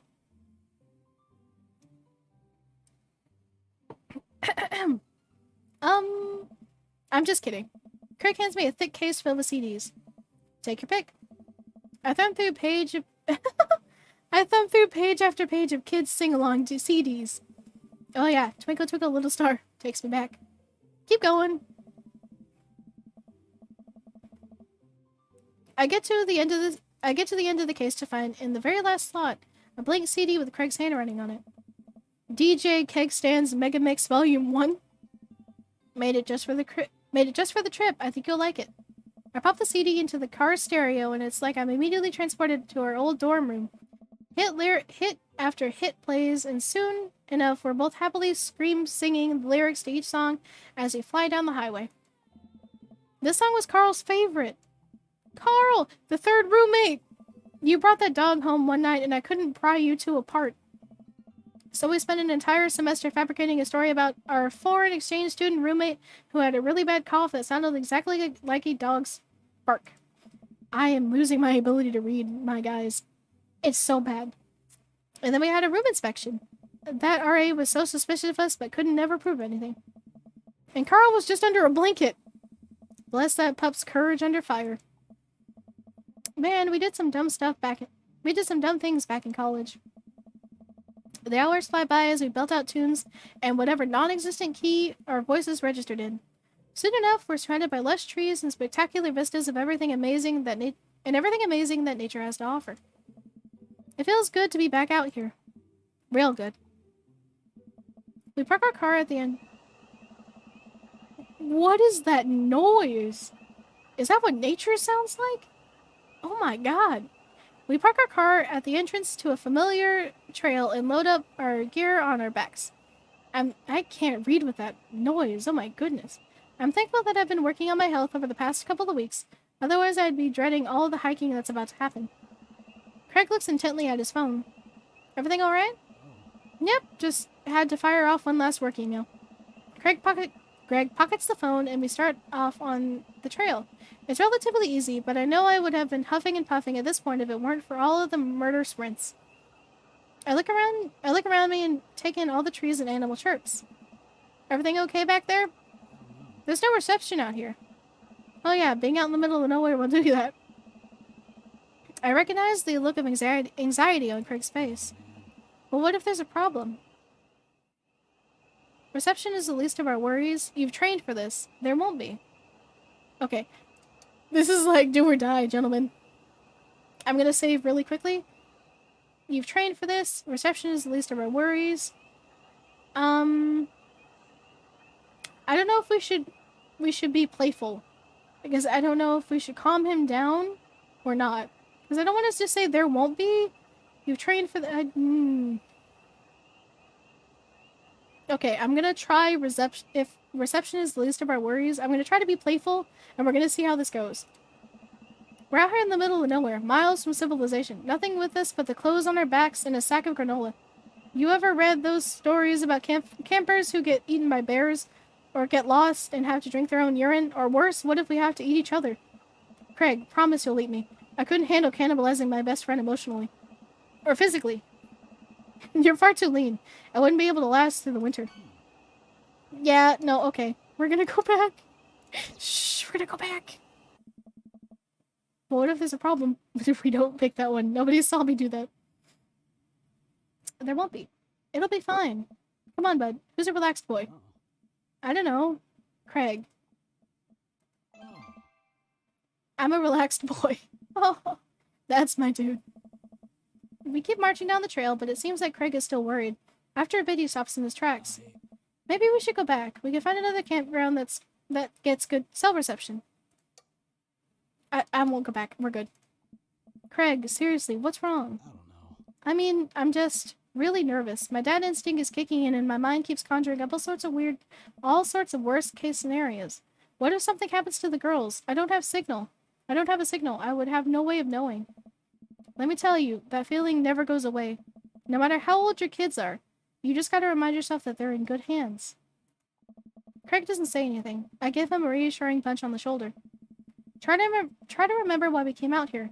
The plan was to get away from it all and just focus on ourselves for this little trip. No distractions, no cell phone service, just two dads relaxing out in the woods. Craig looks me directly in the eyes. No distractions, no cell phone service, just two dads relaxing out in the woods.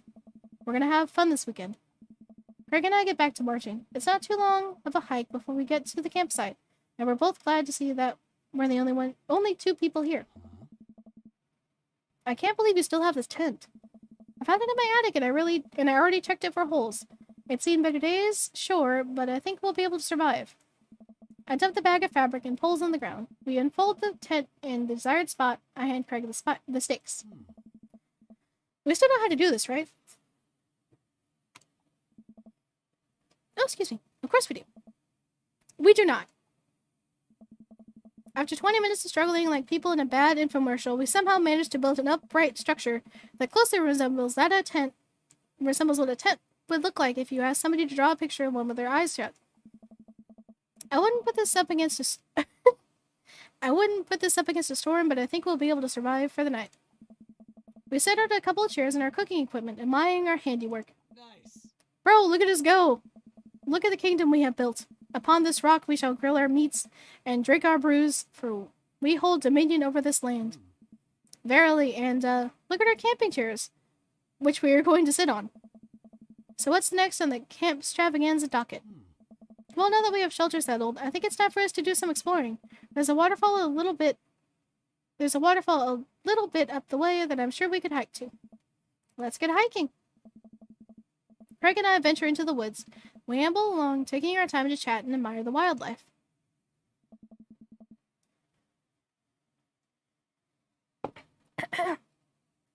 Craig reaches out an arm and stops me. Dude, does that look what I think it looks like? I look over at where he's pointing. Oh my god, it does. That tree looks like a butt. I can't get over how detailed it is. I imagine the butt tree further. The contour is perfect. It even has black dimples. It's a butt tree. I thought we were going to have a great time camping, but this makes it even better. Craig holds back a snicker. I aspire to have every hike be as good as this one. I'm snickering now too. Let us analyze this tree further. Craig and I share a huge belly laugh at our awful jokes.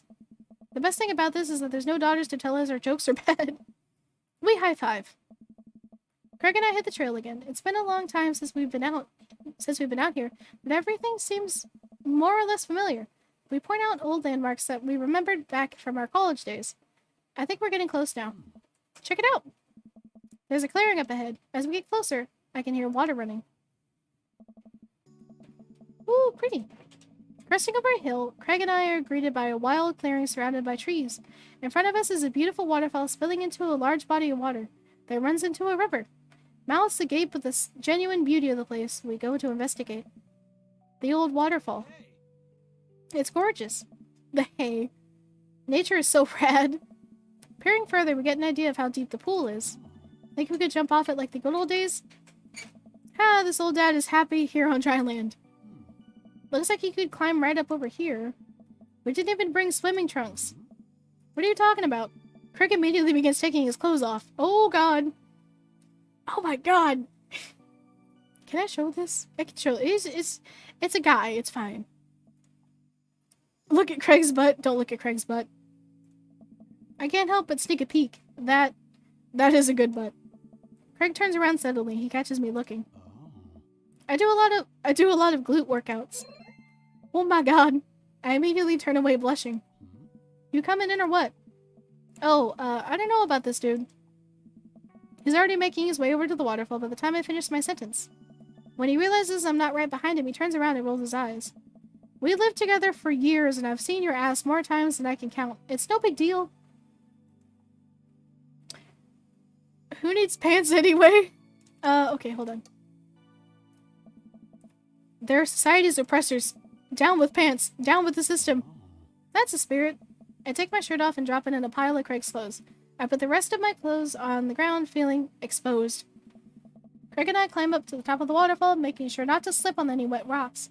He reaches the peak before I do and offers me a hand getting up. At the top, we look over the cliff. We look over the cliff and into the tiny lake. It seems so much higher up from this perspective. Craig has always been a daredevil. He pulled some stunts in college that I'm honestly still shocked he survived. I was always the one standing on the sidelines watching and hoping I wouldn't be bringing him home in a gurney. Man, this could be dangerous. Craig looks me in the eyes. Don't think, just jump.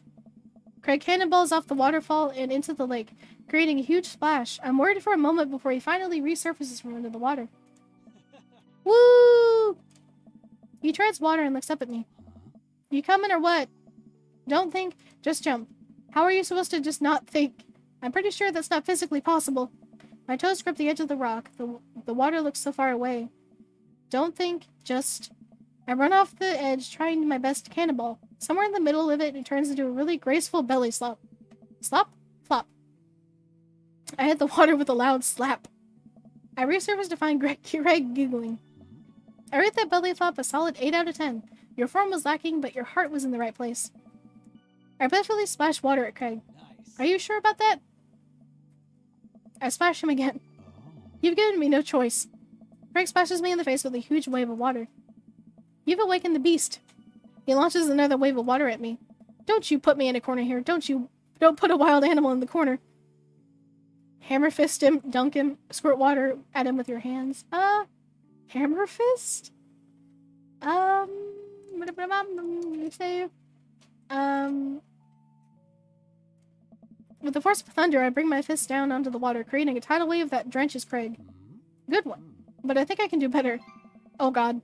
Craig enters back with his own tidal wave. It's big enough to launch me back. He's so strong. Craig, truce, please.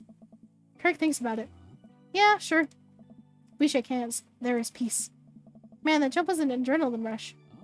Not so scary now, huh? I race you to the top. We run all the way up the slick rocks and cannonball off the waterfall again. What a rush. Good form on that one. Want to go again? You know it. With the same energy we had in our youth, we climb back up to the top of the waterfall. I'm brave enough to try a flip, which I'm sure looks incredibly graceful as I belly flop into the water. Phew, man. This is fun. Got one more in you? For danger! It takes a little more time, but we get up to the waterfall and both do our best running jumps into the water below.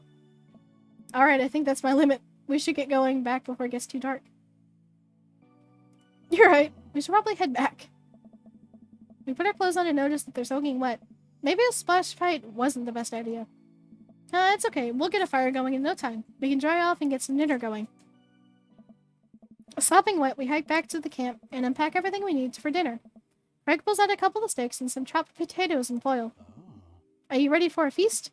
Hey man, take a seat. The Craig train is pulling into the relaxation station, and I'm your conductor. Let me cook for you. Absolutely not. Cooking is the thing that relaxes me the most. I'll take it from here. Craig cooks now? I remember his entire sophomore year diet consisted of microwavable mac and cheese, but not microwaved, and have trouble believing the thing he just said. At least let me start the fire. Sure, let me just grab my matches. Craig reaches into his backpack. He rummages around in his bag, pulling things out and checking every pocket. Uh-oh. I don't know. I know I packed it. Craig checks another bag and still can't find it.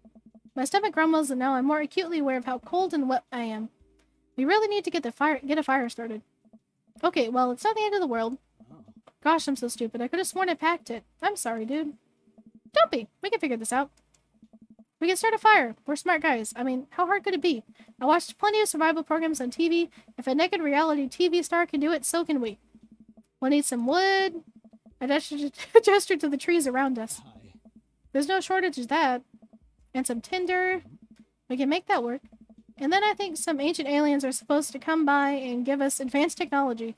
Or renovate our house. Depends on the show. Crick and I gather a variety of wood, bark, and moss until we have all the materials that could conceptually make a passable looking campfire. Just add fire, right? That's the fun part. The sun is just now setting and a cool breeze rustles the leaves of the trees around us. We have to work quick. I've done this in the past. I know I can figure it out. Just give me a second. Any way I can help? Give me some moral support. Lift my spirits and we'll make this fire happen. Never knew a better Craig. Go overboard with compliments. In all my days, I can confidently say that I have never known a Craig to be a better friend, father, or fire maker. Aw. Actually, now that I think about it, I knew a guy named Craig in high school who ended up getting a job as a professional pyrotechnics operator, and I suppose he must have been doing pretty good at starting a fire, but I bet you're even better than that guy. Oh. Wait, no, go back. Wait, no, go back. Wait, no, go back. Hold on. You're really giving that fire the business. You're an amazing, hardworking father with a steady work ethic, and everyone loves you. Your daughter thinks you're a superhero in the neighborhood. Dads respect you immensely. Also, your butt looks great. Bro, stop. You'll make me cry. Okay. Don't want your tears putting out the fire. Eventually, Craig miraculously able to get something going. The embers and gently place blah blah blah blah blah blah blah. He blows on the embers and gently places the glowing moss onto the base of the pit. Soon enough, we have a nice fire going. Way to go, man! We are regular old outdoorsy fellas. Oh. Hooray for me for not dying. I take a seat on one of the lawn chairs Craig brought and cozy up to the fire, warming up my hands. Relax, man. Take it easy. Let me handle the dinner. I watch as Craig soaks the fire and sets up the makeshift grill for steaks. After all that hiking and swimming and fire starting, I'm able to relax for a bit. With the sound of crickets and the scent of steak filling the air, I actually feel pretty calm. Craig expertly sears 2 steaks in a pan he's been heating up on the fire, cracking thyme and crushed ginger over it while basting them both in butter. Wow, I didn't know he was actually good at cooking. The fanciest I ever saw him get in college was when he started sprinkling the seasoning packet on a dry ramen and eating it straight up. Ugh. I don't think you're supposed to eat ramen, like, dry. I don't think you're supposed to just eat it like a brick. When did this happen? You used to eat cereal every morning with beer instead of milk. Oh. I grew up, I guess. I think these are just about ready. Craig puts the steak onto a paper plate and sets them aside. I start to reach for one, but Craig smacks my hand away. Dude, let them rest. It'll be more flavorful that way. I patiently return to my seat, eyeing the steaks longingly from a distance. They smell incredible. Craig prepares a side salad for us in the meantime, sprinkling feta cheese onto freshly chopped greens. He plates it next to a generous pile of roasted potatoes covered in olive oil and rosemary. Once it's all ready, we sit down by the fire and dig in. Oh. Everything taste okay? I'm in heaven. Oh. That's what I like to hear. Remember how for an entire semester we would eat burritos for breakfast, lunch, and dinner? It's so hard not to go back to that. Look at you now, man. You have kids, a great job, and now you cook like a vengeful wizard whose arch nemesis is microwavable food. I'm really impressed with how much you've gotten your life together. Craig laughs, but there's no humor in it. I'm glad you think that. I glance at Craig while he picks at his salad. He really grew out of his baby face, but there's something about his expression that makes him seem so much older than he is. A sense of maturity he didn't have in college. He looks exhausted. You okay? Oh. Yeah. Come on, dude. I've known you for long enough to see when you're down. Hi. I'm tired, bro. I think being out here is making me realize how drained I feel. You really work hard, Craig. It can't be easy. Oh, man. I have to. For my girls, I volunteer at their school. I cook healthy meals for them. I do everything I can to make sure they're safe and happy. And when they're with their mom, I'm always working overtime so I can support them. And then you work out a lot so you can crush anyone who stands in their way. I don't know. That, and I don't want to fall into my old habits. I need to set good example for my kids. Everything I do is for them, and I wouldn't have it any other way. But it seems like it's bleeding you dry. Hmm? If that's what it takes to raise them well, then it's worth it. Craig, buddy, I know where you're coming from. I know where you're coming from here, but you gotta take care of yourself too. Hey. I do, though. I eat right and exercise, and that's not what I mean. You're too little butter on too much toast, you know? Hey. What? You're spreading yourself too thin. Life needs balance. It's great that you care this much about your kids, but you can't neglect your own needs because you're too busy taking care of everyone else's. You matter too. I don't know. I know I can provide for my family, and if I take a step back and look at everything objectively, I know I'm doing right by them. I don't know. But I can't explain it, man. There's always that little voice in the back of my head that I need to do more. It's like it's never enough for me. Every time I try to relax, that voice keeps telling me I don't deserve it. To be honest, I even feel guilty about being out here. Craig, you're trying your best, and you're doing an amazing job. That's a fact. But even if you weren't, you would still deserve happiness. Do I, though? Hell yeah, bro. We're gonna go hell yeah, bro. I look at Craig and think about what a good friend and even better father he is. He's compassionate, he's hardworking, he's relentlessly positive. He encourages everyone to be the best version of themselves. He makes me want to be a better person. If you could only see yourself the way I see you. Oh. Craig beams. He gets up and walks over to his supplies. Oh. Come on, I brought dessert. Oh, are you gonna use the campfire to torch some blah, blah, blah, blah, blah. Are you gonna use the campfire to torch the tops of some creme brulee? What? I know little to nothing about cooking. Craig pulls out marshmallows. Well, you still know how to make s'mores, right? I think the more important question is, do you know how to make s'mores? As I recall, you used to just completely blacken the marshmallows. Oh, I stand by that. It's charred on the outside, but the gooey center is preserved. Brutish. Craig throws a marshmallow at me, and I catch it in my mouth. Pro move. I used to be able to do that at a great distance against a wind disadvantage. Give me a week of practice, and I'll be competitive again. Craig and I sit in the warm glow of the campfire, watching embers float up towards the sky. The stars are so much brighter out here. Yeah. I miss this, Johnny. Me too. We stay here until it gets late, half remembering stories from college. We watch as the fire dies and eventually clamber into the tent. Oh god. Oh god. We crawl into the tent and I unfurl my sleeping bag. Wait, where's the other sleeping bag? I look around for a second. Oh. Oh no, I must have left it at home. It's all yours, dude. I'm sorry. I'll just curl up over here. No way. Here. Craig unzips the sleeping bag and spreads it out so there's enough room for both of us to lay on top of it. Night, bro. Good night, bro. I roll over and we face away from each other. Without a blanket, it's really cold.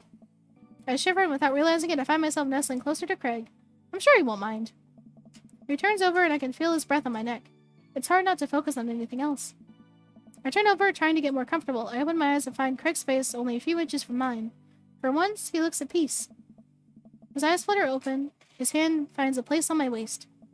I'm not sure who leans in first, but suddenly we're kissing. We look at each other again, my heart racing. Craig. Oh. I got strongest feeling for you, bro. Feelings I can't deny anymore. Bro. Me too. The bro. I run my hand through his hair, then down to his chest. Craig brings me closer, wrapping his arms around me. I feel so secure. Oh. You know, talking about old times is fun, but I like making new memories with you. I smile, tracing the lines of his hip with my finger. We kiss again. I'm not worried about us getting too cold tonight. Yeah, complete.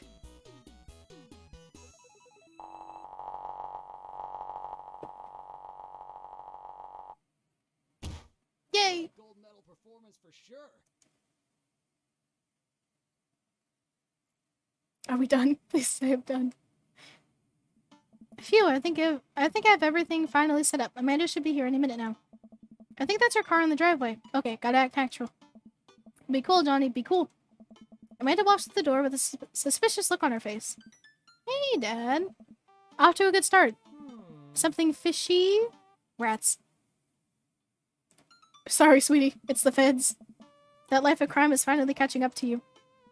I tried to send them in a different direction, but even I'm no match for the power and funding of the U.S. government. Well, if they think they're gonna take me alive, they got another thing coming. I'm kidding. You're right. I have a little surprise for you. Yeah, I can tell. You're very bad at lying. Amanda, my dear, would you care to join me in the kitchen? Father, it would fill my heart with glee. I lead Amanda over to the kitchen table where a present lies covered under a tablecloth. It's nothing special, but I wanted to get you a little something. You graduated high school last week, and I know you told me not to make a big deal about it, but... Aw, Dad, I dramatically whipped the tablecloth off... Blah, blah, blah, blah, blah. I dramatically whipped the cloth off the table. Oh my goodness. Amanda's jaw drops. No way! I figure you probably won't be able to get cable in the dorm, so I thought it might be nice to take a piece of home with you. A DVD box set of long haul paranormal ice road ghost truckers is all 19 seasons. And bonus material, including commentary with actual ghosts featured on the show. Dad, I love this. Thank you. She gives me a big hug. I'm glad you like it. Hey, you want to hang out with me in the backyard for a bit? Toss the old pigskin or something? Totally. I follow Amanda to the back door. Oh! Oh, the dads. What? You told me not to make a big deal, but you seem to have forgotten that my entire mission in life is to make a big deal out of your accomplishments. So consider this your graduation party. Surprise! Dad, everyone's here. Well, yeah, everybody wanted to come support you. Is that a mac and cheese bar? Sure is. Fully customizable down to the type of mac. And there's an ice cream cake, the good kind with the crunchies in the middle. I don't know what to say. Don't say anything. Just go have fun with your pals, right? I'm so proud of you, Amanda. Amanda smiles and runs to her friends. I should make the rounds and make sure everyone's having a good time. But first, mac and cheese. Johnny! Brian, you made it! Ah, don't pass up on a good mac. What do you think of the party? It's not bad. Just not bad. Yeah, it's not bad. Don't let him bait you. Don't let him bait you. Thank you for the lovely compliment. Daisy trots up. Hi, Amanda's dad. Hey, Brian's daughter. See how that feels? This is a really great party. Thank you so much for inviting us. You're very welcome, tiny child who knows how to pay a compliment. Brian and I lock eyes. This isn't over. Looks like you've settled into the neighborhood quite nicely. Yep, couldn't ask for a better cul-de-sac. Well, I'm glad. Hopefully we'll see you more at church events. We've got a big schedule planned for the rest of the year. Sure thing, Joseph. And maybe if we aren't doing anything later, we could hang out sometime. Sure, Joseph. That'd be great. Well, see you later. Hugo comes up to me with a plate of mac and cheese. The perfect cheddar to mac ratio. Beautiful work, Johnny. Thanks, Hugo. You know, I'm really pleased to see Amanda going to her dream school. I'm glad she turned it around for finals. Me too. That scholarship money will really help. Amanda walks by and pretends not to see Hugo. Amanda, come say hi to your old teacher. Hey, congratulations on graduating. You know, you're going to do great things at the art school. Pew pew! Haha, yeah, thanks. Amanda starts to back away. Wait, I just realized that you're not my teacher anymore, so I don't have to be afraid of talking to you.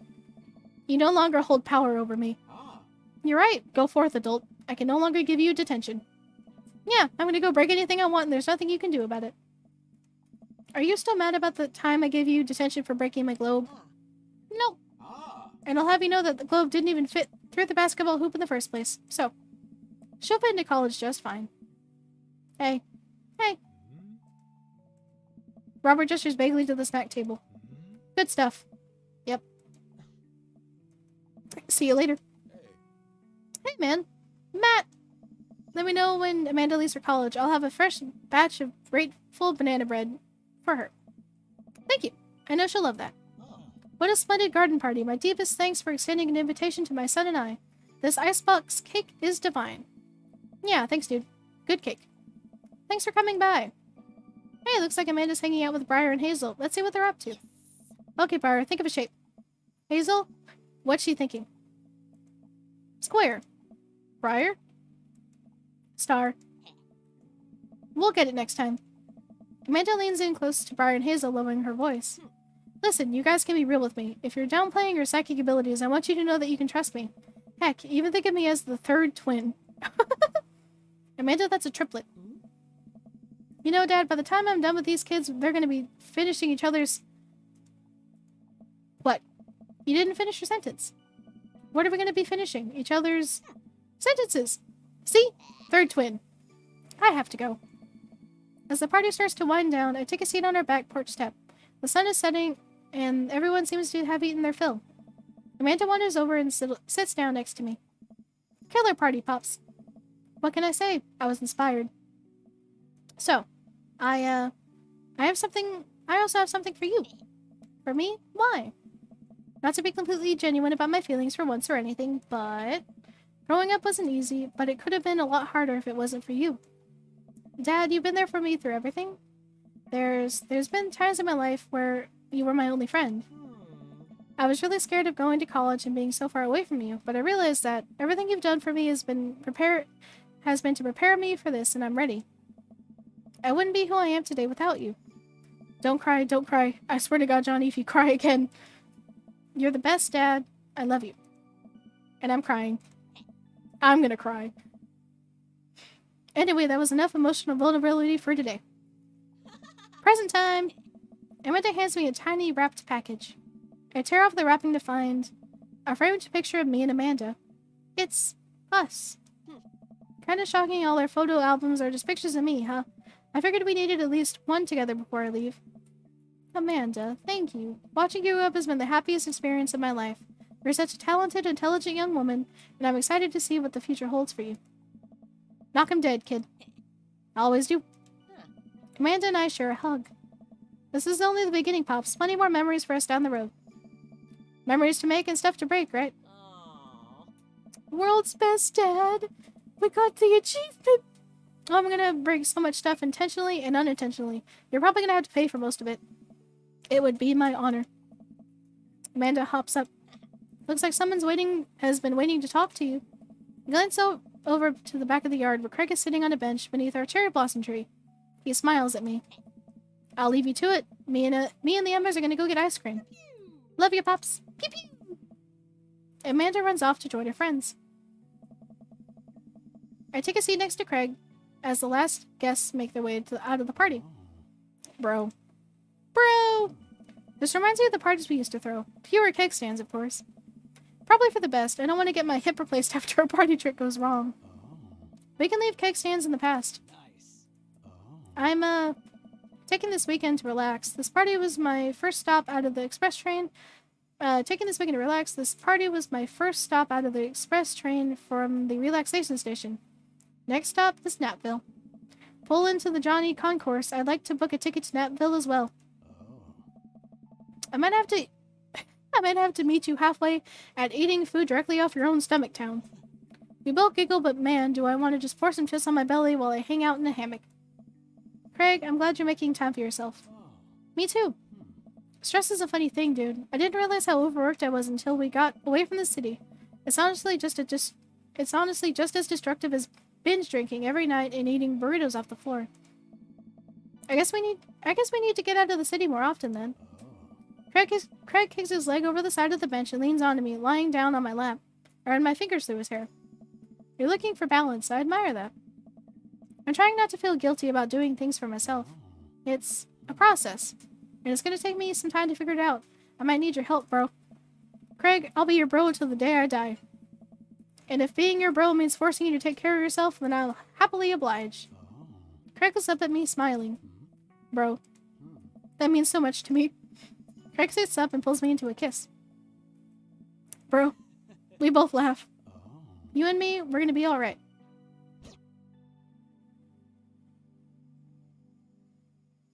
It's the bros, though. The bros. Oh, I can slip through this. That was very sweet. Craig is the best choice, obviously. I'm just gonna speed through this. You're the best, Pops, Amanda. How cute! Look at our dad bod. We didn't work out at all.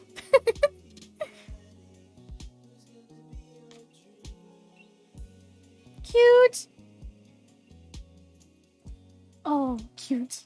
Cute, cute, cute, cute, cute. Well, we're done. I cannot read through another route today. But we're done though.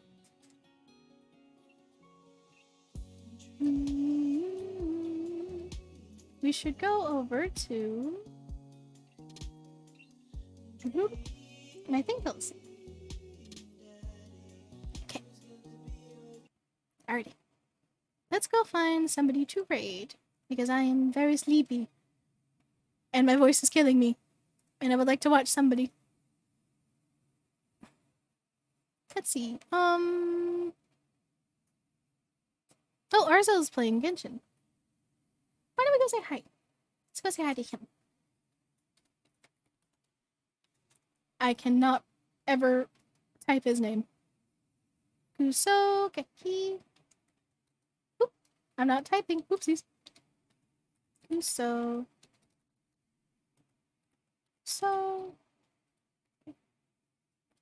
I think that's how that's spelled. Kusokuki.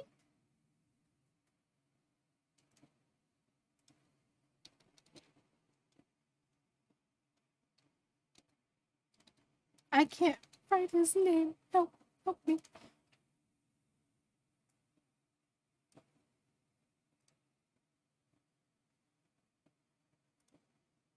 I'm just gonna copy and paste it because I can't spell it. Okay.